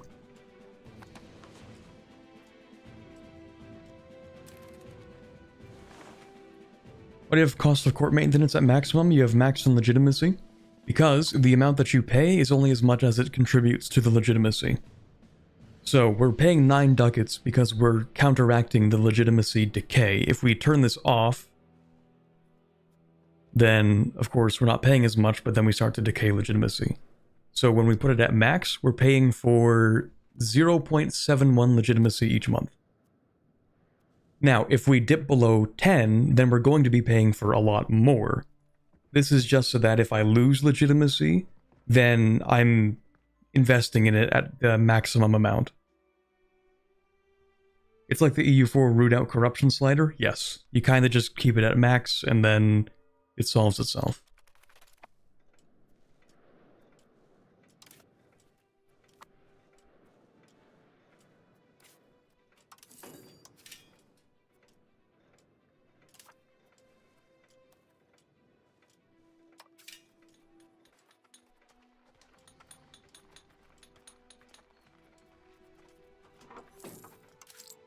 Okay, let's build a few things.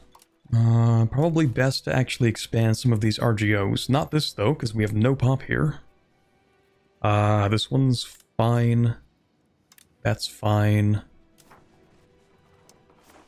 We need more lumber. Not a lot of people here. Not a lot of people here either.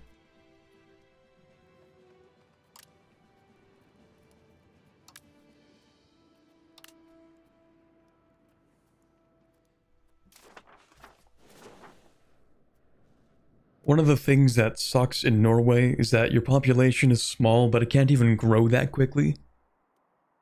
because you have so much Arctic climate and mountains topography. So the population capacity is tiny. If only you had 1.5% more pop. If only.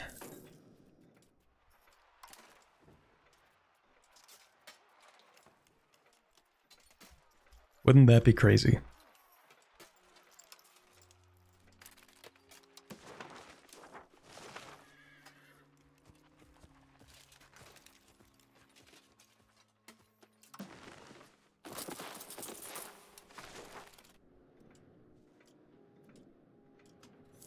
Is your ultimate goal mastery over the Baltic Sea? I mean, my ultimate goal is Norse Scandinavia. I guess control over the Baltic Sea would come naturally. But then also we want to colonize. I want to colonize Canada. I want to actually invade the British Isles too. At some point. I think that would be neat.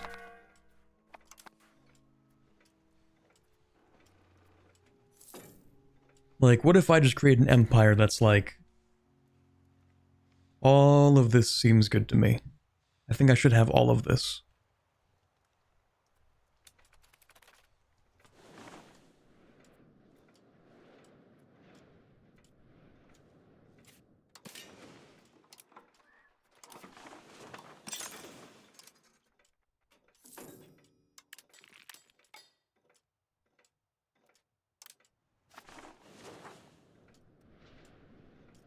How often can you change your patron deity?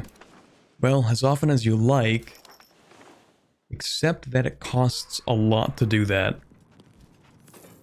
30 stability to replace the religious aspect, and 50 to remove it, which is kind of weird. I don't know why you would ever want to remove it. Replacing it would make sense. I mean, we've kept it on population growth the entire time. But we could also get more legitimacy, and that's nice.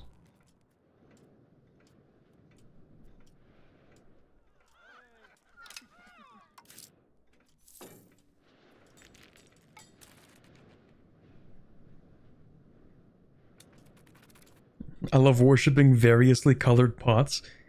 Yeah, so every single religion in the game that has this mechanic, it just has the little pots. Every single one is like this. What's interesting actually is you get the bonuses from all of them. So we actually have all of these.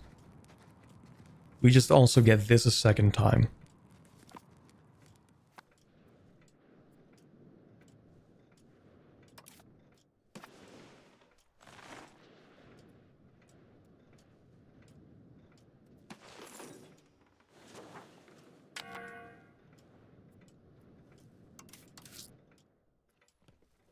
Let's check how we're doing in terms of economy. We are right here. You can see the massive outlier, the less than 1 million pops in this list, other than the Papal States, but we know why they make so much money. We're not doing too bad. We're quite efficient right now.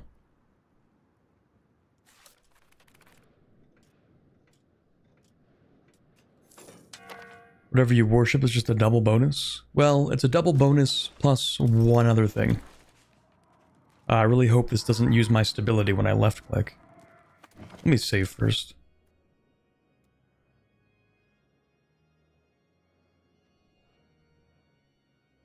That's taking a while.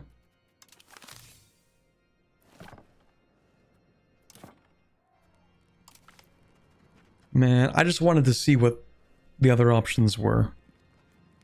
Okay, I'm gonna check the other options, then reload. So, never mind, we can't change it. What?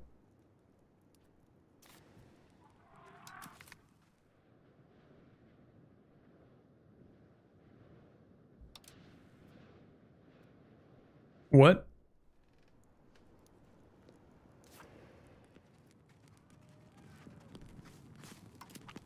Okay, what if I click this?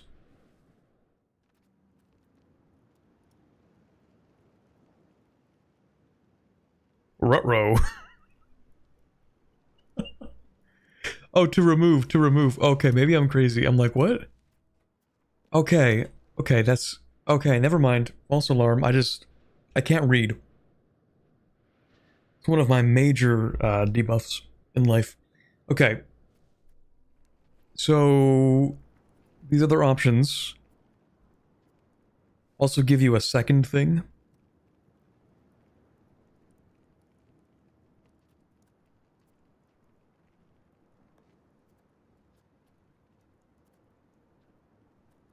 %50 fish output. Let's go. The monthly research progress is actually pretty good. Also the initiative, that's pretty solid. Unfortunately, it costs an arm and a leg and maybe a kidney to replace the deity, so not great. It would be cool actually if over time we can research like religious aspects.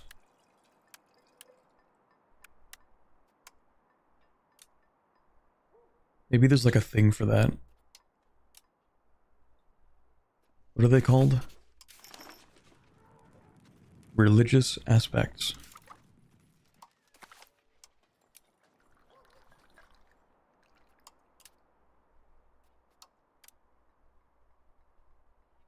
Nope. Never mind. That's too bad. Maybe we can get one from the clergy, a second religious aspect.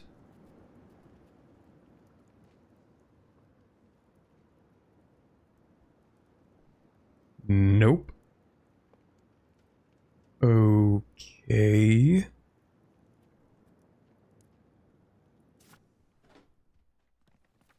Maybe there's a reform for it at some point?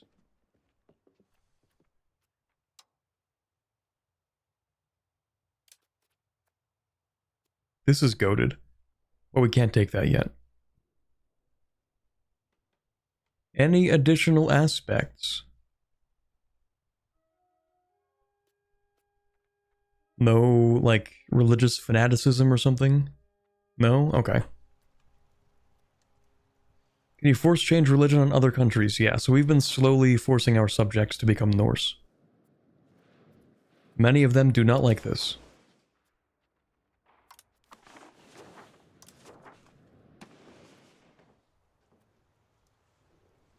Speaking of which, yeah, how are we doing with that? Ooh, we're finally over 50% Norse. Let's go.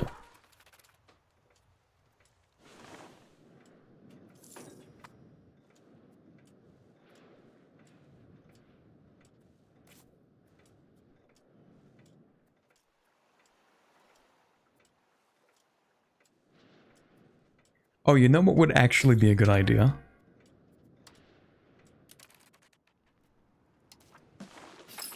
If we encourage migration to the silver mine, then I think it should actually increase the maximum RGO level.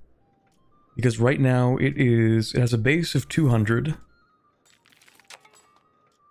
If we can get the population to increase enough to get us... What would we need? Up to 500 or something? Then we should be able to get a 6th level in here. Oh, what do you know? Alright, actually, we're doing serfdom again.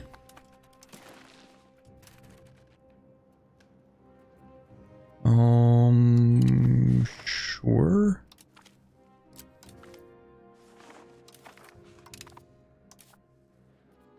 Oh, we actually do have somebody. Alright, I think I want you to encourage migration the most. Can you attack Pskov and force them to adopt Norse religion? Yes, we can also do that.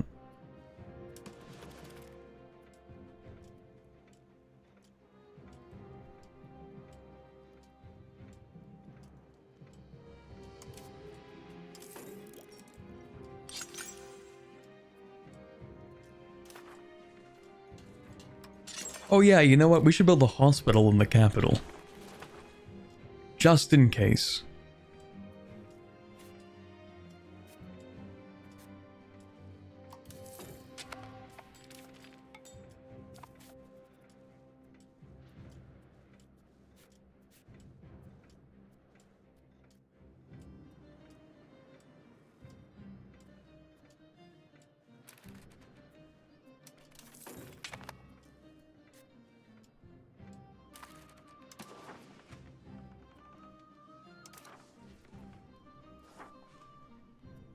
Also, we want maybe another town. Where is this? Haugalandet. Yes, and that is...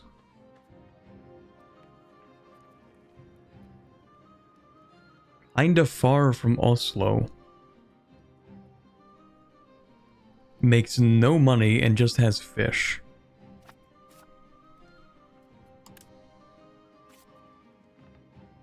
Does have somewhat decent harbor capacity. It's not actually that bad. I just don't think I want to invest a lot of money into that right now.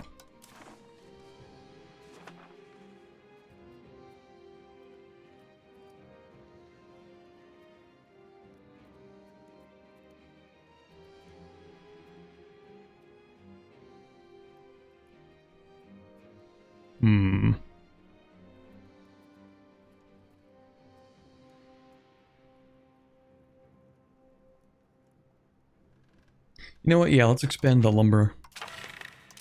Not a bad idea. I'm not giving you that. Okay, maybe we don't expand the lumber. At the very least, I'll expand it manually. So, goods. Lumber. We can only build so much. Here. I guess one in here.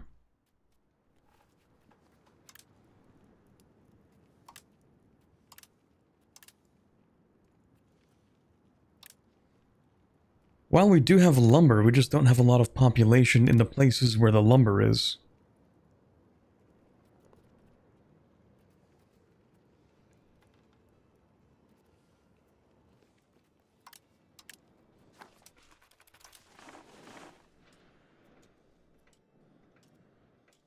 Sounds like the future economic hub of the nation.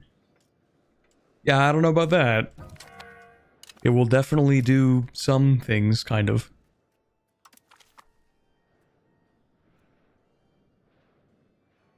How do you change a pop's needs?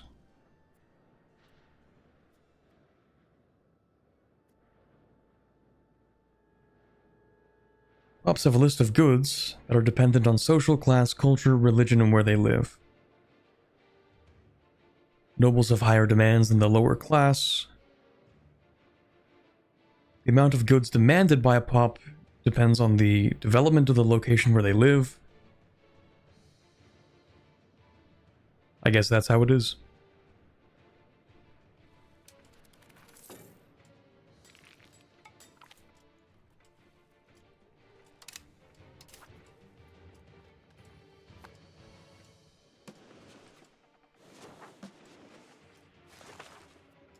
Alright, Lithuania, let's get that CB.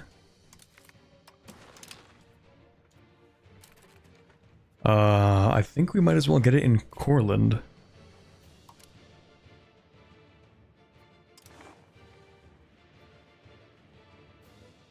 Yeah, we'll make like a Coronian subject. That's cool. Alright.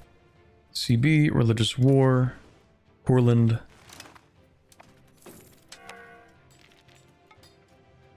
Teutons are getting destroyed by Poland, of course.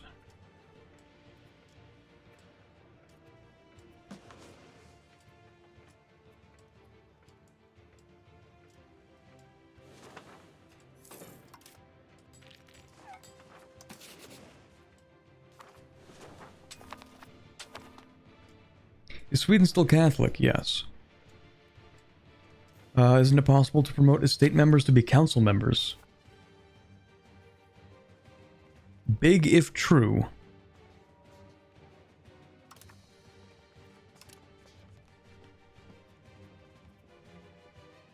First, that would require me to figure out how to see the members of each estate.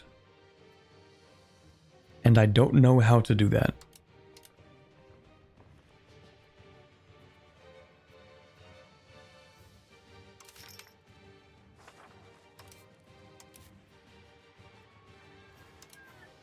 Here we go. Can I upgrade you?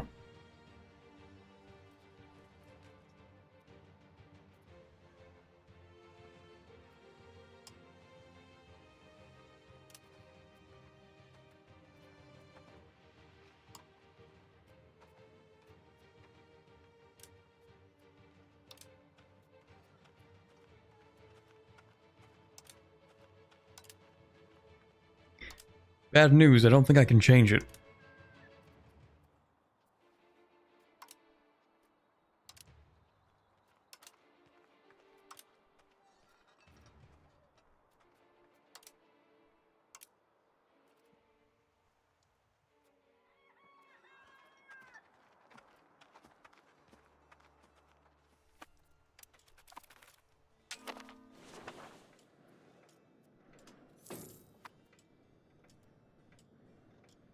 Can't you raid for more pops?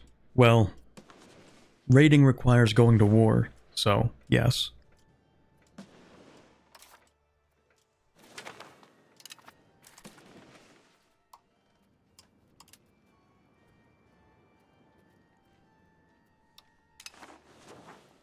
Yeah, that's fine.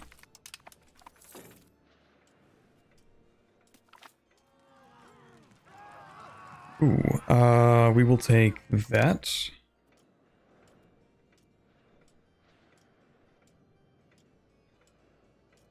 So weird my pops in Hungary want rice. But rice is kinda not a European crop. Well, there is actually rice. There's rice over here. I do agree that it's kind of weird, but it's not like the craziest thing in the world. Because pops are going to want things that they've kind of heard of, but there aren't a lot of. So, like, pepper's one of those things. Yeah, like, there's demand for pepper in my market. Not a single person in Norway has seen a single peppercorn in their life, but they still kind of want them.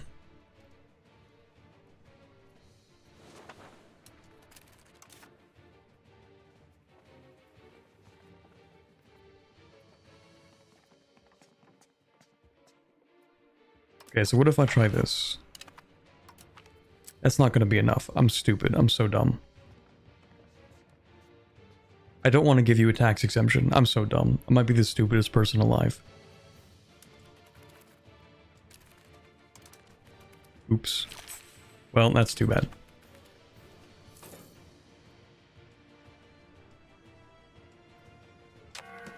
Bring back the Daneland. Or the Dane Law. By the time we're done with it, it's going to be called the Norland. The other Norland, because I think there is one. Maybe. I thought there was.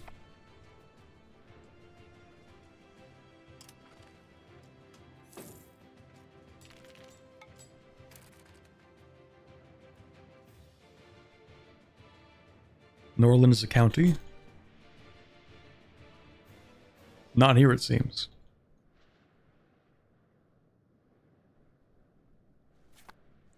But it will be when I'm done with it.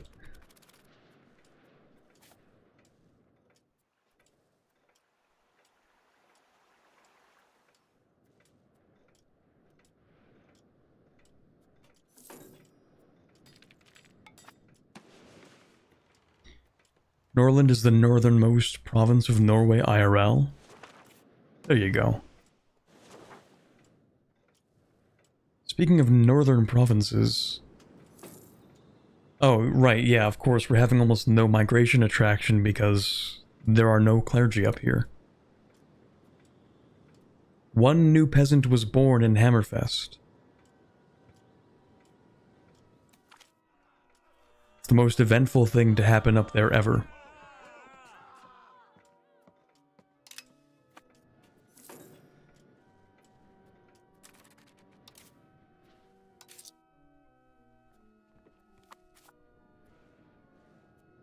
Okay, did I actually research Carricks yet?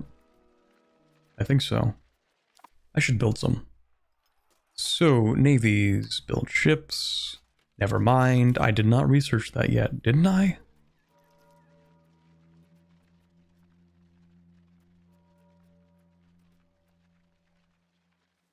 I did not add Carricks to the list. Darn.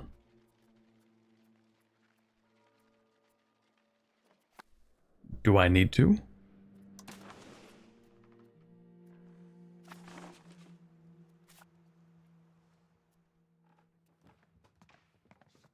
The English just has 7 heavy ships. Brother. Is that the only thing you build?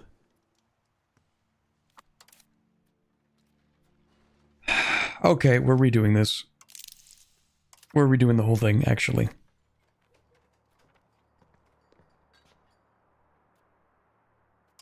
Eric.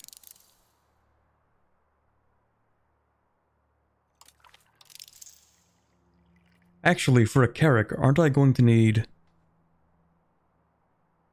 hold on, don't you need cannons? To build? Surprisingly, no. Okay, that's cool.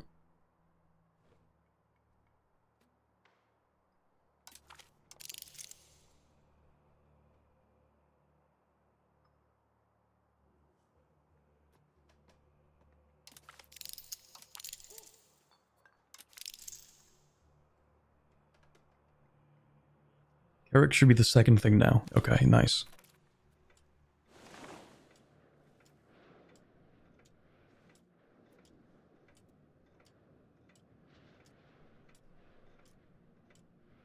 You show buildings that use a certain good in a production method.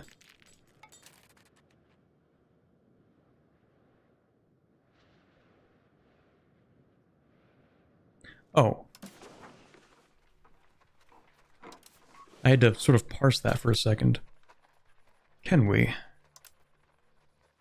I don't think so. I think you can only research things that produce something. Or rather, you can search for things that produce something.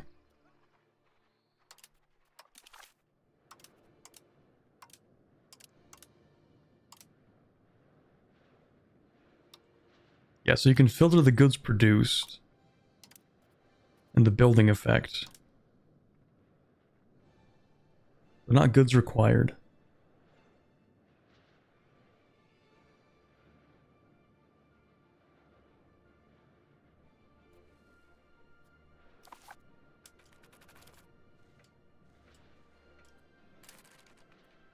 Why no subject in Finnmark if subject in Jämtland?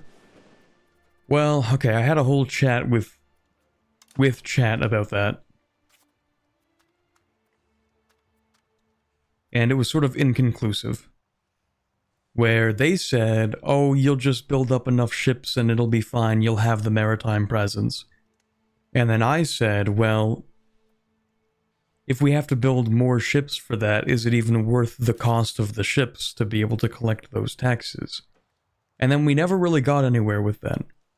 But like, yeah, we should create a subject up here, probably. Oh, I remember what no, I remember actually. Because then I said, oh, we should make a market up here. Because no subject up here is going to make very much money. Because they have no market access. So we should make a market first. But for us to make a market here, we need an urban location. So that's why I built the cathedral, because I wanted to centralize some of the population up here. But it just didn't work. So, yeah, we also have a lot of Portuguese people. In fact, Hammerfest is 56% Portuguese.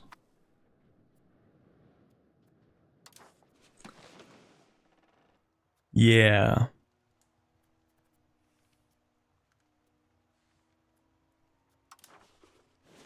Why are the Portuguese up there? Against their will. That's why.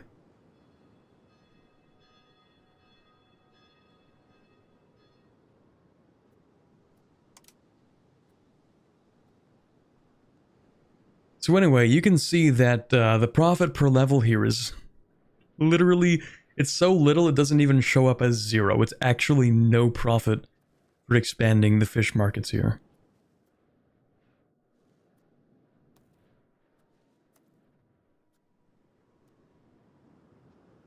So yeah, it would be nice to be able to make another market here. Can't do it though. In fact, I can't even begin to imagine how we would do it. Actually, no, hold on a second. I think I can imagine. If we maximize the fish up here, they're going to need more people.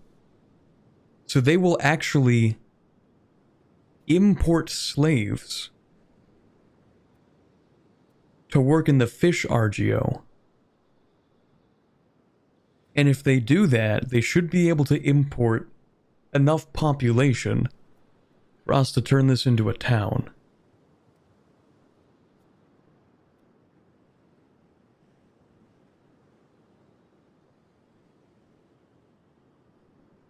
Because it needs to have 5,000 people. So I mean, it would work. Let me test my hypothesis here.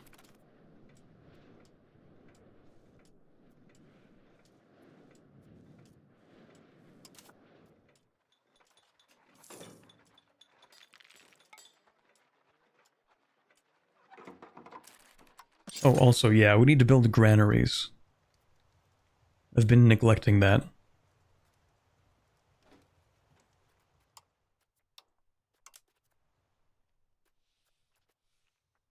Maybe not here. You have no people here.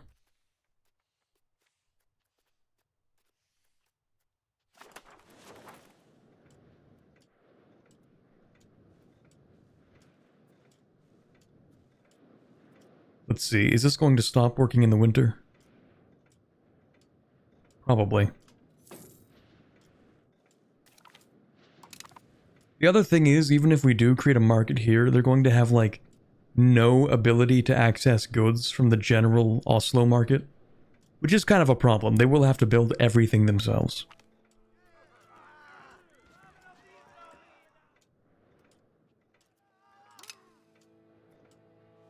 Where do you see PopCap? Up here. Population capacity of 27,000 in Hammerfest.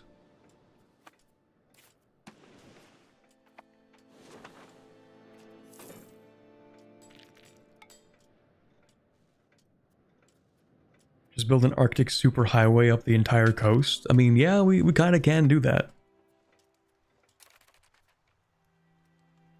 I think they should allow us to attempt to cross these seas up here. I think it would be funny. Open up the Arctic trade. It'll happen one day.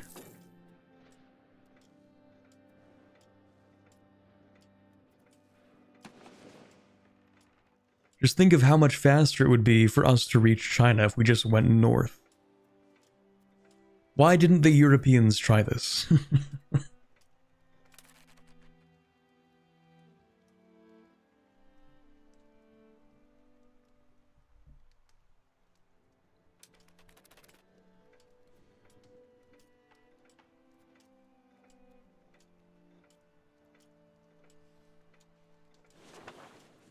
They did and died.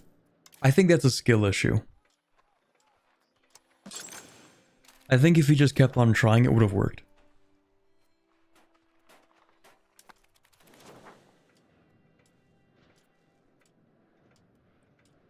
You know why the missions are disabled for achievements? Yeah, because missions can give you mission rewards.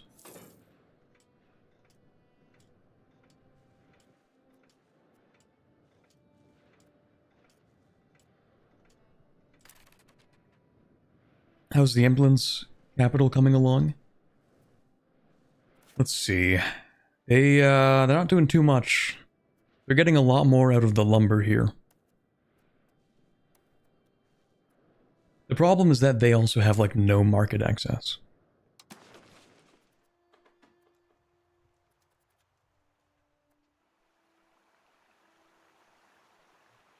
Actually, a market right there wouldn't be too shabby.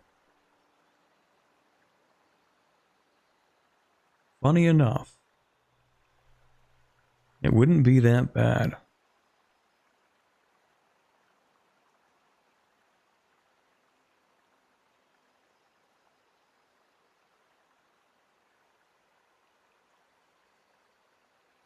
You could build a road from their capital to Oslo.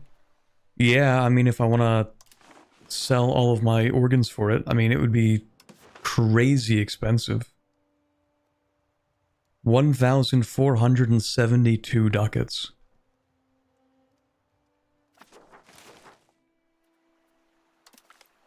Compared to how expensive is it to create a market? 125. And if we don't want this market, we can just delete it later. It's not that expensive.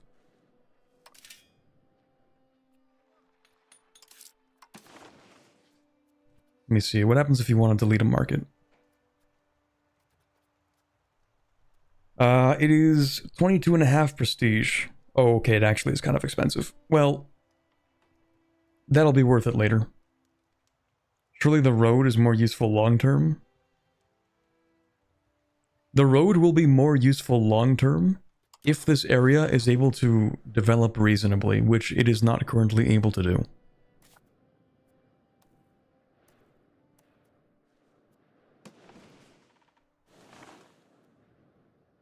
We do have to consider, however, that if we make a market here, again, it won't be able to access the stuff from the Oslo market. Meaning if they want to build something, they'll have to make their own masons. They'll have to source a lot of things themselves. And, I mean, there are so few people here. Really wondering if it is worth it.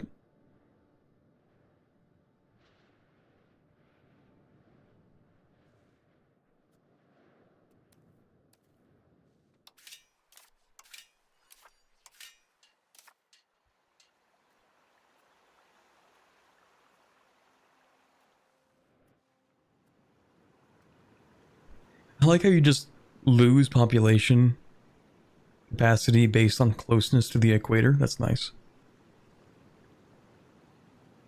The road can be a longer term project too. Yeah, but I don't really want to spend the money on any of that for now. Like, okay, yeah, I could build it in sections, but it's kind of like a money sink. And I don't know if it'll ever recoup its cost.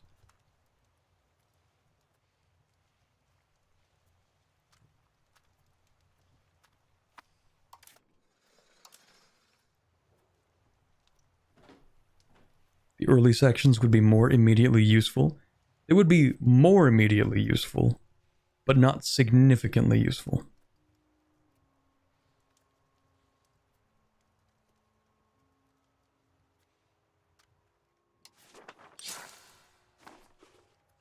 Like, we can build a road here, and maybe we'll get some money because horses are worth a little bit. And then maybe we can build, like, a road here. But that's about as far as it'll be worth it.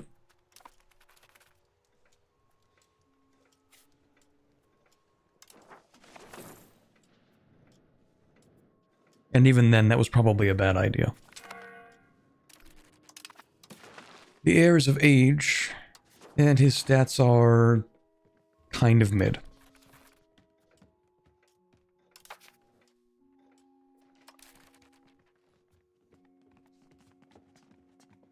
Meanwhile, his sister is actually competent.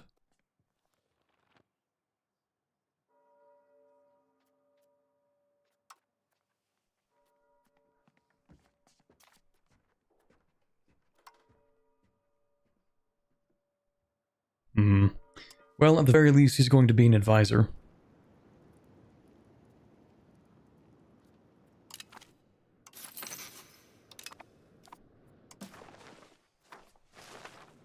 Just change the succession law? I might. It's just really expensive.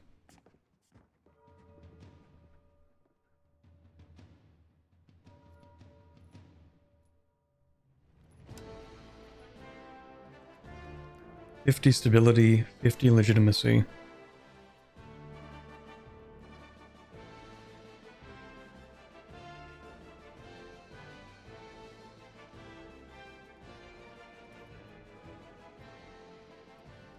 I'll think about it.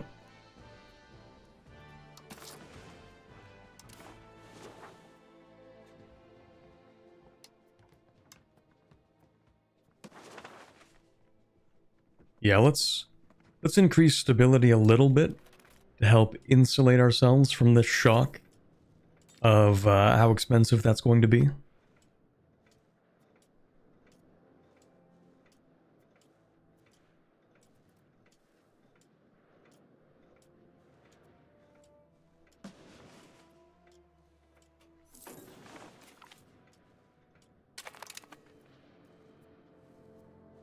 Okay, Lithuania.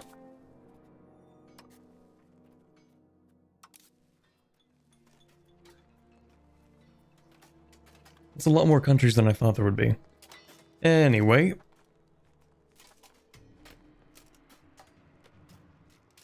We should be able to win this pretty easily.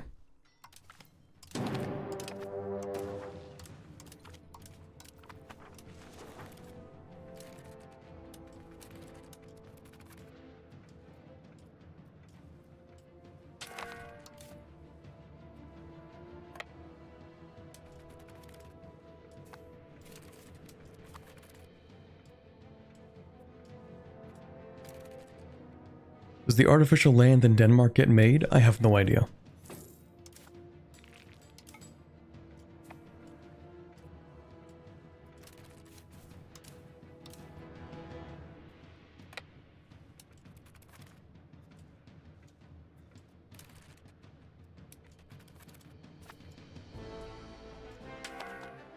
Is it better to have many small vassals or a few larger ones? Many small ones. When a subject is significantly smaller than the country that is annexing it, it is faster to annex them. Also, smaller subjects will have more proximity.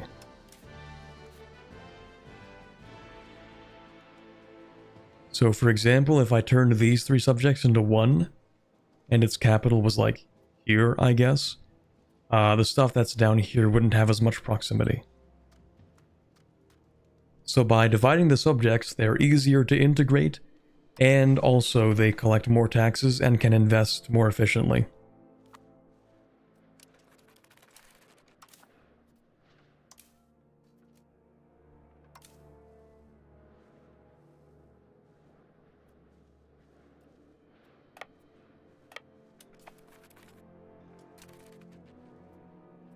Is that an actual navy? Transports. Never mind.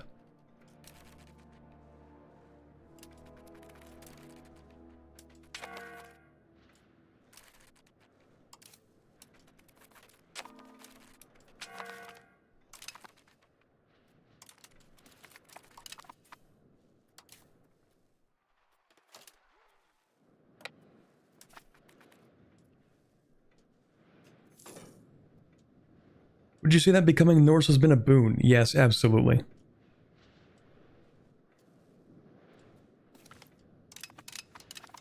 Well, it feels that way. The pop rating has been very useful, actually. Like, the population of Oslo has completely exploded because of the sheer number of pops we have abducted.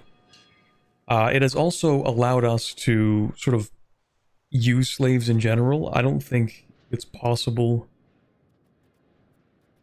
Let's see. I think most of Europe doesn't really have slaves. Right? So, because we're not Catholic, we're able to not only, like, have slaves, we can actually move them around the country.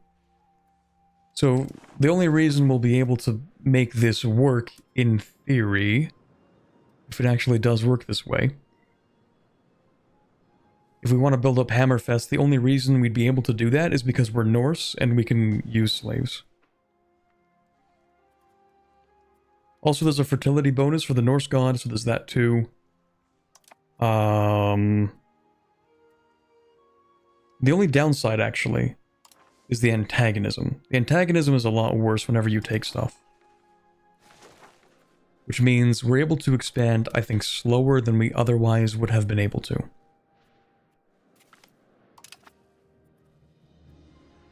So that is one of the downsides.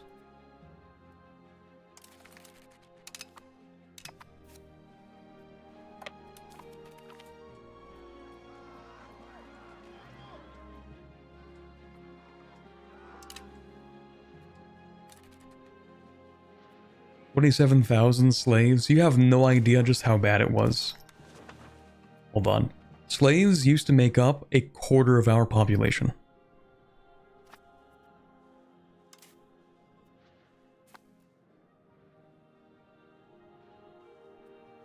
What's the political situation? And also religious.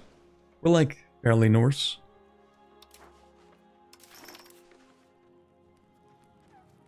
%52 Norse.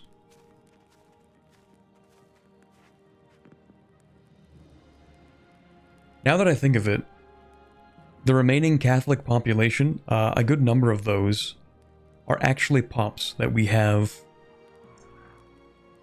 imported, let's say.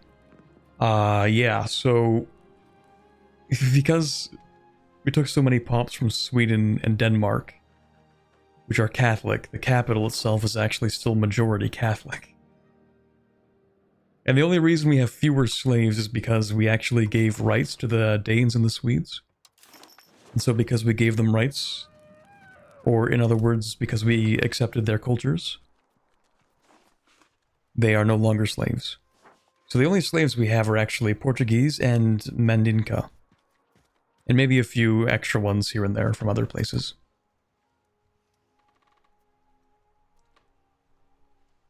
Are you converting your slaves? No, actually, we're not.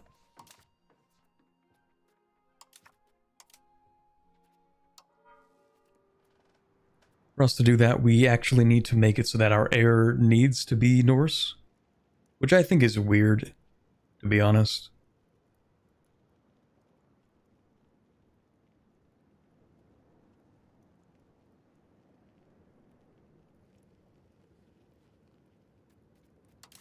Maybe I'll change that law at some point.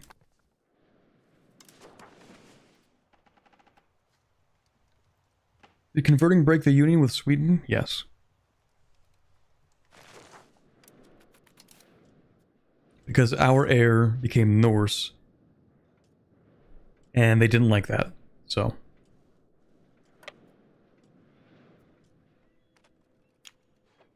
Oh. That should be easy to win.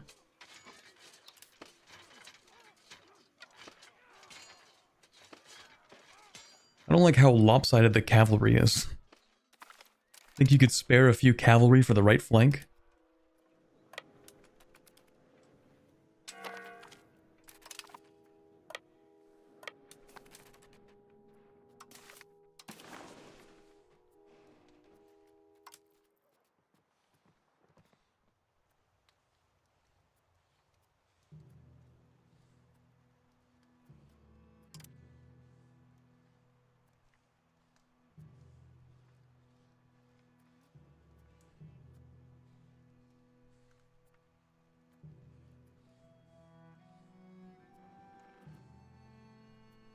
That's probably a fine peace deal. I hate the pop-ups. This looks fine to me. I'm going to turn Kurland into a vassal because it's cheaper, and then we'll give him, like, this stuff over here. And then we'll make some subjects.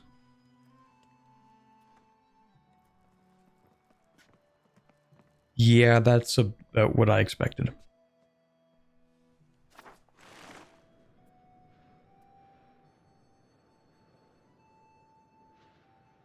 Oh, hi, Rosette. Don't worry, at some point, I actually do want to play a Greenland campaign. Oh, I think the newcomers haven't even seen this yet. Yeah, Greenland is Portuguese. Like, they're completely Portuguese.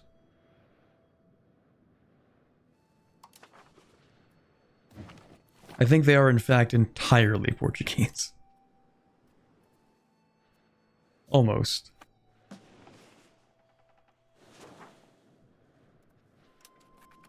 Has there been a fix to antagonism yet? First you'll have to tell me what the problem was.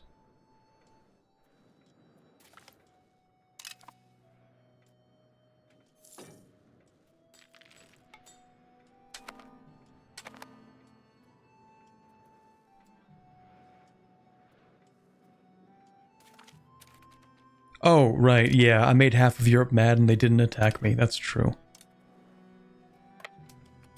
To be fair, we did fight like 2 coalition wars last time too, so... I think the problem for sure is that the AI is too afraid to declare wars.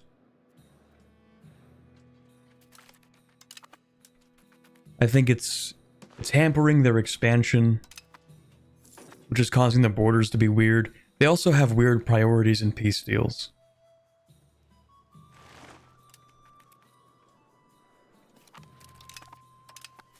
And they don't decentralize when they should. Oh, did we do the thing in this case? Yes, we did. Oops. We mildly depopulated this area.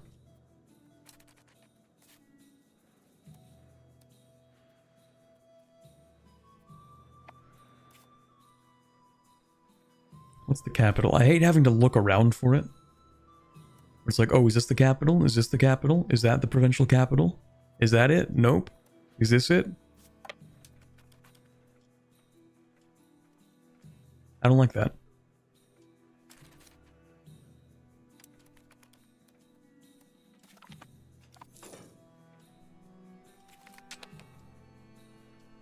Okay, we have Carricks. Let's build maybe like 5 of them. Probably fine. They are expensive though.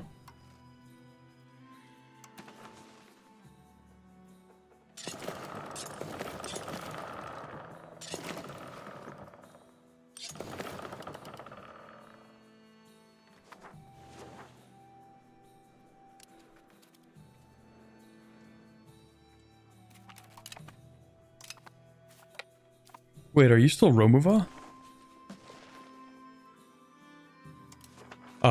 Goated? No, you're Catholic. Aw. Never mind.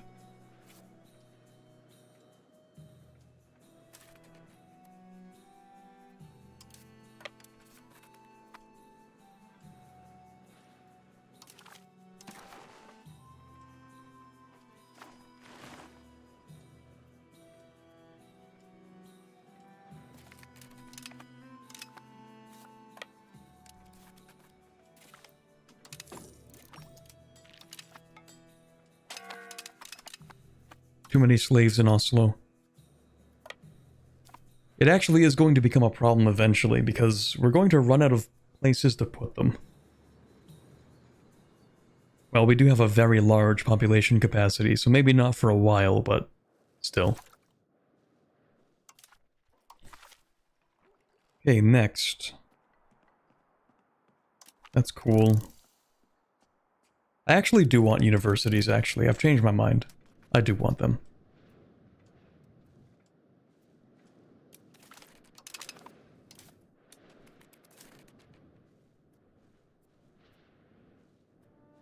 Oh, the capital moved again.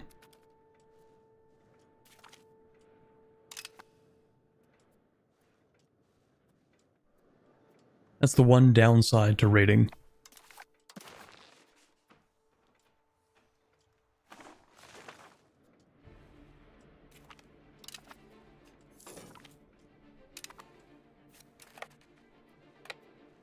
Can you boost centralization? I mean, not really. We already pushed it past its natural value.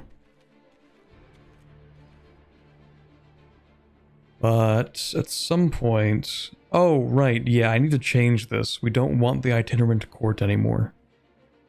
That's true. Next parliament, I should change that.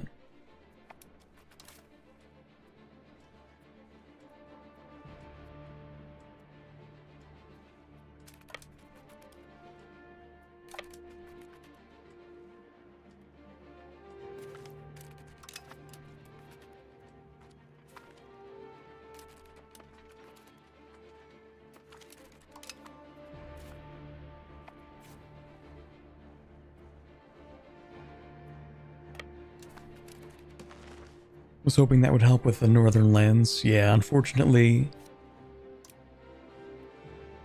We'll just have to see how this works out. I think my experiment is not working. Unfortunately.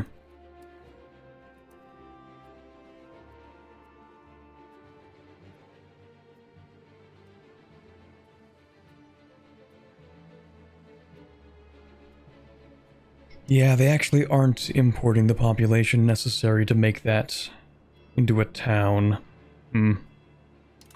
Okay.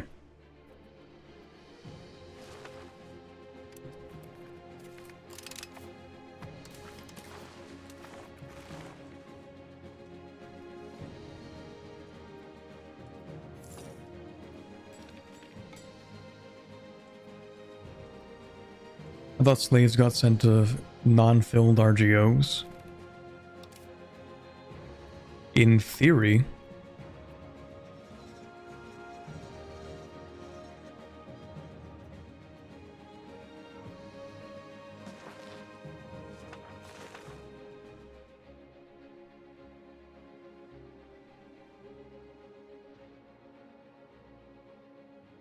Migrates at 1% speed, promotes at 100% speed, assimilates and converts at 0% speed.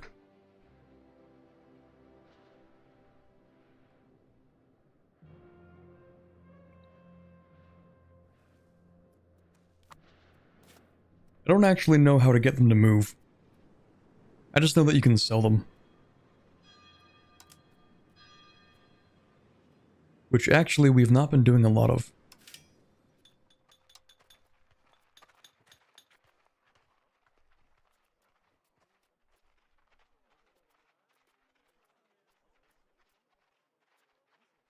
Yeah, this does not make very much money.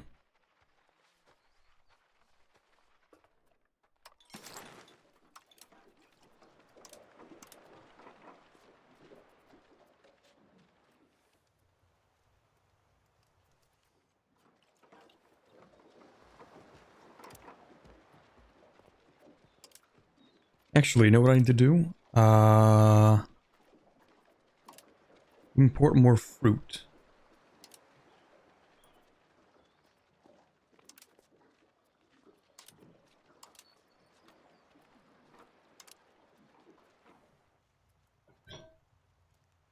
It's a doorbell. Okay, let me go get that. 1 second.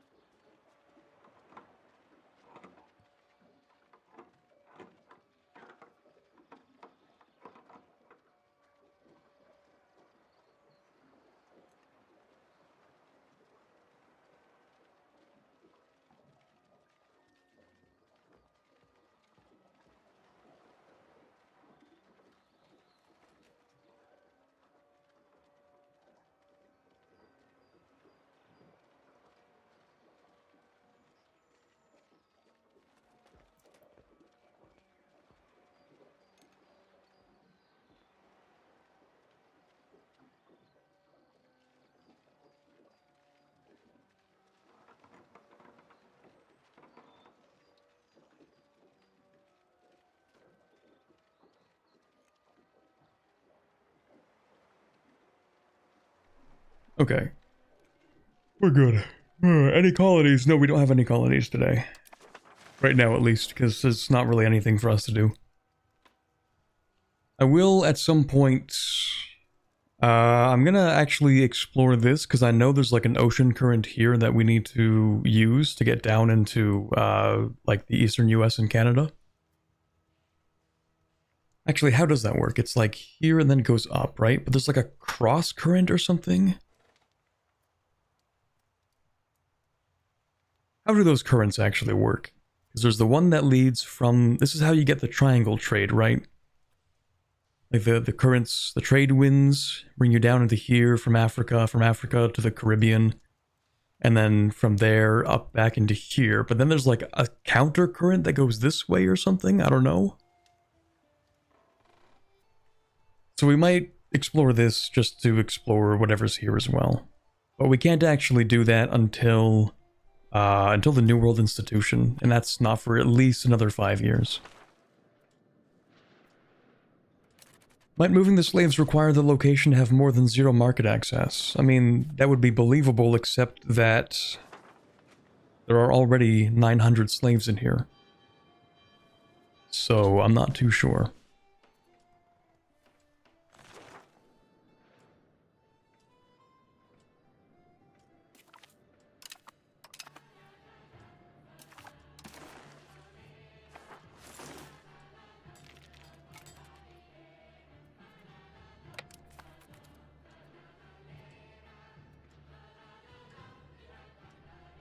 Yeah, it's 1432. Nobody really has colonies.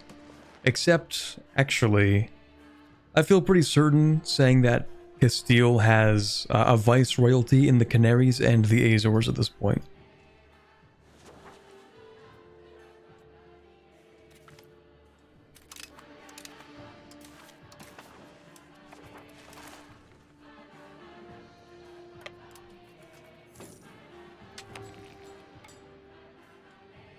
I'm really struggling to keep a positive balance. Any tips? I mean, it kind of depends on the country.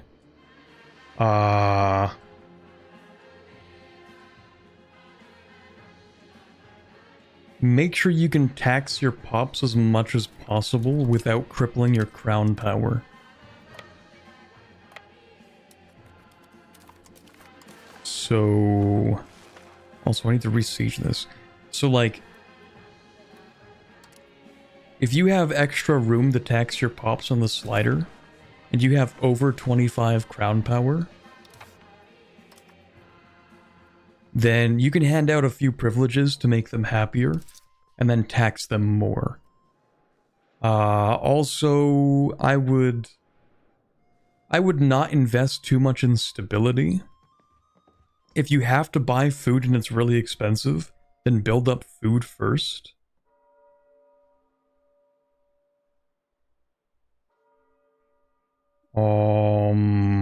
If you happen to have a little bit of extra money, marketplaces are a really good deal.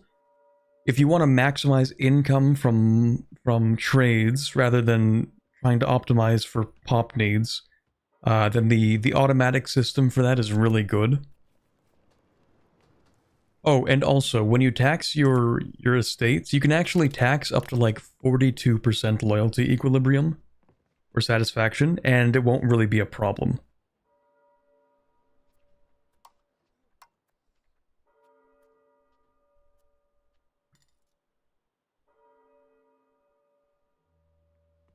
Diplomatic spending.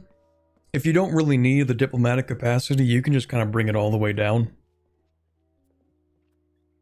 If you have really expensive buildings, if they're not doing anything too useful for you, then you can actually close them. You can turn them off. You don't actually have to delete them. You can go to a building, and then there's a little button here where you can open or close the building.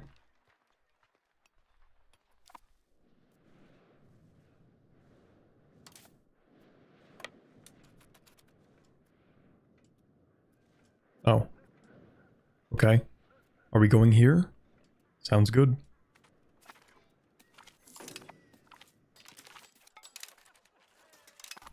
We have actually just integrated our first Danish subject.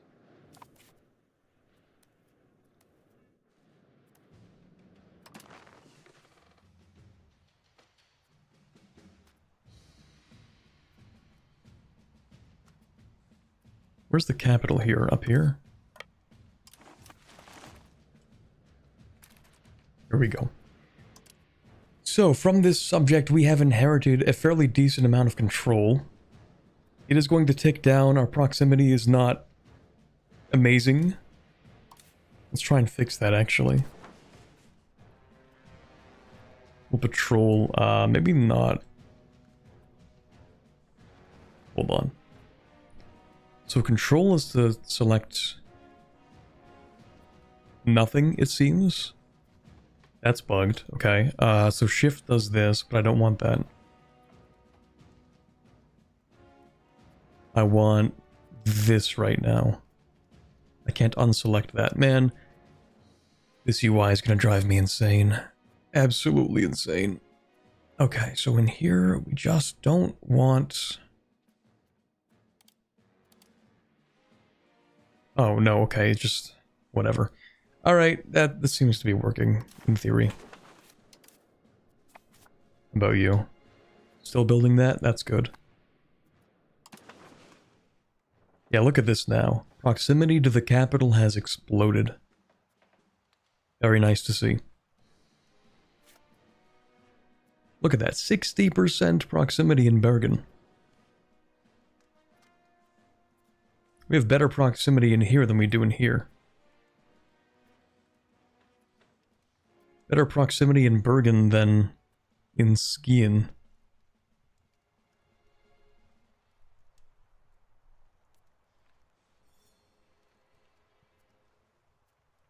Maybe automating taxes bad? I would never automate the taxes, literally ever. Personally, I would never automate them.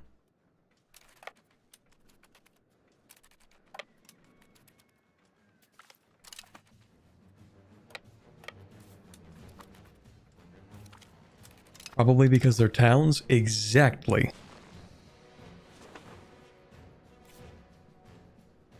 That's kind of what I was getting at.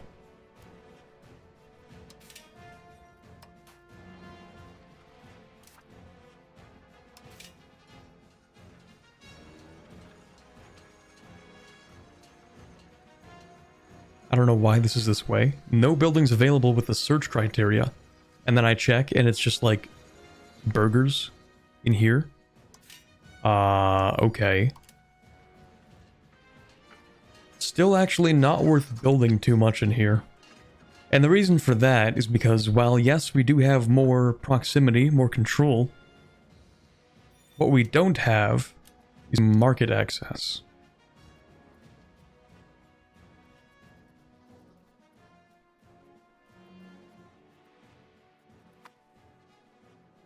Actually, you know what I'm going to do? I'm going to save the game, go back to the main menu, and then we're going to reload. Because we love memory leakage.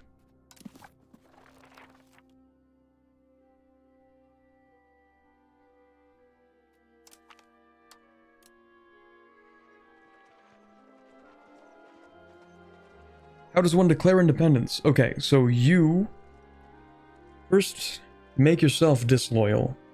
Then you create an independence faction, which is an international organization. I think to make one though, let me think about that. I think you have to make one by like inviting a country to it, a country that's willing to support your independence.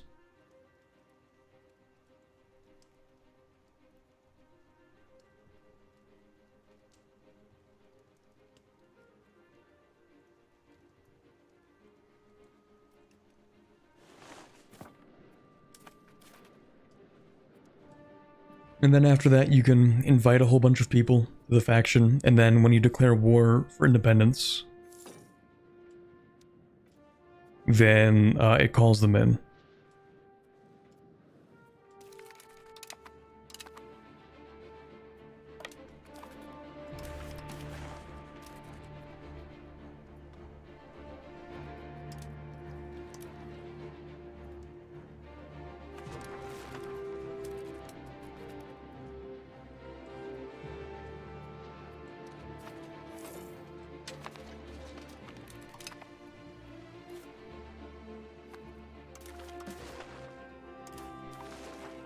What's this war?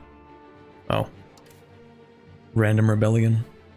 Oh, look, we are no longer in control of the capital because we sieged this province. And now it has no people, so it's not the capital anymore.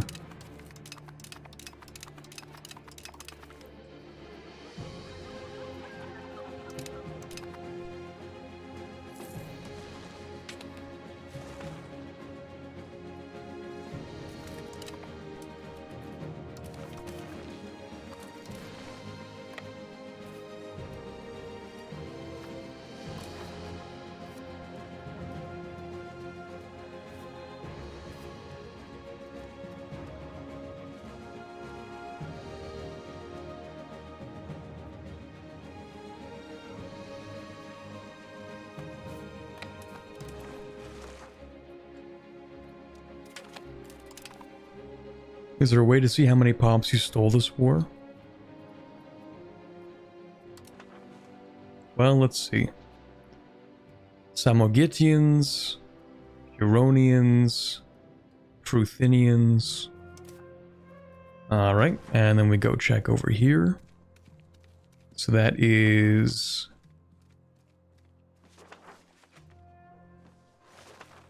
$13,000 Samogitians.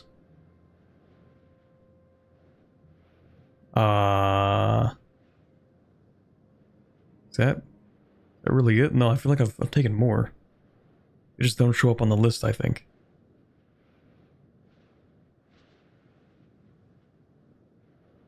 No Pruthenians? That doesn't even make sense.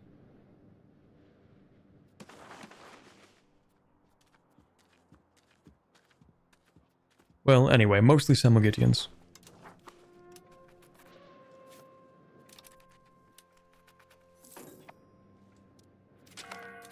Oh, there we go. Now those are the Pruthenians.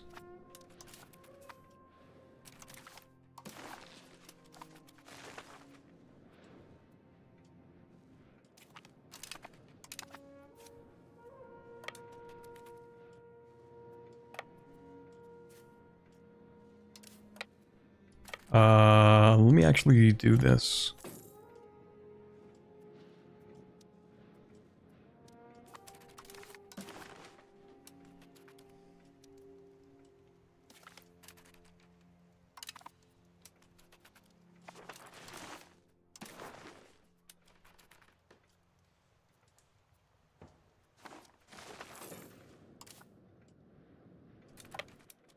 No idea.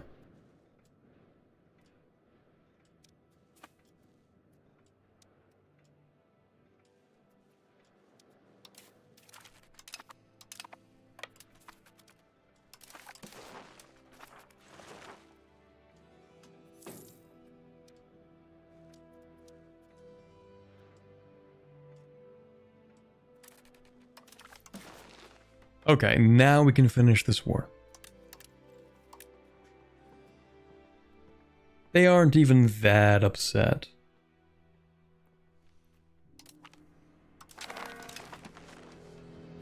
Didn't I have a... Oh, right. The Teutons are dead. Oops. No, they aren't. There you are. Give me that CB. Really? Okay, what happens if I declare war on you?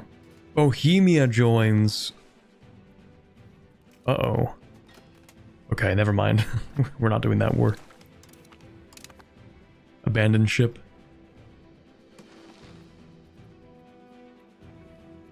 We could go to war with Novgorod again, actually, pretty soon.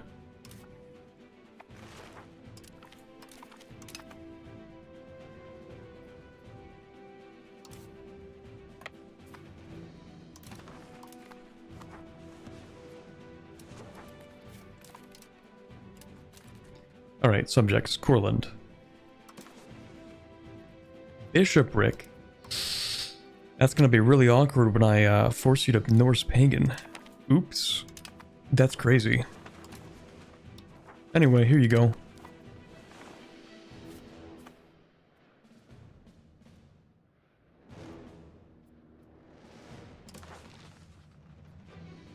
We'll make another subject that's Samogitian.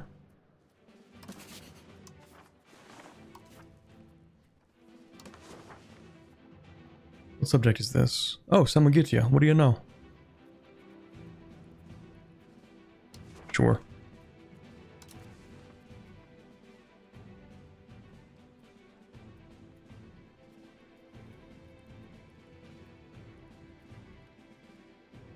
In the county of Kaunas.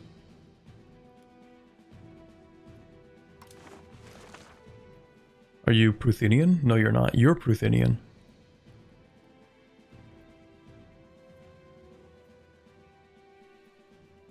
Yeah, you can have that actually.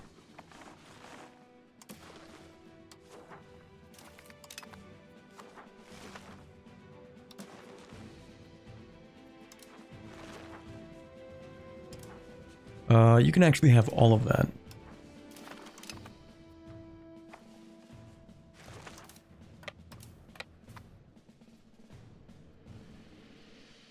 Is there a reason you're not declaring war on Sweden?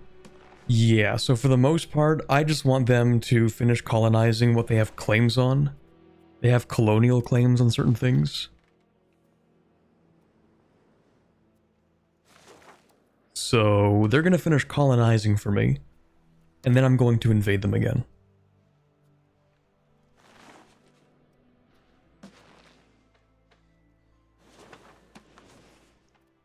Because if I destroy Sweden, then Novgorod could start colonizing some stuff.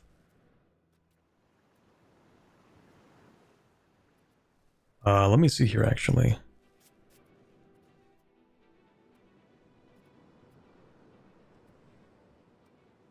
This is claimed by Novgorod due to the Treaty of Oreshek.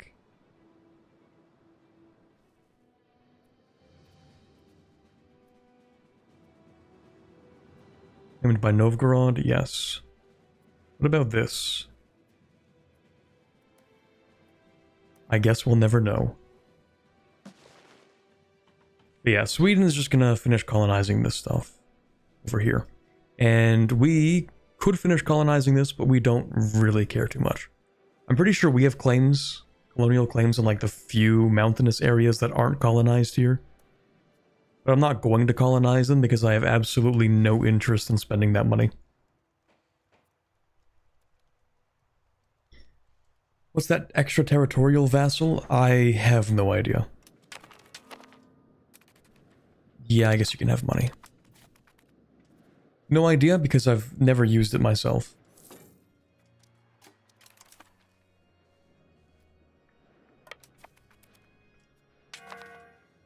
Send the Portuguese up there. One day they'll be there.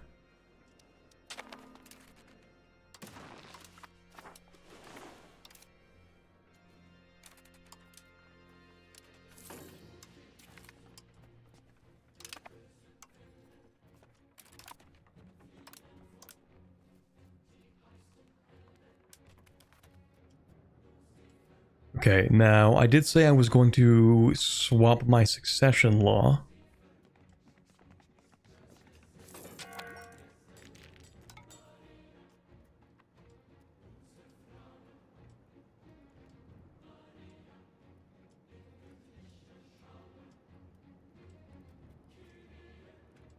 Yeah, I guess I could do that.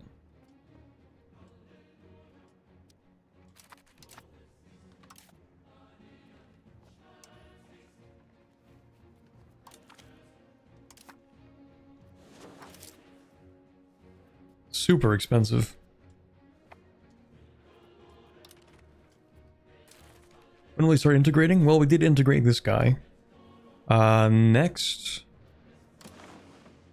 I think it makes sense for us to integrate right here. No, actually, we want to integrate you. Because they are a very small country. So it'll be fast.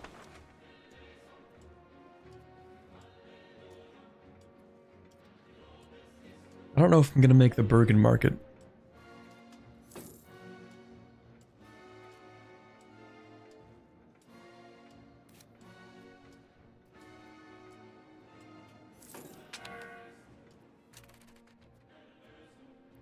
Well, you might be onto something, actually. You might be onto something.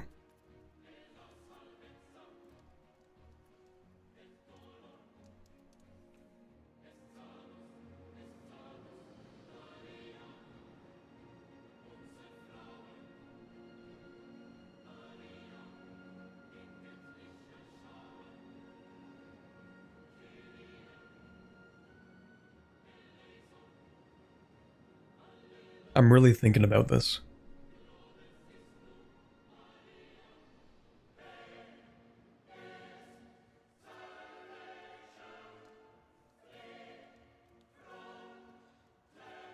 Yeah, you know what? You might actually be onto something with that.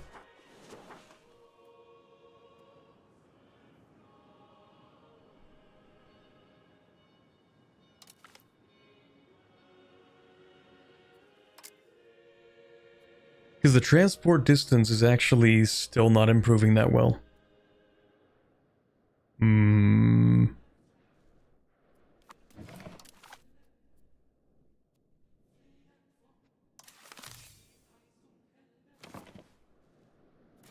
You might actually be cooking with this. I'm gonna see if it's decent.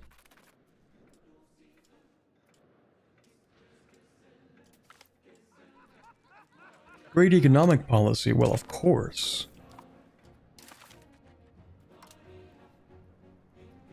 Just look at how far we punch above our weight.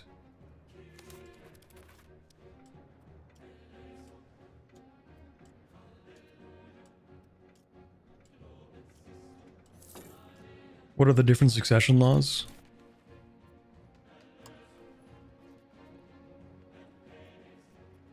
We have the absolute cognatic primogeniture, so it's whoever's oldest.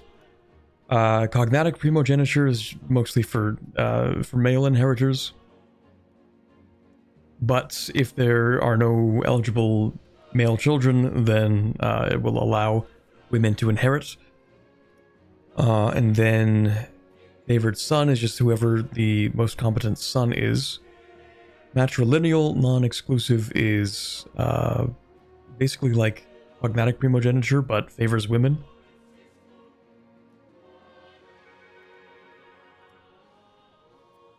Partition is kind of weird. So this is the only one where, like, it's still, I think, is essentially the same as cognatic primogeniture. No, actually, it isn't. I think it's more like Salic law, except also when you inherit, you get penalties to control, which is kind of weird. I think you'll immediately want to swap out of this. So when the king dies, it reduces control in some of the border regions, kind of to simulate the additional children inheriting as well. It just sucks.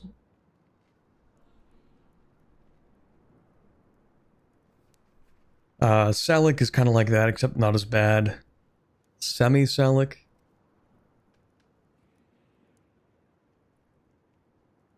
Let's see. Oldest male child of the previous ruler. But women can transfer the right to the throne to their own sons. Youngest son of the ruler, that's obvious. And then, yeah, the extra two ones. One that we have, and then the matrilineal Salic law.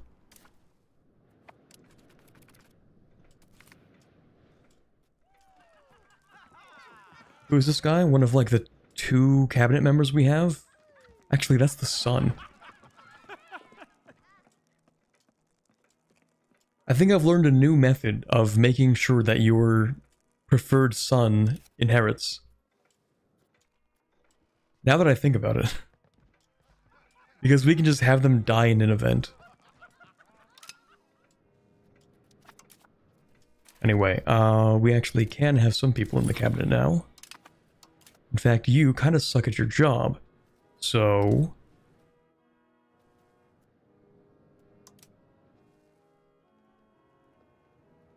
we're going to have somebody who doesn't suck at his job. That's my son. Actually, no, we're gonna do nepotism. I'm gonna put my son in charge.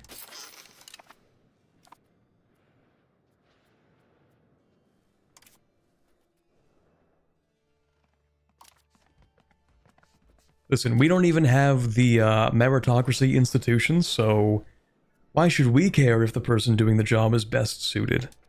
I think we should just always have the children of the king in positions of power. I think that'll always go well.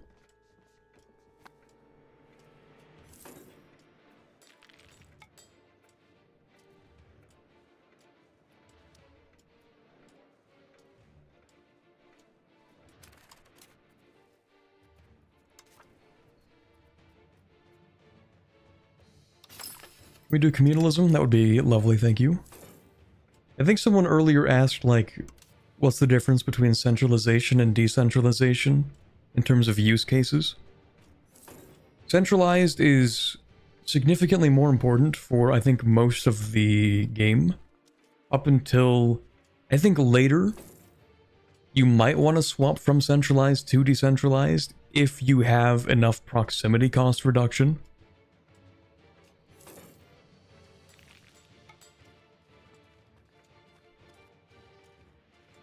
Decentralization is just bad. Well, it's not terrible, actually. It's not actually that bad.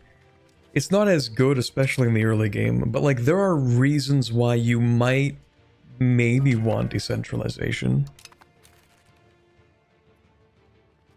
Maybe. Like if you set up a bunch of subjects, you can make them more loyal, and you can tax your estates for more, essentially. Like, you can have your estates have fewer privileges, and that can give you the crown power that you want.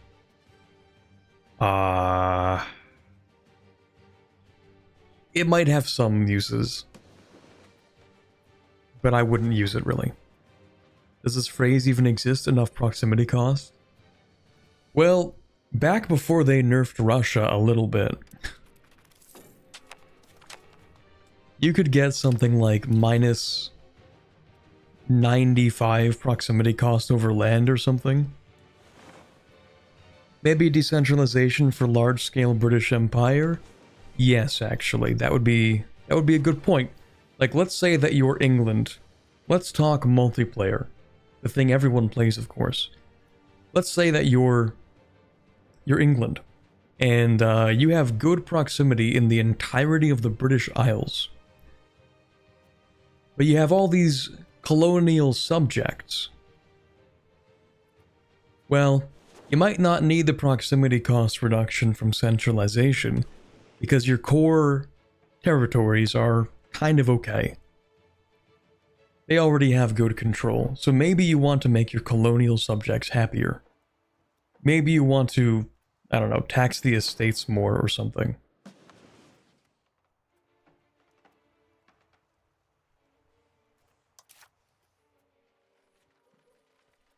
I don't know, I'm kind of spitballing here.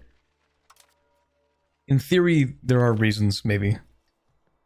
Possibly. Okay, art school, we want that. What else do we want? This, maybe?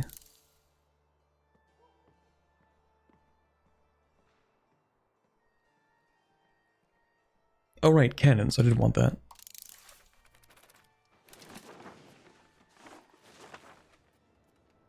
Ooh, I'm kind of torn between a census or trying to pass a law that I want. I was thinking of getting rid of itinerant court just so we could further centralize.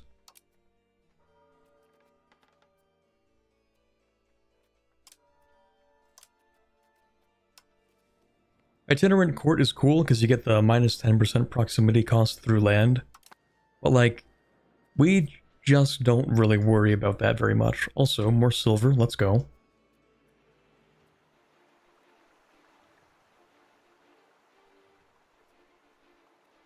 We're not too concerned about our proximity cost over land.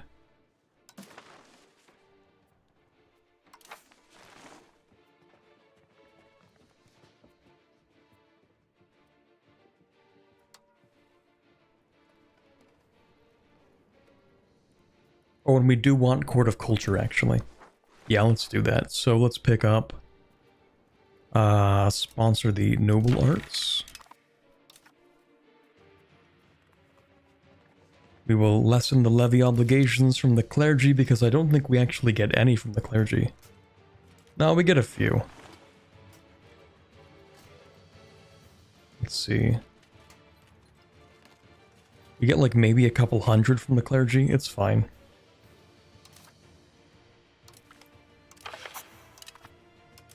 Then we want the law change. Itinerant court to court of culture.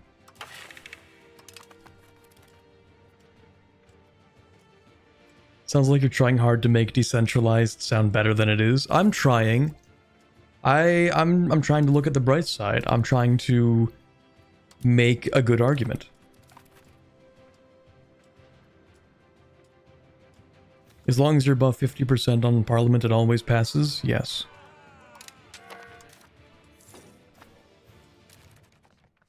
You just need to have enough support in the Parliament. You need to have their backing. So if over 50% of the representatives say yes, we'll pass this, then it passes. If less than 50% say yes, then it doesn't pass.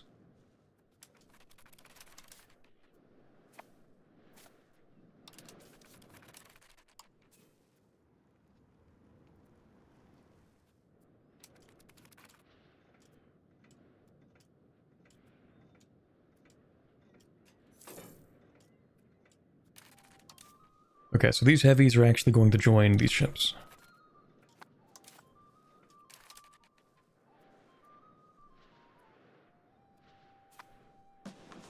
Now, the angle I'm trying to take with this is, how am I going to reach Scotland without France killing me? Is such a thing even possible?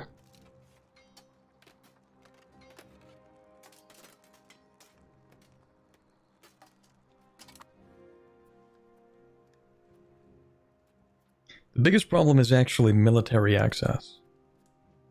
I don't know if France is going to get enough military access. It might. Are you allied to the Holy Roman Emperor? Yes, you are. Of course you are. I hate that they do this every single time. France and Bohemia, best friends in like the number 2 and 3 great power. It's great. No competition through great powers. I think we should have all the great powers collude like they're an oligopoly.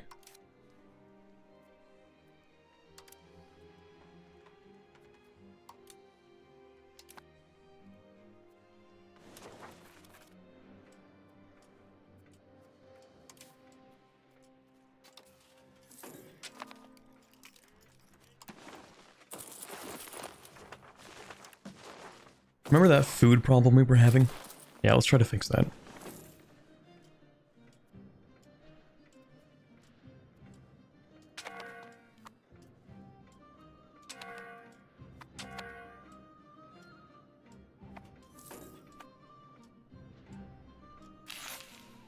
Oh, I mean, yeah, it's definitely not better than... Decentralized is definitely not better than centralized for most purposes. In single player, you're going to find yourself using centralized a lot more.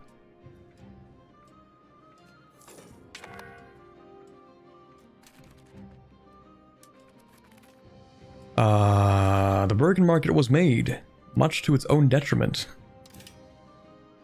I was just looking. You know, it's not bad, actually. Now these places do get somewhat reasonable market access. I think they actually just have to fix their food a little, which isn't too bad. Okay, so now you can actually make money, right? Yeah, pretty much. Okay, well...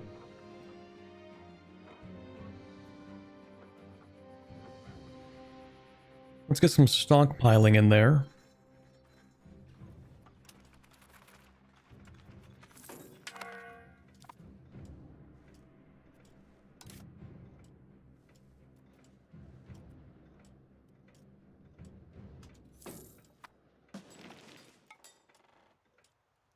Oh yeah, you're right. We can actually fix that through a Diplo action. If they like us enough, then we can ask them to break their alliances.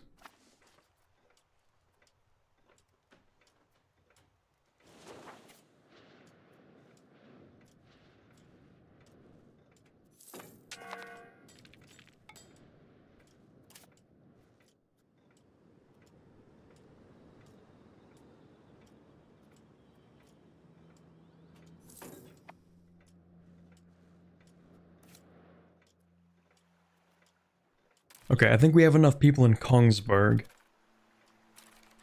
Or more so, we're putting more people in there than is useful. So let's encourage migration to somewhere else. I would like to encourage migration here, but I don't think people are going to migrate. I lied. That's a lot of people migrating. Okay. No, that actually makes a lot of sense. I think I get it now. So the reason we had so few people move into here is because within the Oslo market, Oslo represents a lot stronger of a migration attraction than most places, I think. Maybe that's it. So even as we tried to move people, there was too much pull in a different direction, maybe. I don't know. Anyway, we might actually be able to do something with this. Let's keep on expanding this RGO, actually. We're just gonna expand it to max. Try to get people to think like, oh, there's stuff to do here. Psych, there's nothing. But once they're here, we can set up a town and then a market with that town.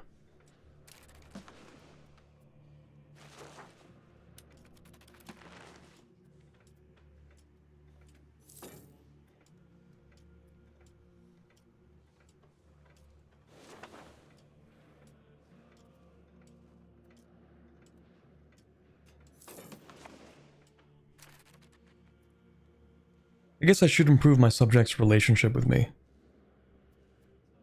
Yeah, a lot of them actually don't like me. Especially the ones that I plan to integrate soon.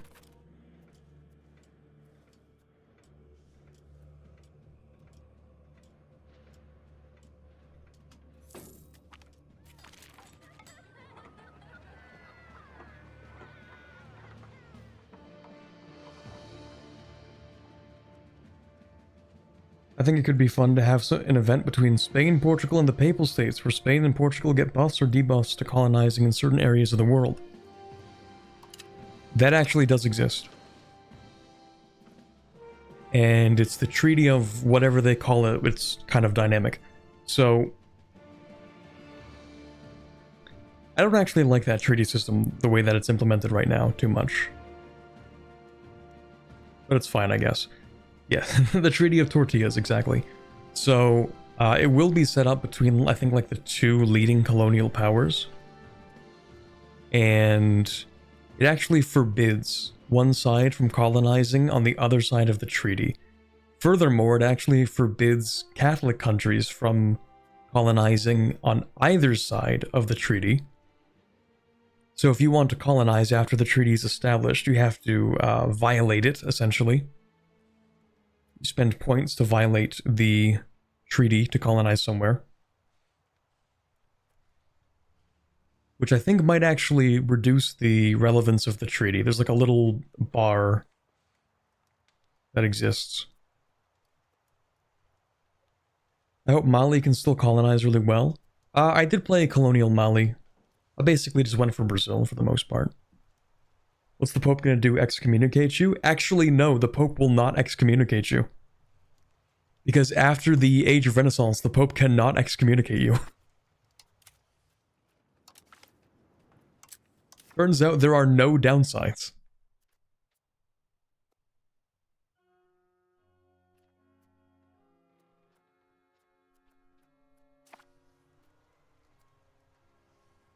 Now let's see, what else am I gonna do with this guy?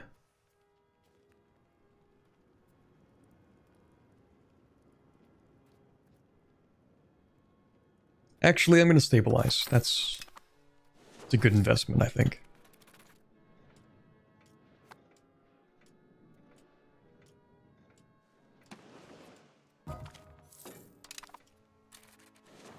Does it run like ass for you also? I mean, yeah, it does need to be improved.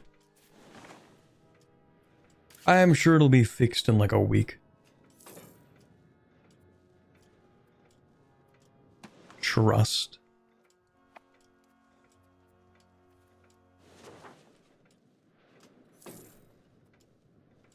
Oh, we don't need this anymore.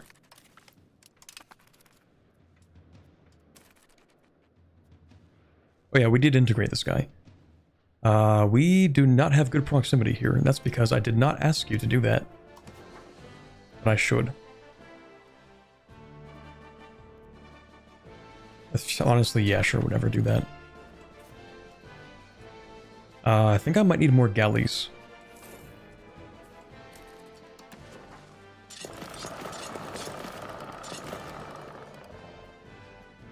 Am I crazy, or is that stupid loud?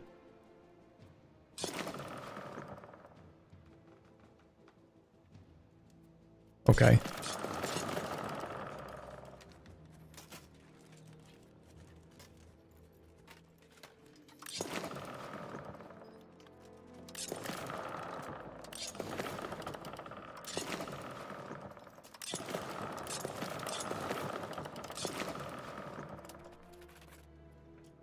It is loud? Yeah. Why galleys? Because I'm going to use the galleys to improve the maritime presence around Denmark. So the galleys are going to deal with the stuff along these coasts, like in here and stuff. Maybe not here. So like the stuff that's more inland, like inland seas, that kind of thing. We're going to have galleys to improve the maritime presence. And then for everywhere else around here, we're going to use light ships. And the reason for that is because the galleys, I'm just going to sort of keep them on this task. And if they get attacked, they're more likely to get attacked somewhere where they have combat bonuses.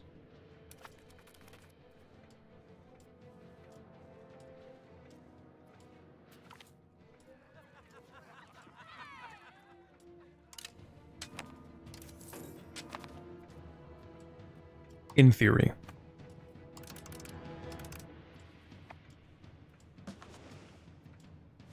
Alright, how's this going?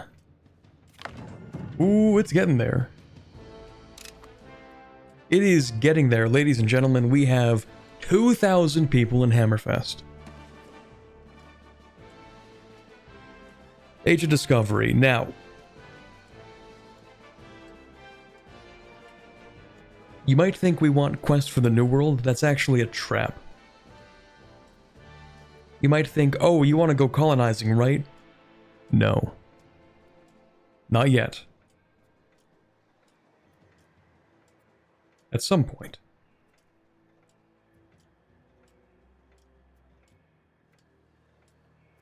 We are not in a position to be like the #1 colonizer. What we should do is continue to build ourselves up first.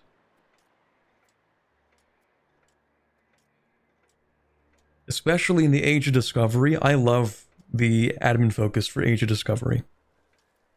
Because we get basically minus 20% urban building cost. It's a trap? Well, yes, because one, our population is actually not that large to colonize. So you're like, oh yay, we get faster exploration speed. We get more colonial range. We get more migration and stuff. Isn't that cool? Except we can't really make use of it yet. We will still colonize. But the benefits we get from the Diplo focus are not worth it for us right now, because we only want to colonize a very little bit at the moment. If we colonize too quickly, we will deplete our population, and that's going to suck, actually, so we don't really want to do that. The mill one looks super weak. Yeah, I don't really like the mill ones very much. I'm sure they're useful, you know, in multiplayer.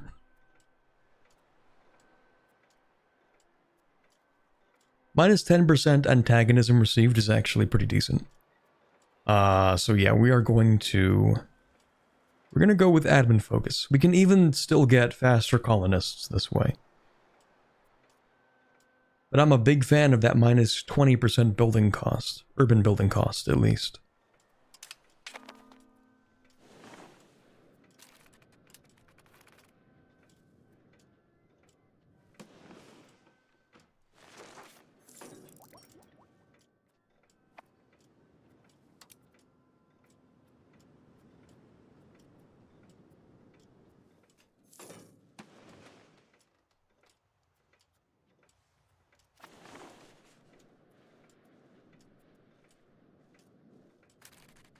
Oh, right, we should actually integrate somebody. Integrate Denmark. Yes. How long will that take? Oh. That's 32 years.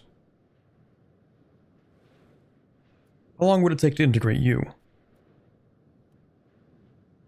Nobody knows because they don't like us enough. How long would it take to integrate Scania? Same problem. No one knows because they don't like us enough.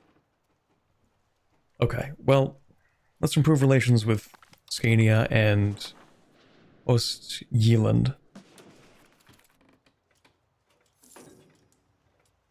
You can just import more Portuguese people. I mean, that is kind of true. We can import more people, so to speak.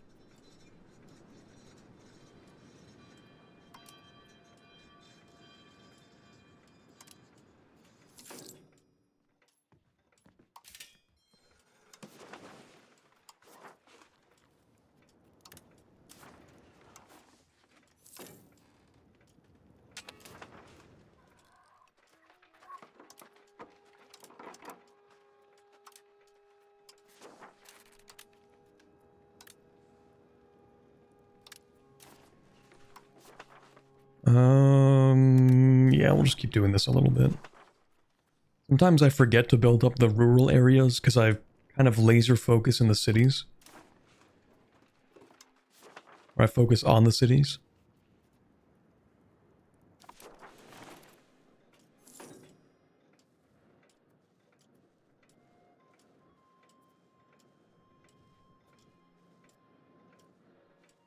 Alright, I can declare war on you.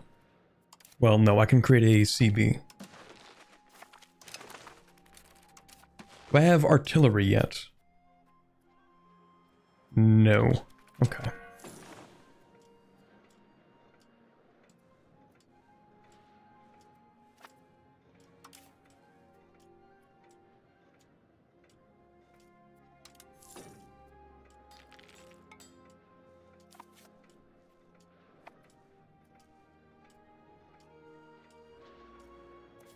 I think it's also worth it to occasionally build up a few towns just along the coast.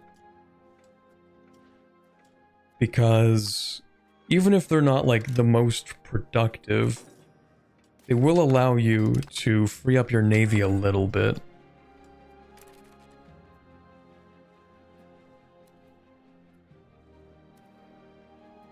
Like if we build a town here, then we can build all the buildings that give maritime presence and stuff. Basically building a town just so we can build a coastal fort. A fort and maybe a wharf.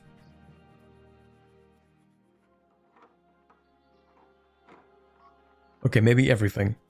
But you get the point.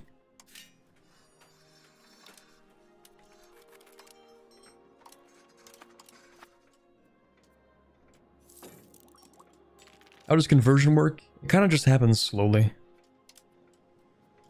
We have a base conversion speed of 2. Base value for every country, and then you can kind of adjust how quickly it actually happens. Mostly if you have more control, then it's faster. So in the capital, we're converting 3 people per month. Riveting. I know navies have a sailor upkeep, but your pop isn't dying every month to maintain, is it? I actually don't know.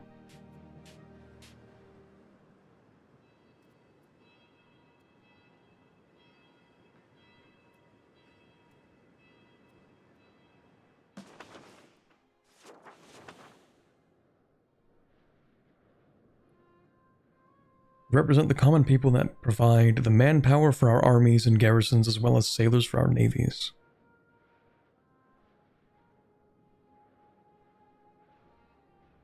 I'm not sure.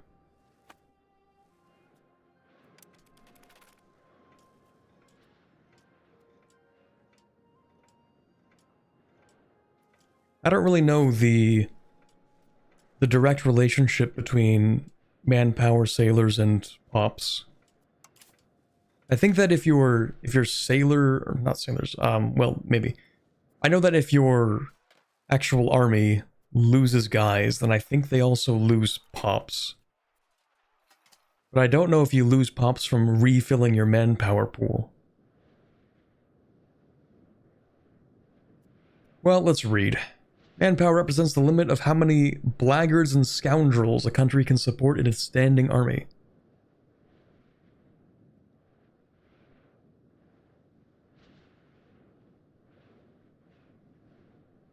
But there's no way manpower is just free population. That can't be.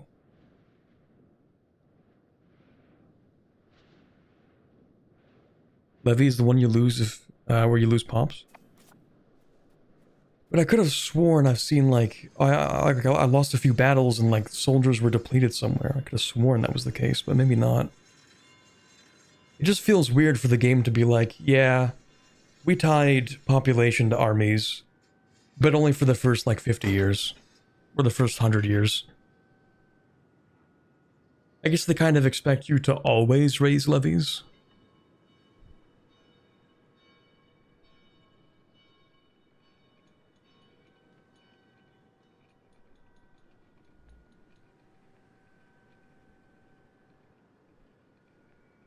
Because at a certain point, you're going to have like, I don't know, 5% of your population as sailors or soldiers. Like we have 3.45% of the population as soldiers. I would expect that if we lose several battles and try to replenish our army, like people should die. You know?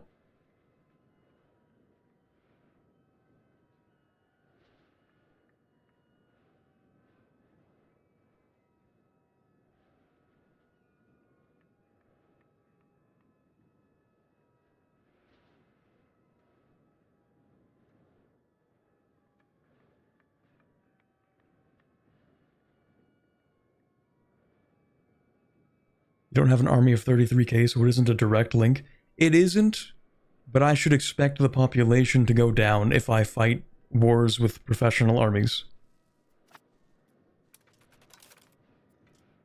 Like, it just feels weird that if you really want to, you can have like 10% of your population as soldiers in an army that's like 5% of your population in size, and then it gets wiped out and nothing happens.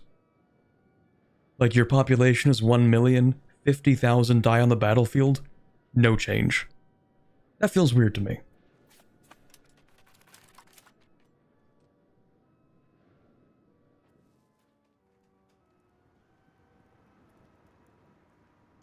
Anyway, you can have this because we like serfdom.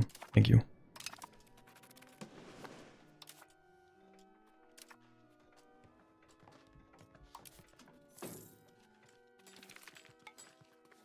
Or we kind of like serfdom for now.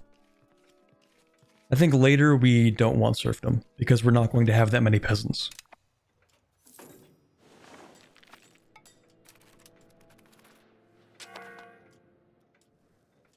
Also, the Catholics are not very happy.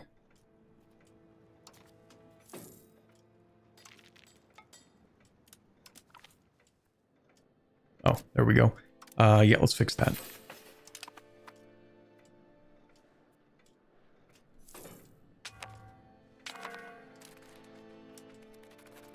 No, Corlin's upset. Skill issue. Please don't tell me that's Greenland again. No, okay, it's Iceland this time.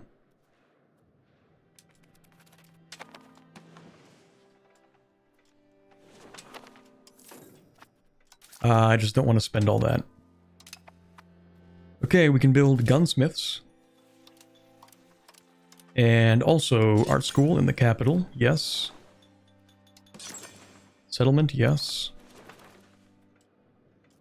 How go with the game? It goeth. We have spread all the way over here. We'll get the galley power because we have a lot more of those. You seen the reviews yet? 70%. I haven't. 70%. Hold on. Oh no, don't yell at me. Thank you. Mostly positive. 70%. Ooh. Man.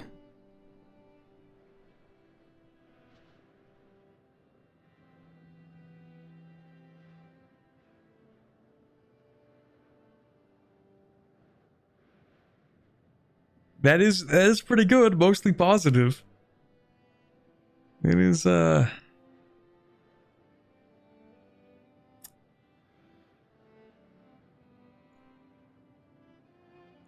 yeah. For a Paradox launch, that's pretty good. It feels a little depressing when it's like 70%, let's party. But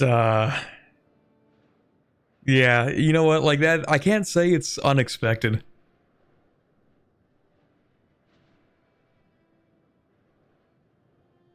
Better than Civ 7, that is true.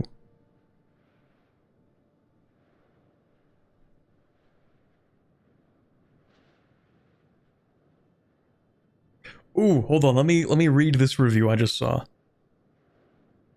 Terrible action feedback.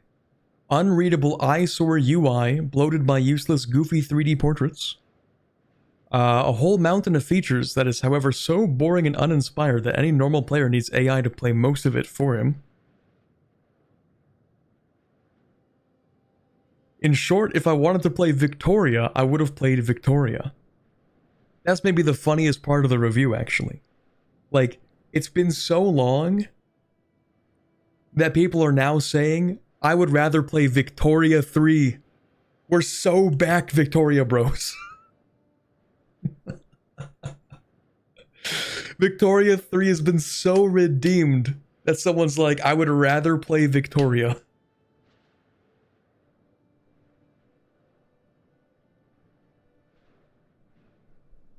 That's a Victoria 3 success story right there. Unless they're referring to Victoria 2, but they didn't specify, so I'm taking that W.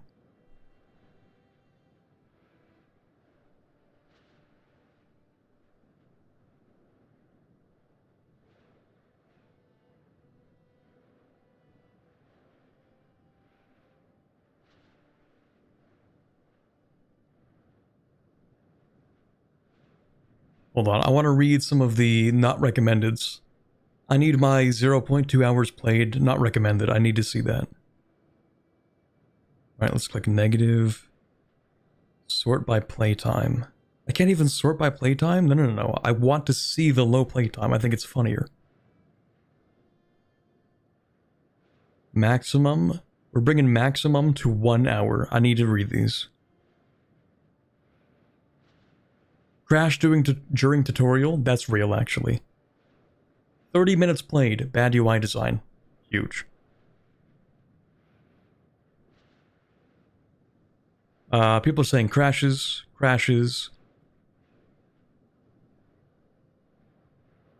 No Linux support. I think that's 15 minutes played. No Linux support. Bad review. 30 minutes bad UI design. 20 minutes crash during tutorial. That's reasonable.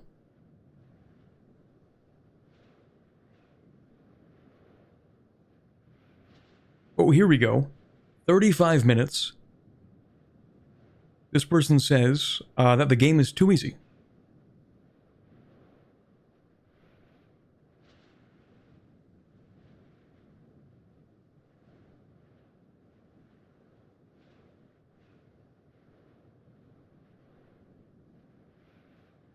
Oh, check the M's? Okay, let's see. Let's see it.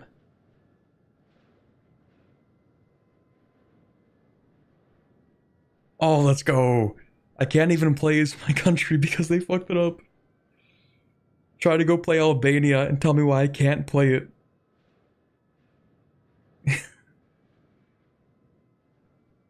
Oh, bad review. Albania not strong enough. Let's go.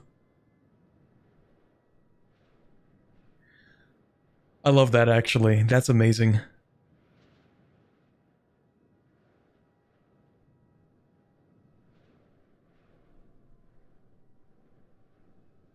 We're so back. Mobile game UI? I really like that words don't really mean anything anymore. Like, you can just say words without any of it actually correlating to anything in reality. Because, like, you had a stronger case for mobile game UI with Victoria 3, but not for EU5. Try playing any part of this game on a mobile device, and good luck with that. Like, I actually have my criticisms of the UI. I think there are a lot of things to change, but mobile game is funny. If EU4 came out today, people would say, damn, mobile game UI, it's cooked, it's over.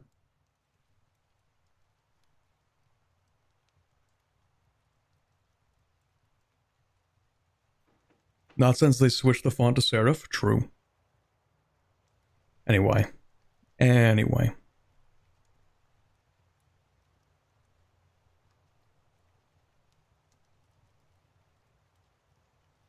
The real criticisms that are valid is like the crashing. That definitely needs to be fixed, for sure. They do need to change several parts of the UI, in my opinion. Absolutely. Pop-up Simulator 3000. Okay. So there's a... Hold on, let me... So basically, like, there are some buttons here.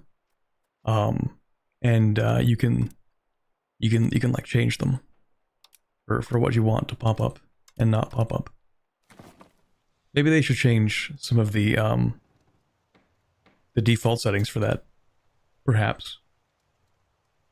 Actually, you know what I should do now that I think about it?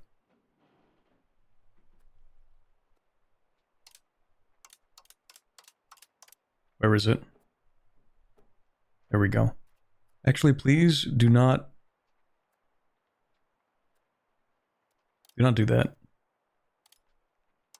Thank you.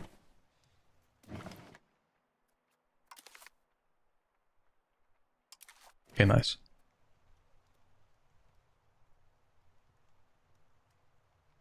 Don't like the Terra Incognita being black now? That's true. Yeah. You know what I actually don't like about the map is that it looks so much nicer until you discover it. Once you uncover parts of this map, like this looks beautiful, this Terra Incognita. It is a little darker than I would have liked, but like it still looks really nice, you know? They got the artwork and all that. It still looks pretty alright. And then you uncover it and you just get like repeated map texture number 3.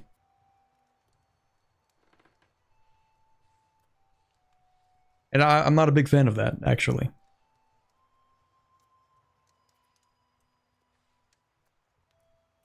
I don't like that the TI gets darker when you're exploring. True.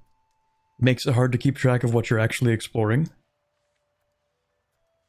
I think that the EU5 map, when it's uncovered, could take a lot of things from the Victoria 3 map. Let's see. We have 20 minutes on record. Looks like crap. Plays like crap. Crashes like crap. That part's real, though. The crashes are pretty bad. It's one of the things that actually is... Oh, don't yell at me with this. Stop being loud. That's one of the things that's, like, actually very valid about this release, is that, like, it's kind of crazy how much it crashes. Although, I haven't crashed today. I've been playing this game for 6 hours, and I haven't crashed today. You haven't had any crashes? I had a lot of crashes, personally. Like, it was so bad. When I recorded my Scotland campaign, I set up my country, and then I unpaused, and before I could even autosave, it crashed. I had to redo my entire setup for my sponsored video because it crashed.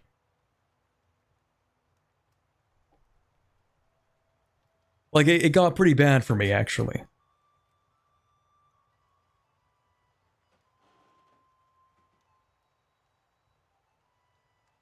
And for other people, there were, like, even more consistent crashes. And for the video that released yesterday, I think I had, like, 2 crashes while I was recording that. Maybe in today's patch it's actually more stable for more people, but clearly, as we can see in the reviews, we're getting a lot of crashes still.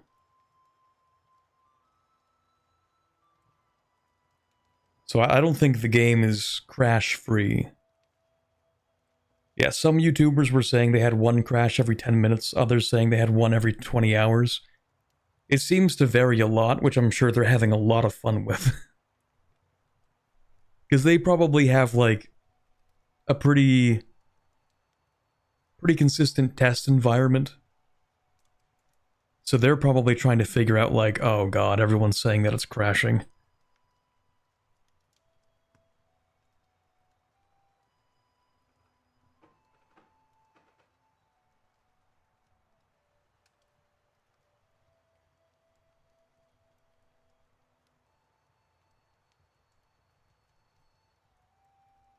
Crash folder is 88 megabytes. That's the other thing. I keep clicking the thing. Okay, I'm gonna mute that. That's the other thing. The crash folder is kind of crazy. Yeah, let me see how big my crash folder is actually. EU5 crashes. How big is this folder?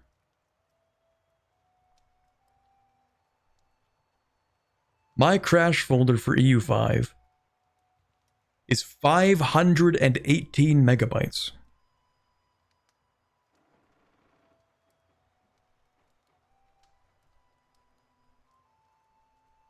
Let's go.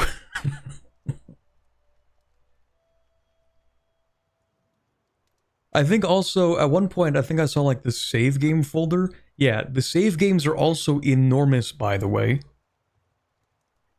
Like, notice how, hold on, when I open the load game, notice how long this takes?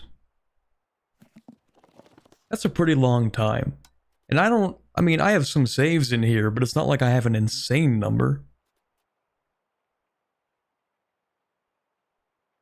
But my saves folder is 15 gigabytes.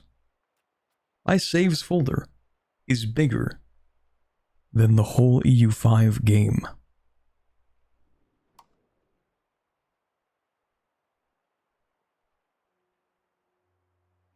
To be fair, I did make quite a few saves. Okay, this one might be my fault, actually. My 68 Castile saves. To be fair, a lot of these are my fault because I make so many saves. But the saves are enormous. They actually are very big. Let's see. Each save, it appears... Oh, right. Yeah, that's the thing. Also, the later you get into a game, I think the larger the save files are individually. So I have one Scotland save that's 300 megabytes. Another one that's 280 megabytes, one that's 275 megabytes.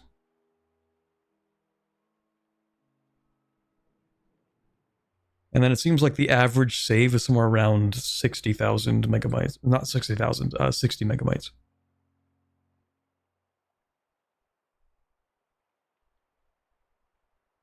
Doesn't it let you cloud save? Yeah, you can cloud save, but... I mean, that's just between devices, really. Is EU5 worth it? You came at the right time. We were discussing the reviews and our opinions and stuff.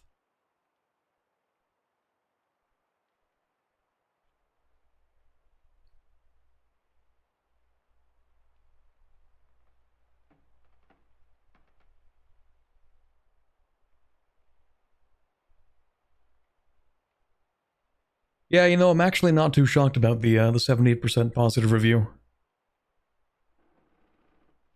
I would say, if you're looking... So to answer the question, is EU5 worth it? I would say, like... Wait like a week, maybe. Wait for them to get those early patches out to make sure that your game isn't going to crash a lot. And... hopefully they'll also get the performance fixed a little bit. And out of that... I mean, if I'm looking at the reviews here, right? And a lot of these negative reviews that I'm reading are, one, it's crashing too much. Two, the performance is not great. And three, some elements of the UI aren't great. Those are the three main complaints that I see. And as far as like a release goes, I'm not seeing a lot of people be like, yeah, the core mechanics are horrible, you know? Or they're stupid as hell sometimes, yeah. I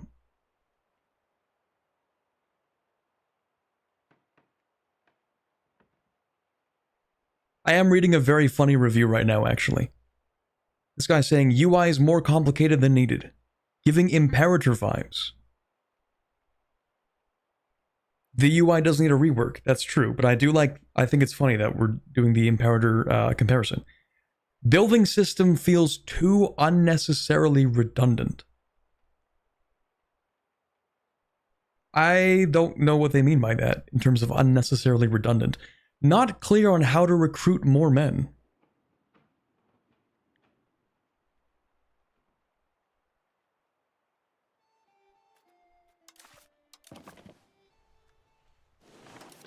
Like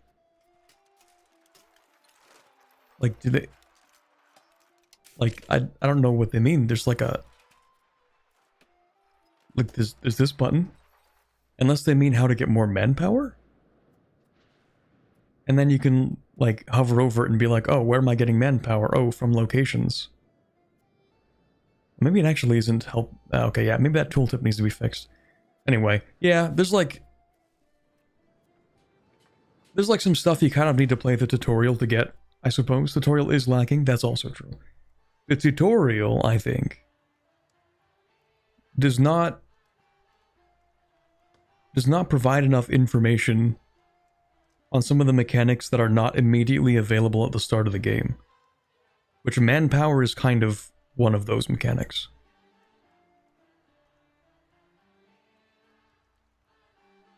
But it does kind of bring me back to like, yeah, if EU4 was released today, it would be torn to shreds.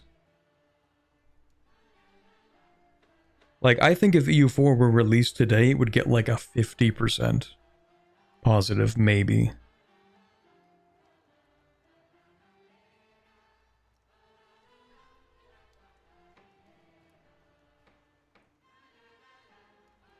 Mostly hanging out here for old time's sake. Let's see, haven't bought it yet. Considering how much of a time sink the game is, I might just focus on IRL instead. Nox Fearless, don't tell me.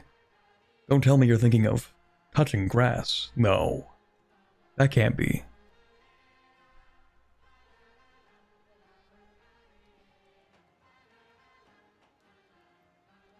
Anyway, yeah. Tutorial was alright when I played it, but I think it was kind of skewed by the fact that I kind of knew how the game worked already from playing it.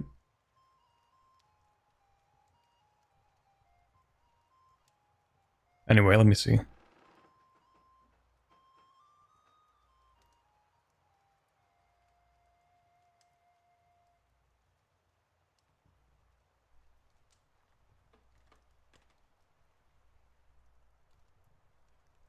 I saw some people say that, like, the game doesn't really have much going on in the first 100 years. Which, you know, kind of depends on who you play, I suppose. Because I saw somebody play as, like, the Timurids and conquer... Can't even show it on the map. They played as the Timurids and they conquered, like, this in the first, like, 40 years of the game. So, like, I think it kind of depends. Anyway,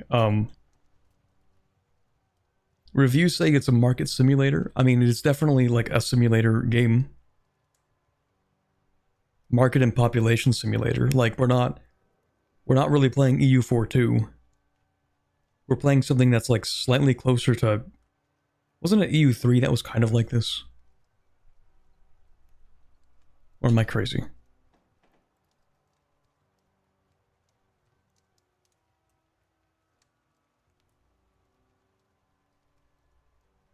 Could have sworn, wasn't EU3 more like this? Trying to look at screenshots.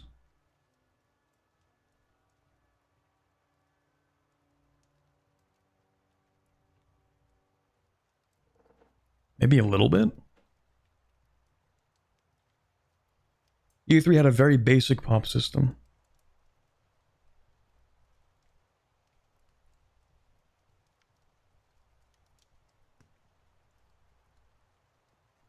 My friend is 5 hours in. It's more of a simulation, whereas EU4 is more like a board game. Yes, EU4 is like basically a board game, yeah. It's a very complicated board game, but it doesn't operate on any attempt to simulate history as like a simulation. It's like closer to Risk, EU4 is. Like half the reviews are complaining about the game being complex and confusing and annoyed at certain simulation elements.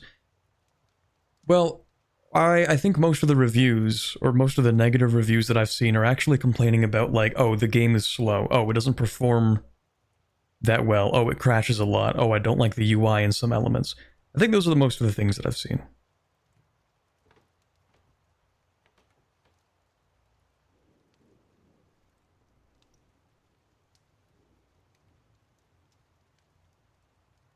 So basically, give it 2 weeks and we can turn that 70% into an 80, I think.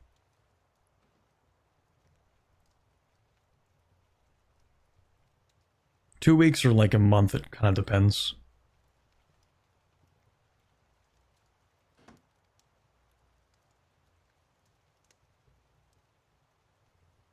Yeah, like, here's a review that's like, I was hoping for something else. Everything I loved about EU4 is either minimalized or removed and replaced by 30 tabs with too much information that I don't want to deal with. Yeah. Like, they want to play EU4. For the most part.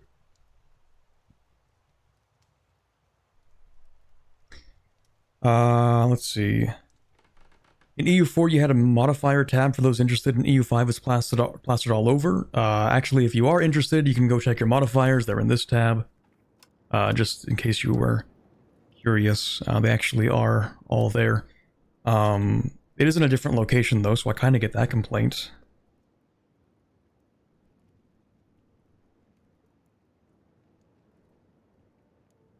The game doesn't explain anything particularly well, either. Yeah, they could not release EU4 today.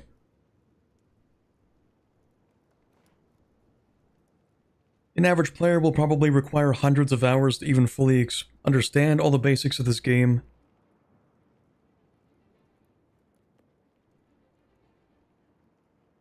To even fully understand all the basics, this game is trying to make you micromanage without just automating every feature.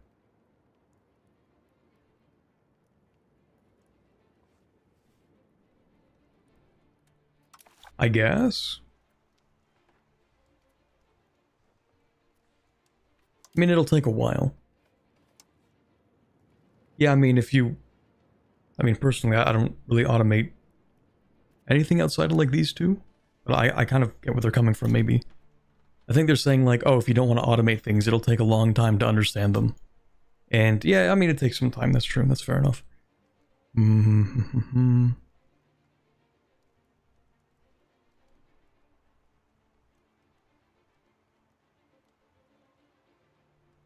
Yeah, here's another complaint, or a negative review. Can't be played on a laptop.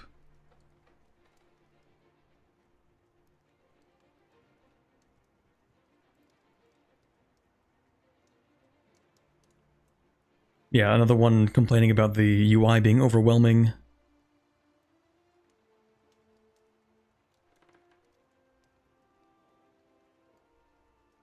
Those are most of the reviews that I'm seeing.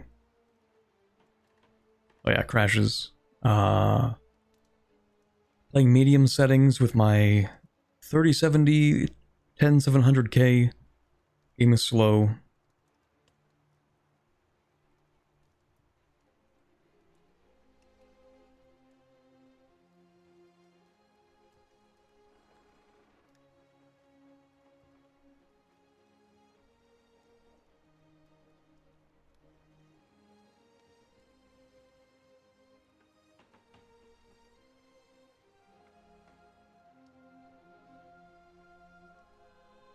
Yeah.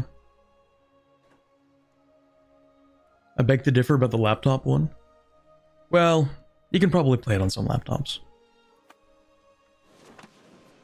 One of my complaints, actually, is that I'm probably going to have to close and reopen this save just because of the memory leaks.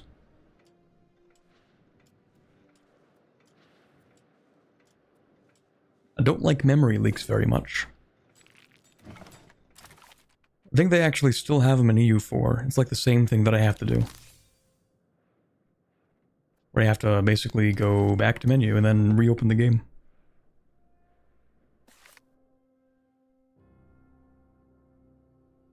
De-automate one at a time. That is actually a really good strategy.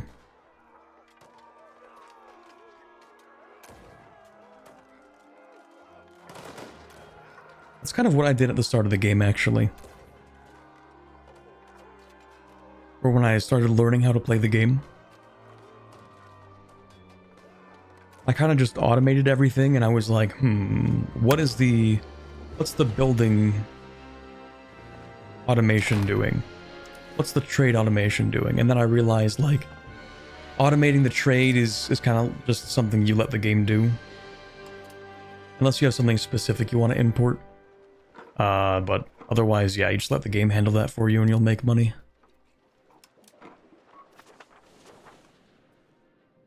Have they patched it since? I haven't had that issue. For what, EU4 memory leaks?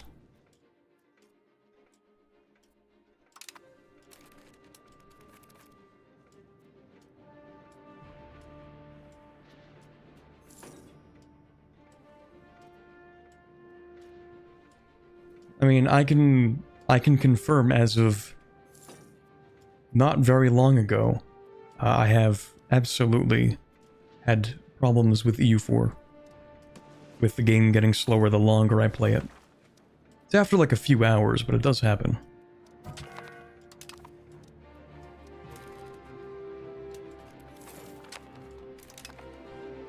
Yeah, we have a religious war CB against Novgorod. Ooh, that's a lot of troops.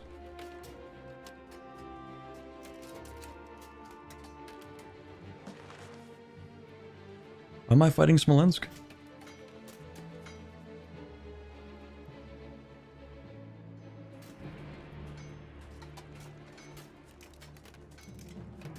Alliance. Wait, so you killed them and then allied them. That's weird. How's the music? Big fan of the music. I like the way that it's dynamic. It used to be kind of a problem though. Because it's dynamic, it is generated as you play, meaning that if the game lags, then it can stutter really horribly. But I haven't had that in a really long time, actually.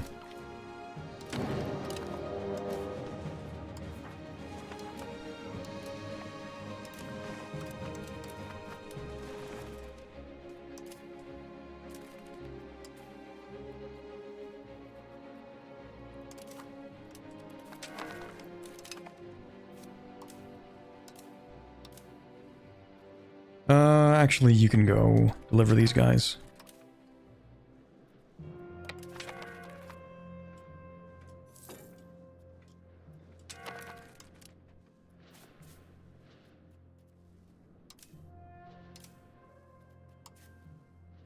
One thing I wish that we had in this game is to create, like, orders for your navies and armies. And then keep them consistent so that even if you take a navy or an army off that objective, you can reassign a navy or army to that objective later. Like, just keep the objective.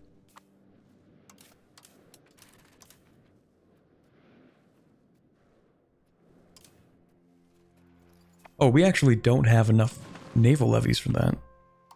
Let me re-raise them. I don't know why. I'm confused.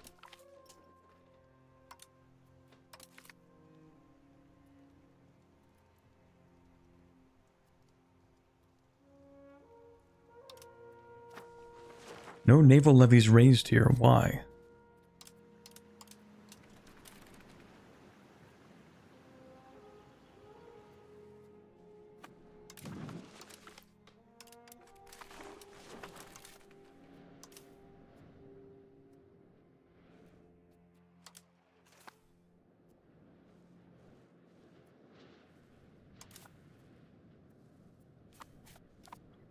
Okay, well, we're gonna do this piecemeal, I guess.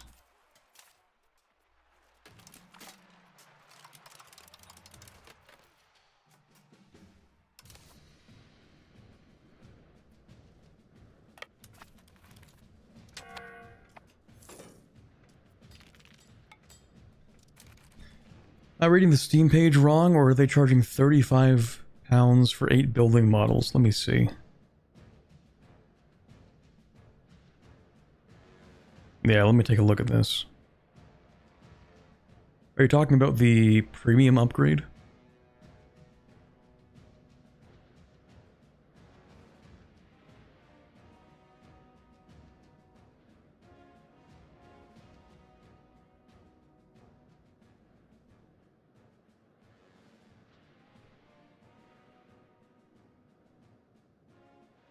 Premium upgrade. This is a pack of content that is released over a period of time.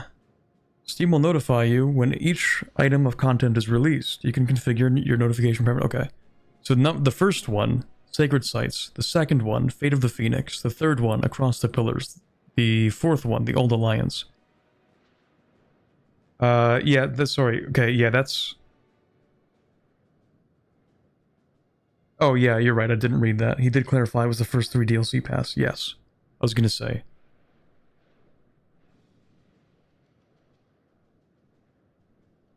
Yeah, so that's for the... So that you immediately get, like, the buildings, and then on top of that, you also get the first 3 DLCs for free.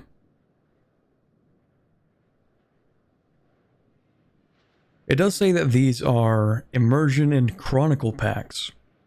I don't know what that means.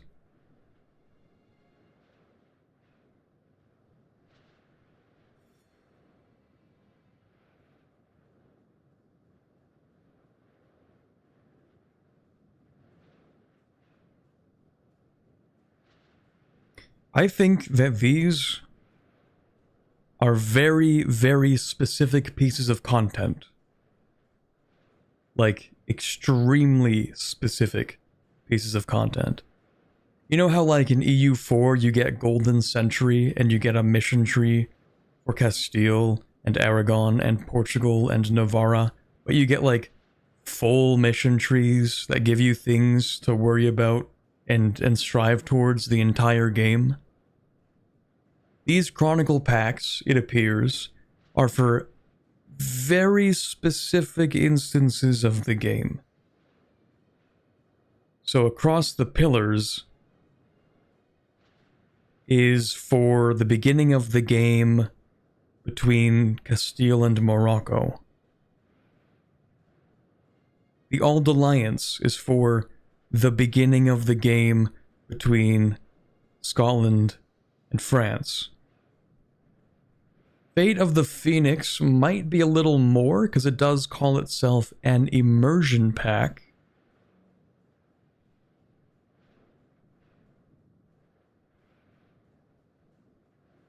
There might be more in there, maybe.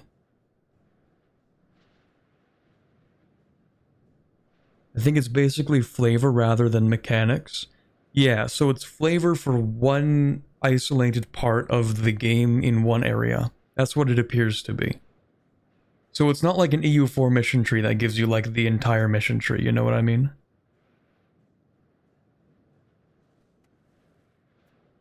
Immersion Pack reads to me as events and custom graphics.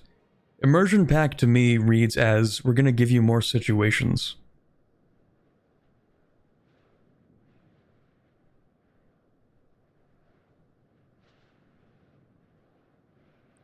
Like, Immersion Pack to me feels like it's, here's some actual, like, more solid content to work with.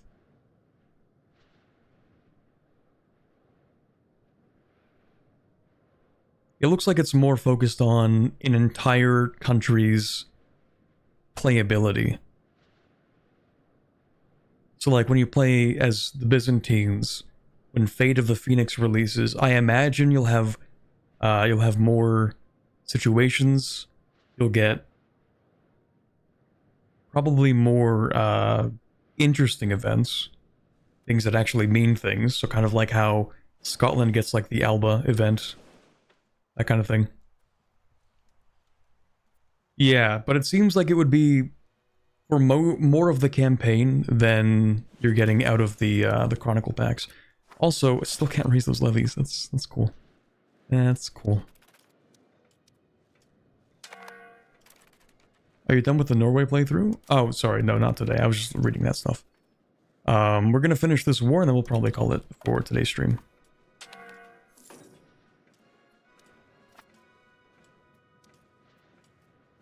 Sorry, kind of got sidetracked there for a bit. What market is this? Over here? Can't build anymore. Okay. More of these in Oslo. More of these here. Marketplaces are cool because you can kind of build them anywhere, really.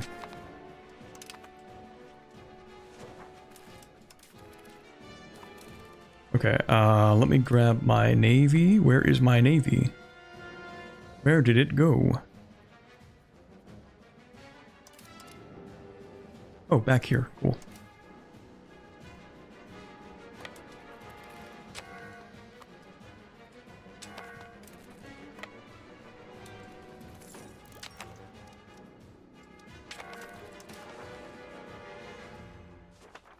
We'll do this.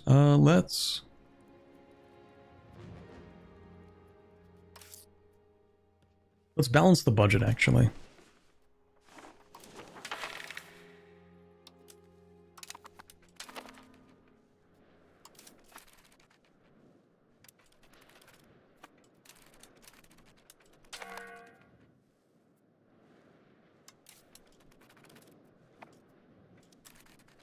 Oh, wait, what did you do? Oh, the rules are inconsistent. Okay, so in EU4, when you queue up landing orders for your ships, they will actually drop off the men that are on the ships and then continue along the path. But they changed that for EU5. They made it the old system that EU4 used to use.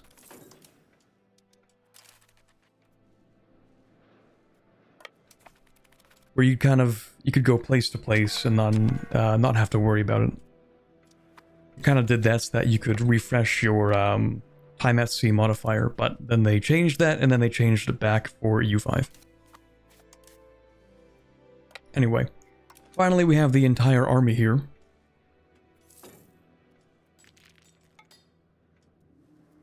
It's like a subathon, but EU5 only. True.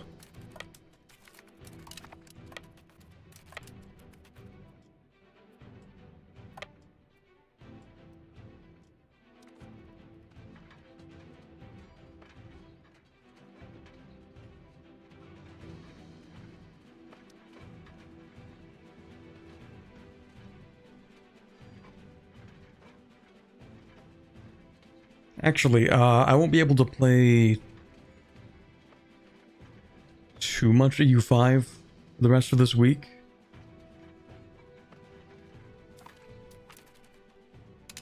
Now that I think about it, I'm going to have a couple of things that I have to do this week.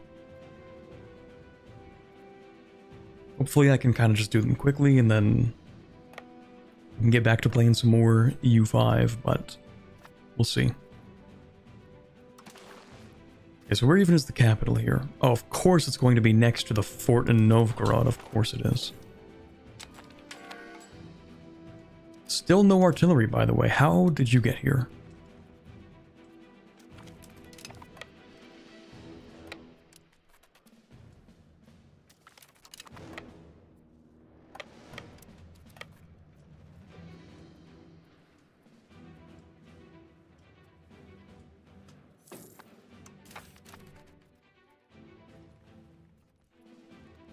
You want a privilege? What is this?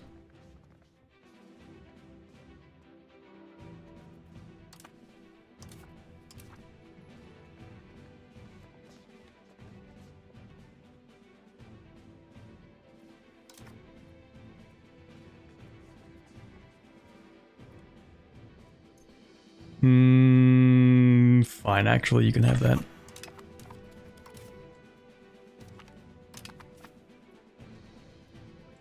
Are there alternative start dates? No. They said that they really did not want to repeat what I think they considered to be a mistake with EU4, which was the other start dates.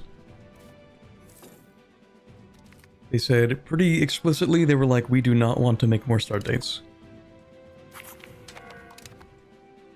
But they might fold, who knows. If someone can prove to them that it would sell well, then maybe they would fold.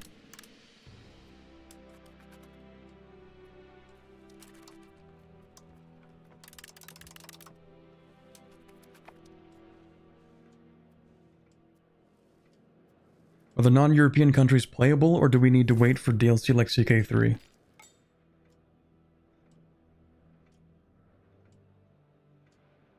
Okay, so there is some pretty solid content in quite a few places.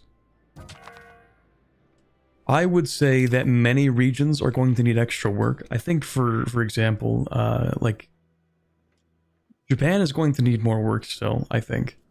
At least when I played Japan, I didn't really have that much fun, but I was playing a clan, so I don't know.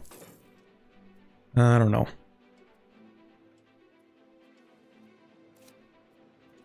There isn't, I think, as much or like as in-depth content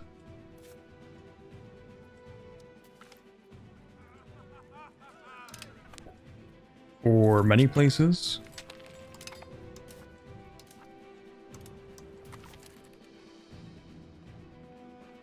Like, you're not going to find a lot of content for, like, the Philippines.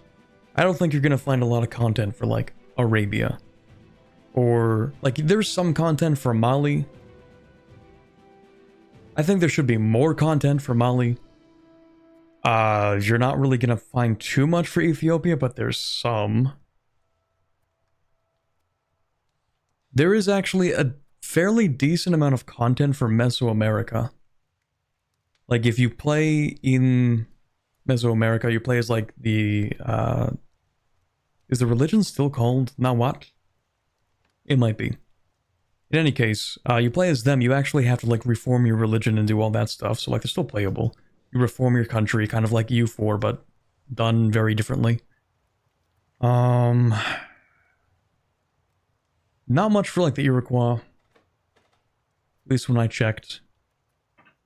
What about my Zoroastrian Persians? You can play Zoroastrian Persia.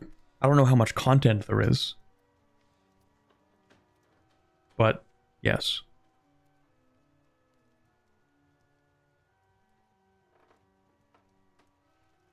Like, Zoroastrian does exist. I don't know if it does at this point, but... yeah, there you go. You can convert if you want to.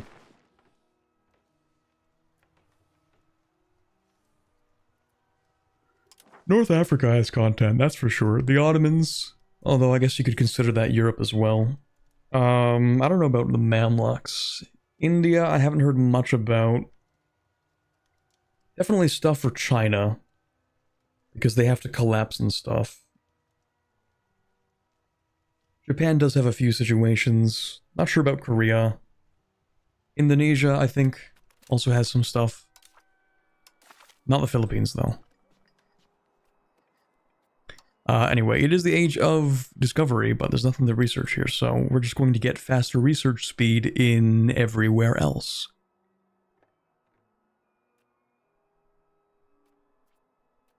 So we want...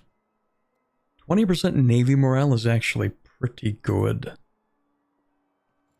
Pretty solid stuff.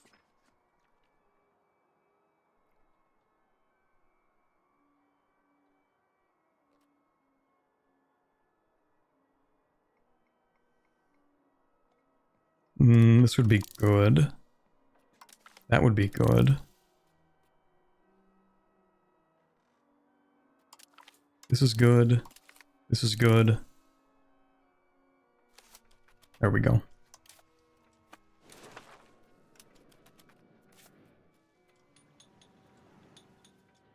You know, there aren't that many people in the Novgorod garrison. You know, we could assault that because it went so well last time. You better not pull another you can only auto-transport if you have DLC again. Fortunately, so much of that does not exist in EU5.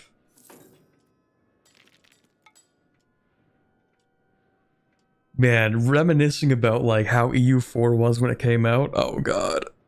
Oh man. The manual explorations.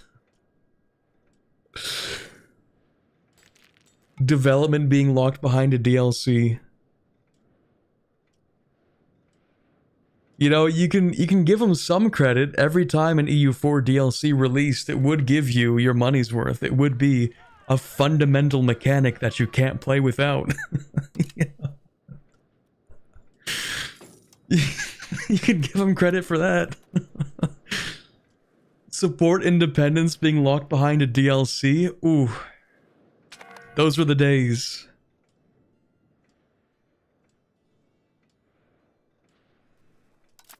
The more I reflect on it, I think EU4 might actually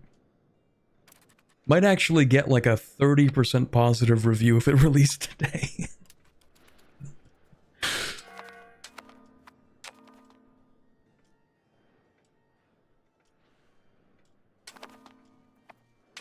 Okay, I have bad news, chat. We're running out of food and we haven't grabbed this fort yet. We are left with very few options.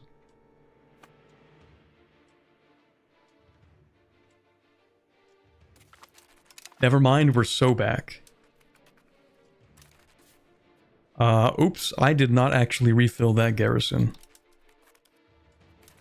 Let's do that.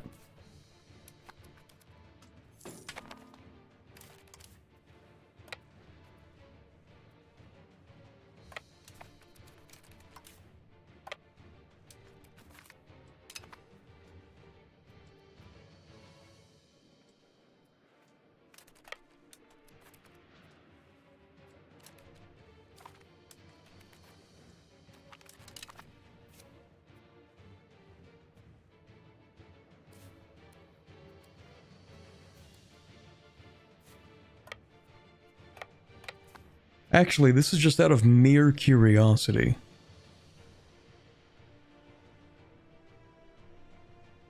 Steam game review history. Is there a way to check the history with Steam game review?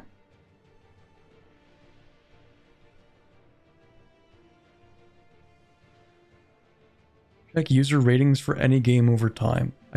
Okay, I found a website for it, and then I type in Europa Universalis 4, and there's nothing there. Does it even have games for this? What about CSGO? Okay, no, the website's broken. Never mind. SteamDB? Maybe it'll tell me.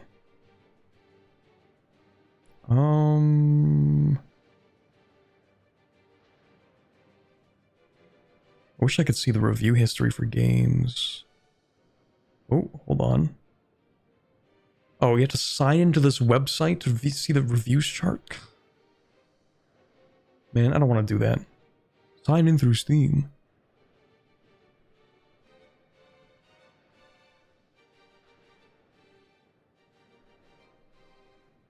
I have to type in my code, 1 second.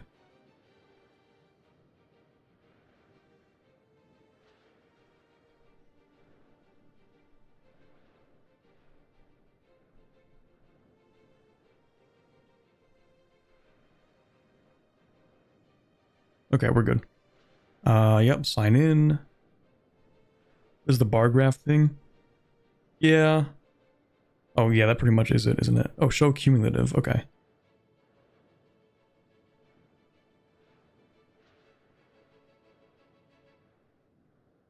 That's actually not helpful for me. I see like the overall rating. Oh yeah, you can. Okay. So, okay, let's see. Europa. I'm just interested. I'm just interested. How did it review back then? Back when it was released.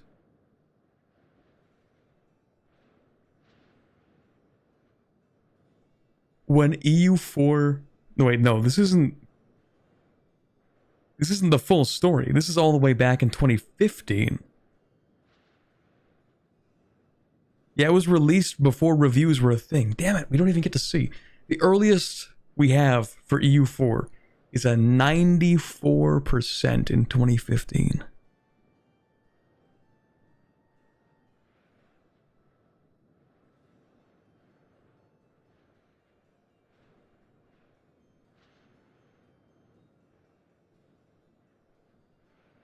Incredible. It actually kind of tanked in 2017. I wonder why that is. It went from 90 to 80% positive in 2017. What did they release that was so bad in 2017?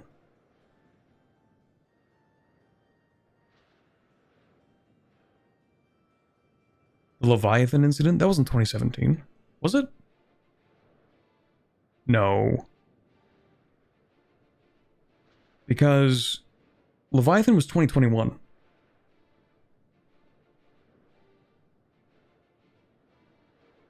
They released Cradle of Civ. Was it that bad?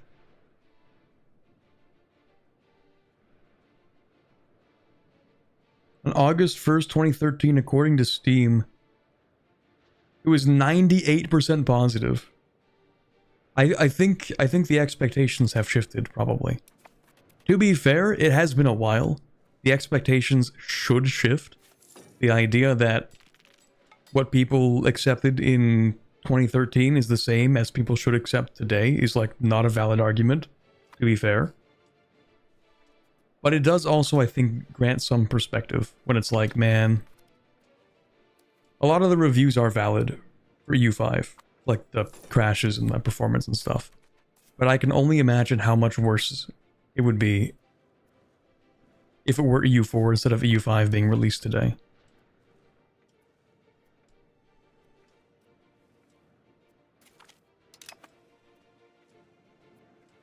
It was Third Rome and Cradle of Civilization. That's crazy. Did people not like Cradle of Civilization? I don't even remember that. It was the first DLC that I remember playing ever. We're gonna give you an expensive education, that's fine. It was the first DLC release that I was, you know, kind of there for.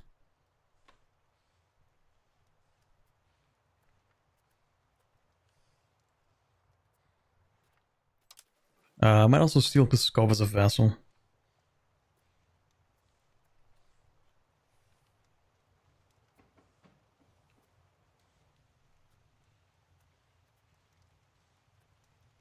Maybe I'll leave you with Novgorod.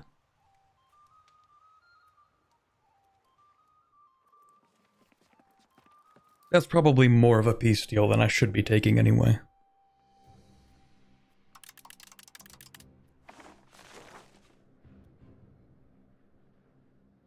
The reviews from the time are talking about DLC policy and the DLC prices going up. The more things change, the more they stay the same.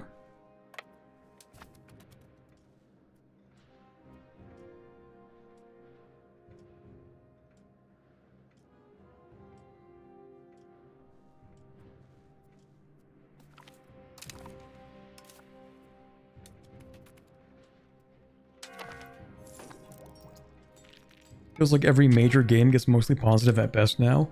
Okay. But also,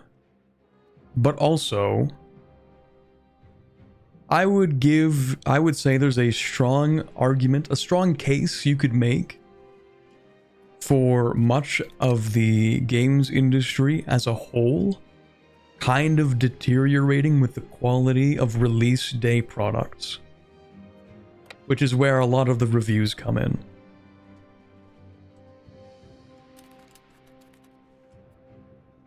I think, like, the modern games industry is not the same thing as, like, the early 2010s games industry.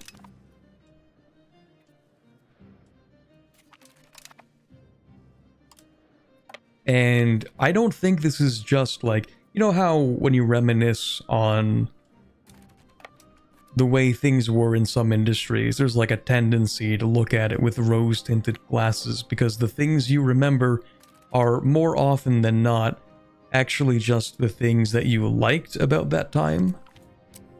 And so all the things that were bad are kind of wiped from memory. You know, that's why people have opinions like, oh, music was so much better back in the 80s, except the music that was better is the stuff that you remember. And a lot of the stuff that released back then was so bad that you don't even remember it existed. But I don't think that is the same thing when it comes to the games industry, because there was like a fundamentally different way that games released. Yeah, you liked the music that survived, exactly.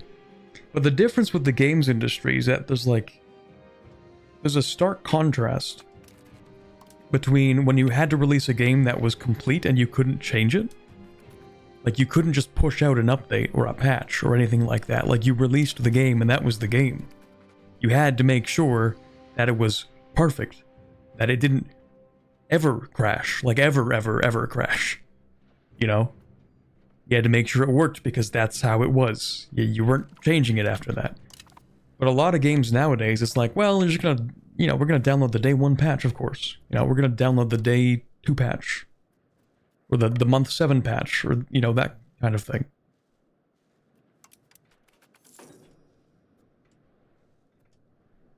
Like, nowadays, when you download a game, or when you buy a game, it's with the expectation, like a new game, I guess. It's with the expectation that the game is going to, like, crash, or be buggy, or there will be problems, and don't worry, they'll be fixed in the first few weeks. I mean, a lot of the time it is, to be fair. But I think as a whole, that's like such a different concept.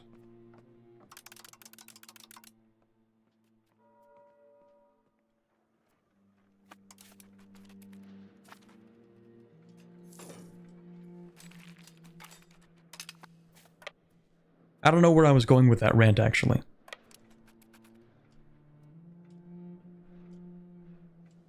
Basically, I think release days in the modern gaming industry are announced too early. I think games release too early because the expectation is that they need to be released in time for like a quarterly cycle or something. I think that might be the root of the problems that we see.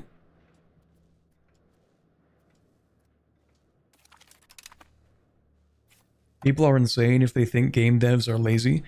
That's true, actually. Like, the weirdest thing... Okay, so I really wanted to work in the games industry. Like, I went to the university to do mostly game development, right?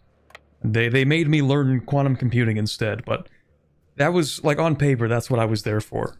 I took, like, 4 or maybe 5 game development courses. But, like, over time, as I finished my degree, the more I realized how much it sucks to work in the games industry for the most part. Like, the amount that games industry employees are saddled with, especially towards like the release of a game, the number of sleepless nights, the sheer hours that you have to work, like, crunch is real, and it kind of sucks, and I didn't really want to be part of that.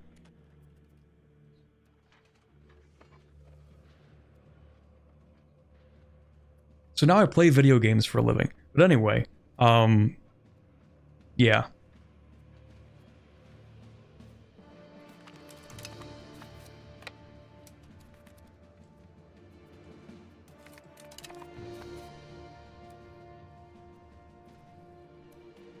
Yeah, I think the vast majority of game developers actually work very hard.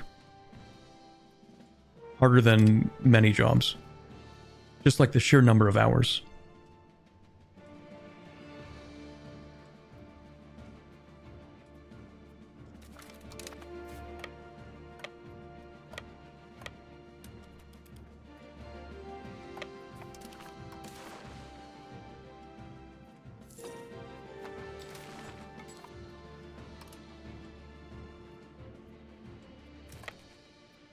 Counterpoint to this issue is Team Cherry, who dropped off the map for 9 years, then released an incredibly difficult sequel with a 2-week notice. That's the thing. That's an example of like, okay, we're done making the game, now let's announce that it exists and we're going to release it. I think that's honestly how like every game should be. Also, why are you in here? You're trapped in the ice. Oh no, it's fine.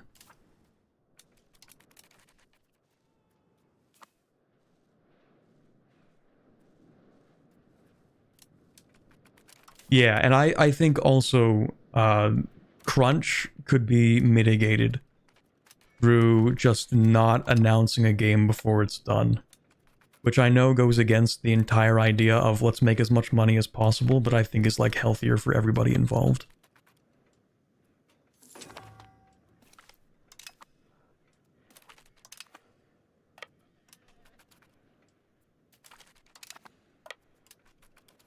Like the games are more released, so the customers are more satisfied. It may also have to do with people just like not demanding as much. Or like the attitude being like, oh, it'll be fixed in the next 2 months. It's like, okay, but couldn't it have been released 2 months later instead? Couldn't we have done that?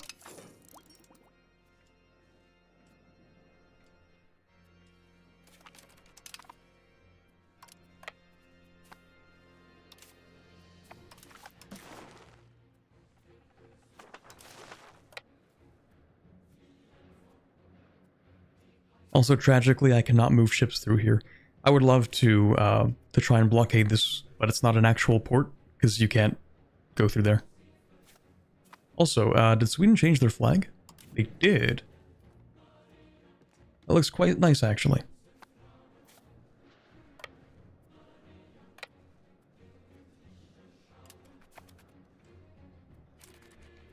But have you thought about the poor investors getting slightly less money in the short term?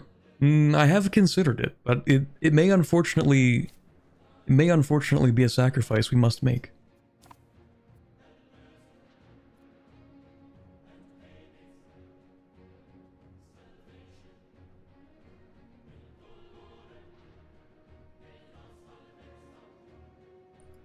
Are Russia's in the Baltics cold water ports simulated?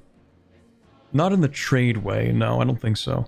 They are for, like, trying to move ships here. Like, your ships can freeze in some sea zones. Like, especially up here, your ships can freeze. They can just be stuck there in the ice. But in terms of trade, I don't think it really changes much. Maybe there should be a modifier for that. Where it's like, oh, if you're... Well, let's see, because, like, it can simulate trade between locations, right? Where it's like, oh, you know, it travels along a network. You can see it. You can visualize it, right? So, like, if trade is going to go across a network, maybe it should be, like, blocked at some point? During the season? During the year? Maybe they'll do that at some point. I don't know. Not right now, though. Maybe that's harbor suitability? Well, the thing is, like, this has really good harbor suitability, but it's still, like, a cold water port. And also up here... Oh. That's weird. Anyway, up here as well. This has really good harbor suitability, even though, like, this is literally a cold water port, right? But that doesn't really matter. Also, I can turn this into a town, finally. Let's go. Now, let's do something with this guy.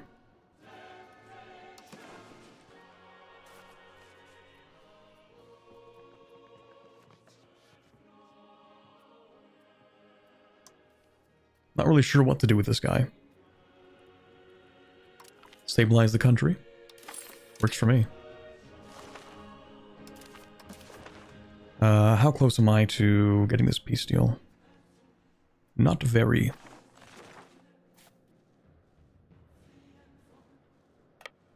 Okay, we have to do a lot more fighting. Also, let's see. There's a difference between a company making a game that has like 30 employees that need to be paid, than a group of 3 to 4 friends that don't even do it full time. That is true.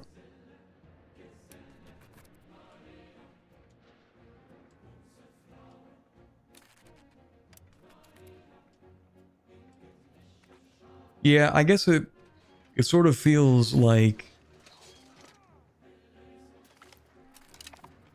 as the gaming industry became more industry, it became less game. I don't know if that makes any sense.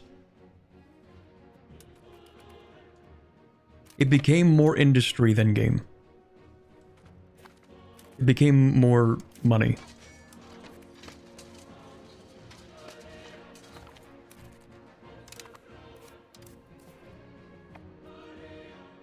What a wordsmith. Thank you.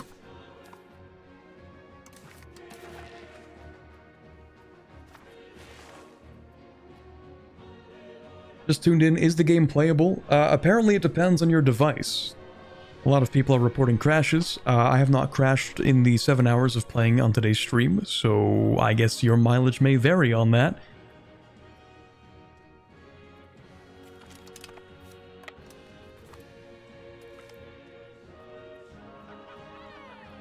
I really don't want to pay these guys. Fine.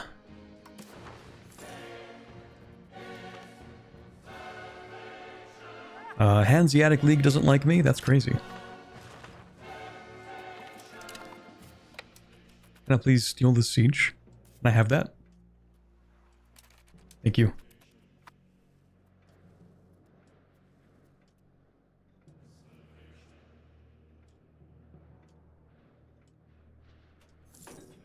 Let's see. I missed a few things. Gamers demanded bigger and better, and the marketing teams promised that, and in reality, delivering such a massive game would take a lot more time and money than anybody really wants. Yeah, that's another thing. I have, like, complicated feelings on the price of games, because, like, they have gotten more and more expensive, but I also recognize that, like, as a form of entertainment, games are actually quite, like, cost efficient. It depends on the game, of course, and, you know, there are a lot of people who are like, well, if I'm gonna buy a game for $80, then it better have 700 hours of content. And, like, okay, it's fair people want more gameplay for their money, like, that's not unusual, or even to be blamed. But also, I think, like, you already get a lot of really good mileage out of games as, like, a medium of entertainment.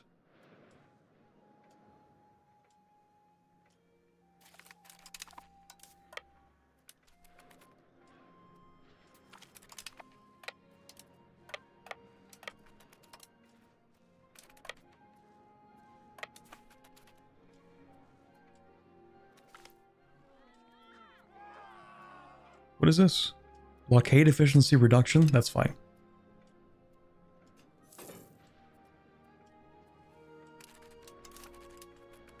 Actually, do I want to siege that? No, I don't. I lied. I don't want to siege that. Minus 5%. Please, I just need a little more. Just a little more for this peace deal. Please.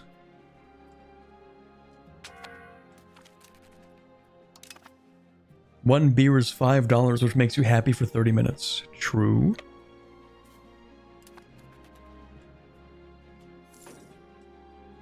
Can I ask why you seem to like messing around with Norway so much? Like, of course, no hate. I just don't really find the region interesting, so I'm curious. Well, I mean, it's a country that has a lot of potential, but you kind of have to work your way up to it. And it also lets you interact with, like, maritime stuff, and I'm a big fan of that. When I played my Scotland game is when I realized I actually really like building maritime empires.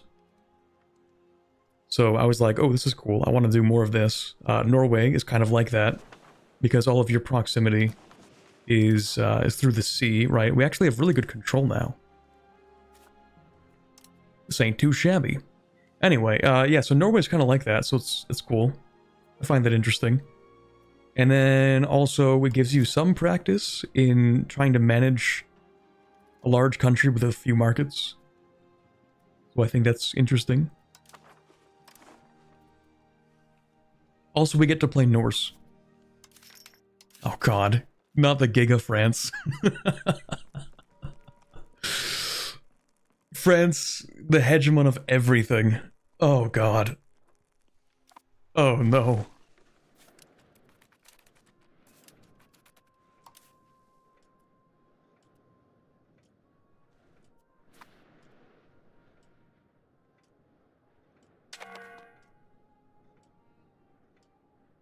An $80 game makes you happy 20 hours. It does kind of depend on the game.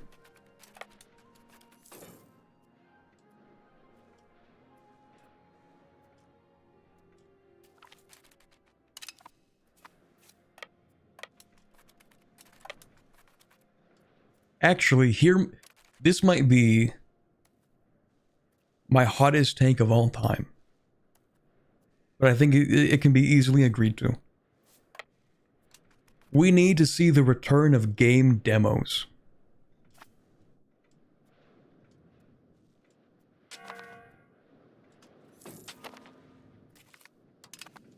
Where you can boot it up, it's free, you play it for like an hour to see if you like the way that it plays.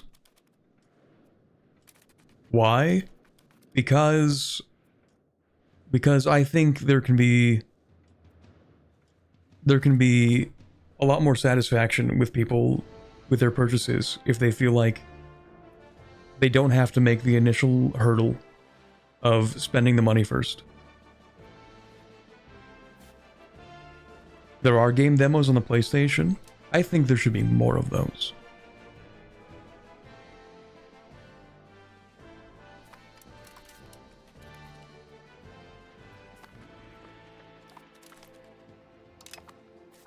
Actually, the free weekends do kind of accomplish that, don't they?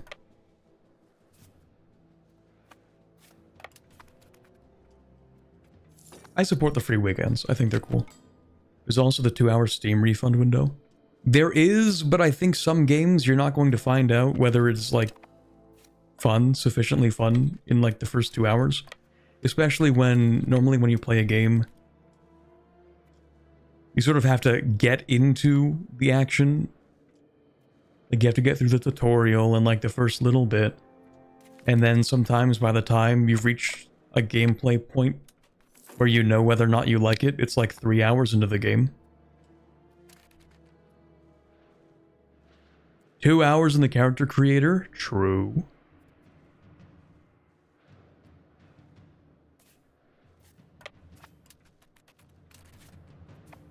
Now that I think of it, I've never actually had the war goal because this is part of that. This one area. I was so close. What happened?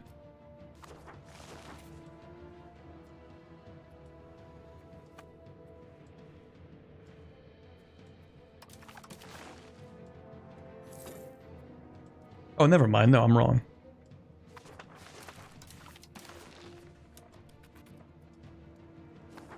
Are we fixing this? Yes, we are. Nice.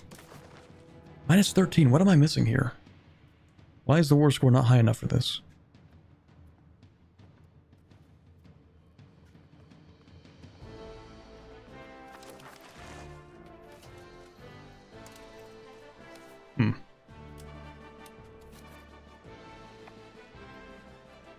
Because we got to like -1. Are you creating Scandinavia? Ideally, we would like to.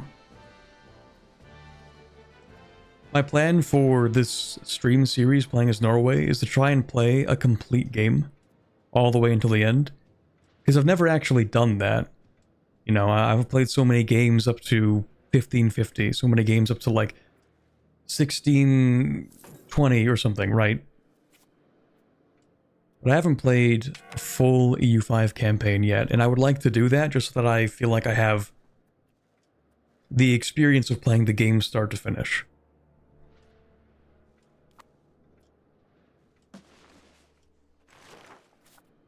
So I would like to do that with this sort of stream series. If we siege and then let them unsiege, do we keep getting slaves? I think there's a cooldown.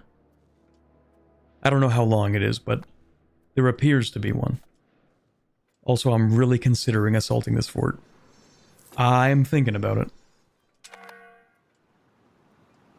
We do have one breach, it would be easier.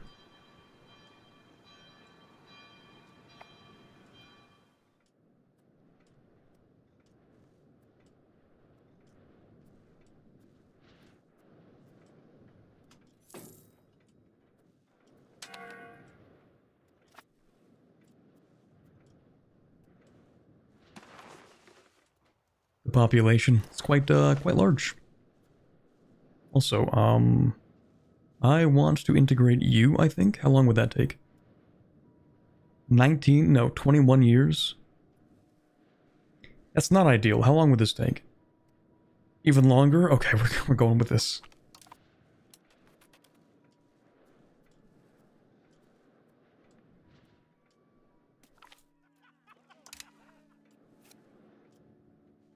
Two breaches. All I'm saying is we could assault this.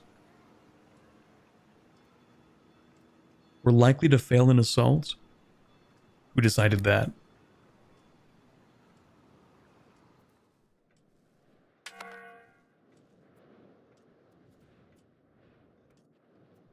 Does Diplo rep boost annex rate? No.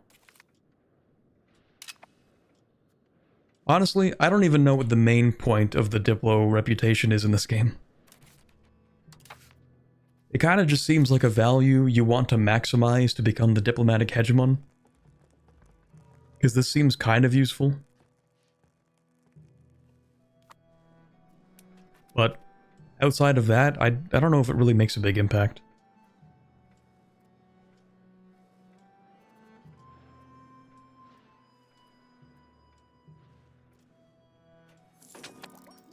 Please? Oh, I have no food here. I need to assault this. I'm stupid.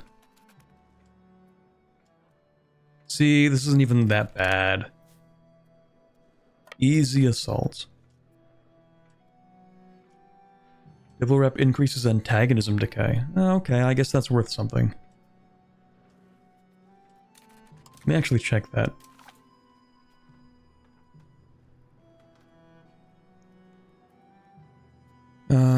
What is this? Antagonism revolution influence. Ooh, I like that. I like that idea. Antagonism received.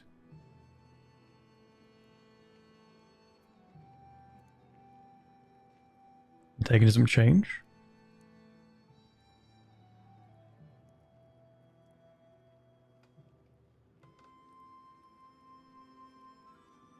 Is it this?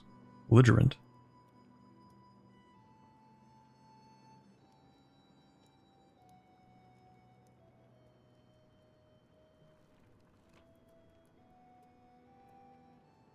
Do I just have no Diplo rep?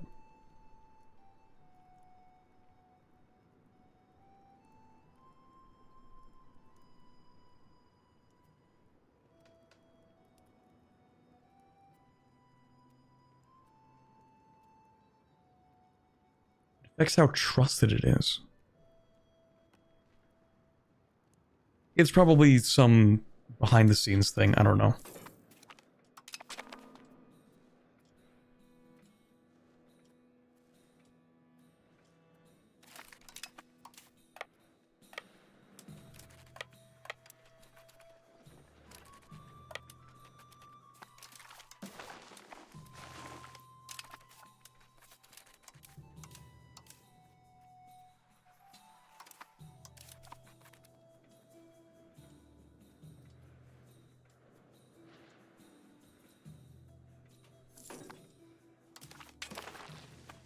-10, please.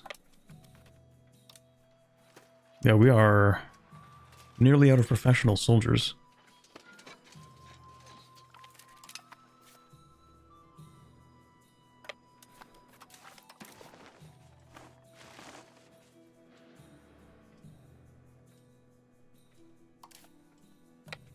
No, you don't.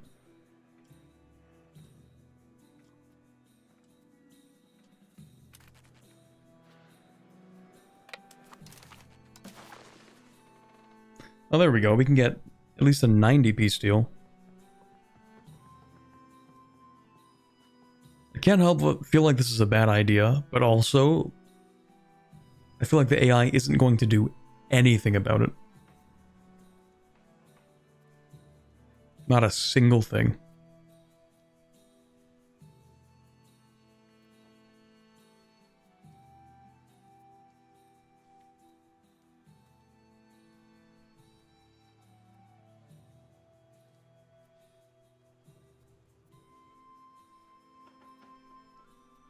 Did that say Venice? Hold on. No, it said Vitebsk. I think. Went away like 3 hours ago, or you were in the 1430s? I feel like that can't be. Well, okay, so we did have a really long talk about like random things. So that's possible. There were some points where I was more talking about like the reviews of the game, the games industry in general. It is also 1444, shout out. Okay, I do want more of a peace deal, to be honest.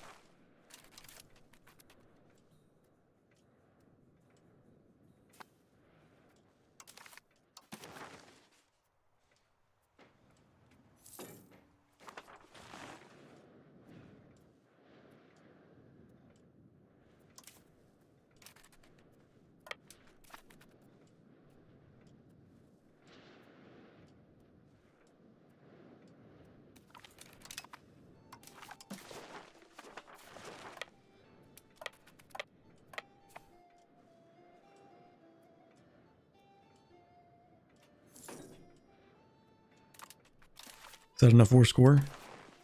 -1. I'm willing to adjust my expectations. Okay. Yeah, I don't want to fight this anymore. We're going to take their capital. Because screw them. And then, yeah. Ooh.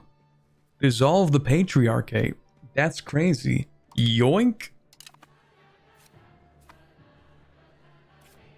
Thanks for all the money. Alright, let's make a new subject.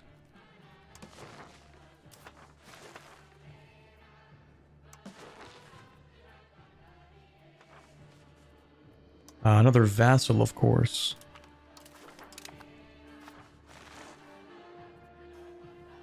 You say your capital's in here. It is lovely. Okay, we are going to give you this. And I'm actually going to give you this too.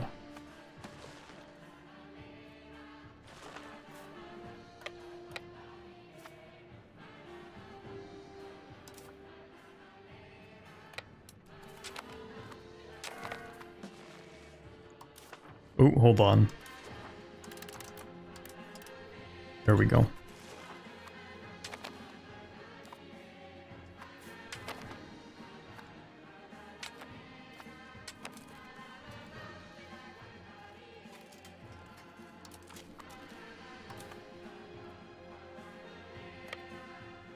What do extraterritorial subjects do, by the way?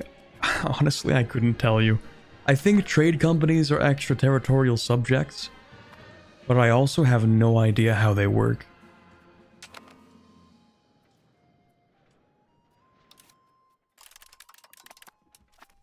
I think you can turn a bank into a national bank. Not sure what that does either. Oh, right, yeah, we did do a little something. Yeah.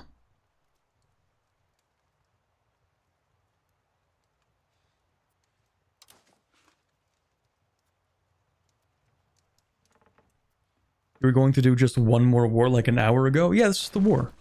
We just finished it.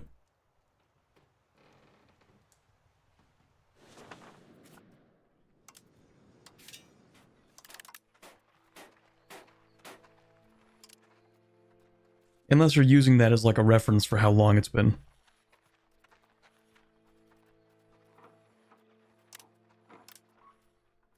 Which is fair.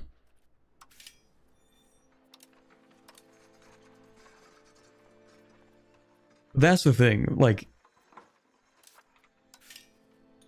even despite how much people are complaining about the game, to me, an hour feels like no time at all when I'm playing EU5.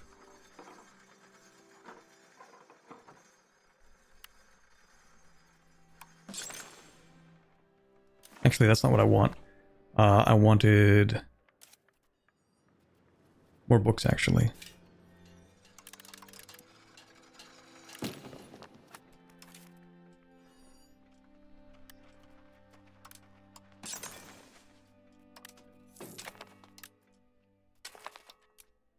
think we also might need some books over here.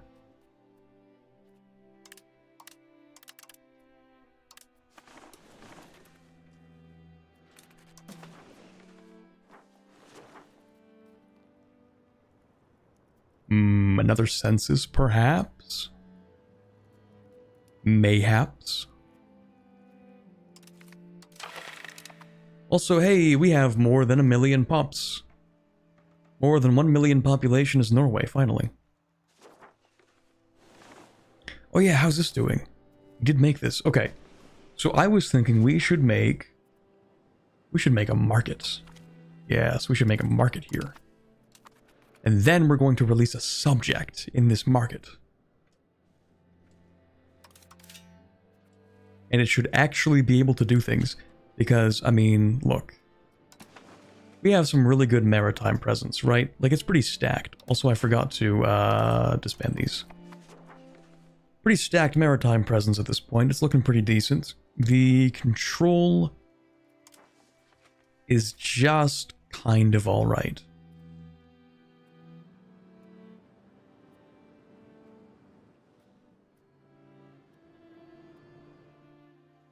I don't even know how we have this much control to begin with. This is the real effective control. So I don't know how we got all the way up there, but anyway. Oh, maybe something happened with the... Oh, you know what it was? You know what I think it is? Somewhere along this line, the decay is too much.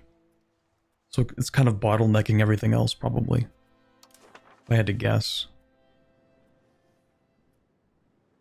That would only be consistent if everything is losing control. But it isn't. Some things are. That's weird. Anyway, so yeah, in the far northern bits here, I just don't think we're going to get, like, any control. So at least up here, we should still make a subject. That was quite the pop spike. Yeah, well, I mean, if we take a look over here in Oslo. 216,000 population. Yeah, that's, yeah.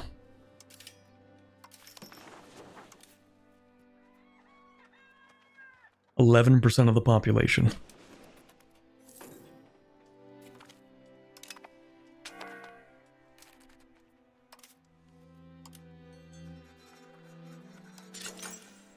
But we do also want a university in the capital. At least one. Okay, you know what? I did say I would end the stream after that one last war. And it is 6:30. Also, I missed November 11th, 1444. Wait. Hold on. How far back is the save?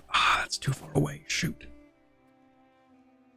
I missed the screenshot opportunity. It's over. It's cooked. Well, I can figure out something. Hold on.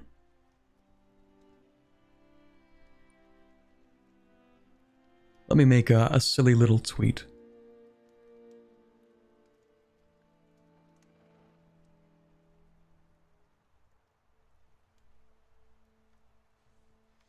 Hold on.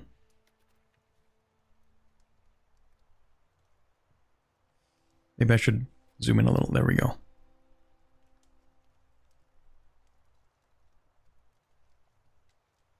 Oh no, my screenshot is weird. Why is it weird like that?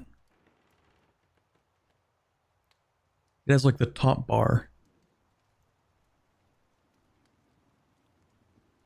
I don't like that. Okay, anyway.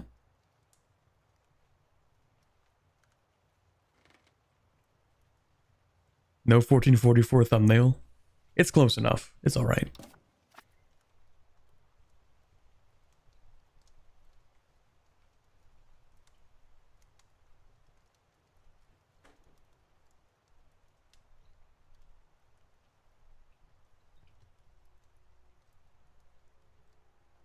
Now, how do I make a joke tweet that isn't going to be misconstrued as me actually complaining about the game?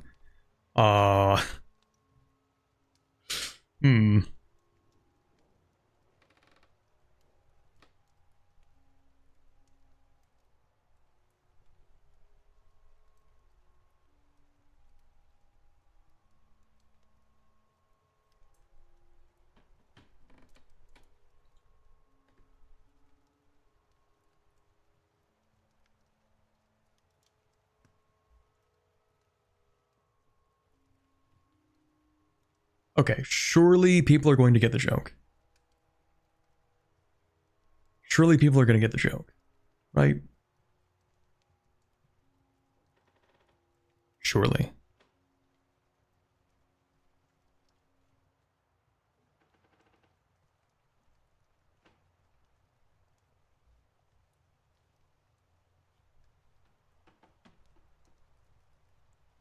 Here. On the So You Hate Waffles website, not possible. True. I did my best. It's like 1444, you know? You started the Norway campaign. Are they supposed to start with this many subjects? Haha, because it's 1444, November. Okay, anyway. Surely people will not think that I'm actually complaining. Surely. Surely.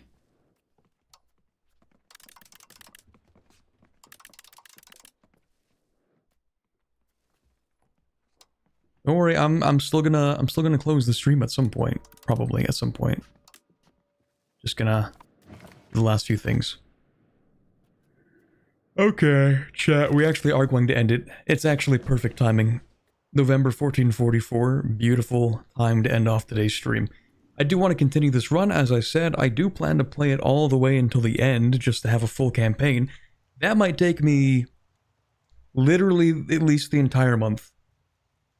And possibly December, at this rate. We've played like just over 100 years. We have another 400 years to go. And I'm like 15 hours deep into this run. So yeah. This might take a while. Especially because I don't know if I'm going to stream it anymore this week. I might. We'll see. But we are going to call it for today. Oh, I should eat something. It has been like 8 hours. That would be a good idea, I think. But for now, I hope you guys have a wonderful rest of your day. Enjoy your EU5 campaigns, if the game doesn't crash for you. And I will see you, hopefully able to multi-stream, and ideally with a working stream the first time, sometime this week. Maybe weekend. We'll see. And of course, I'll be recording more EU5 videos, but anyway. Yeah, that's it for today. Good night, and bye bit.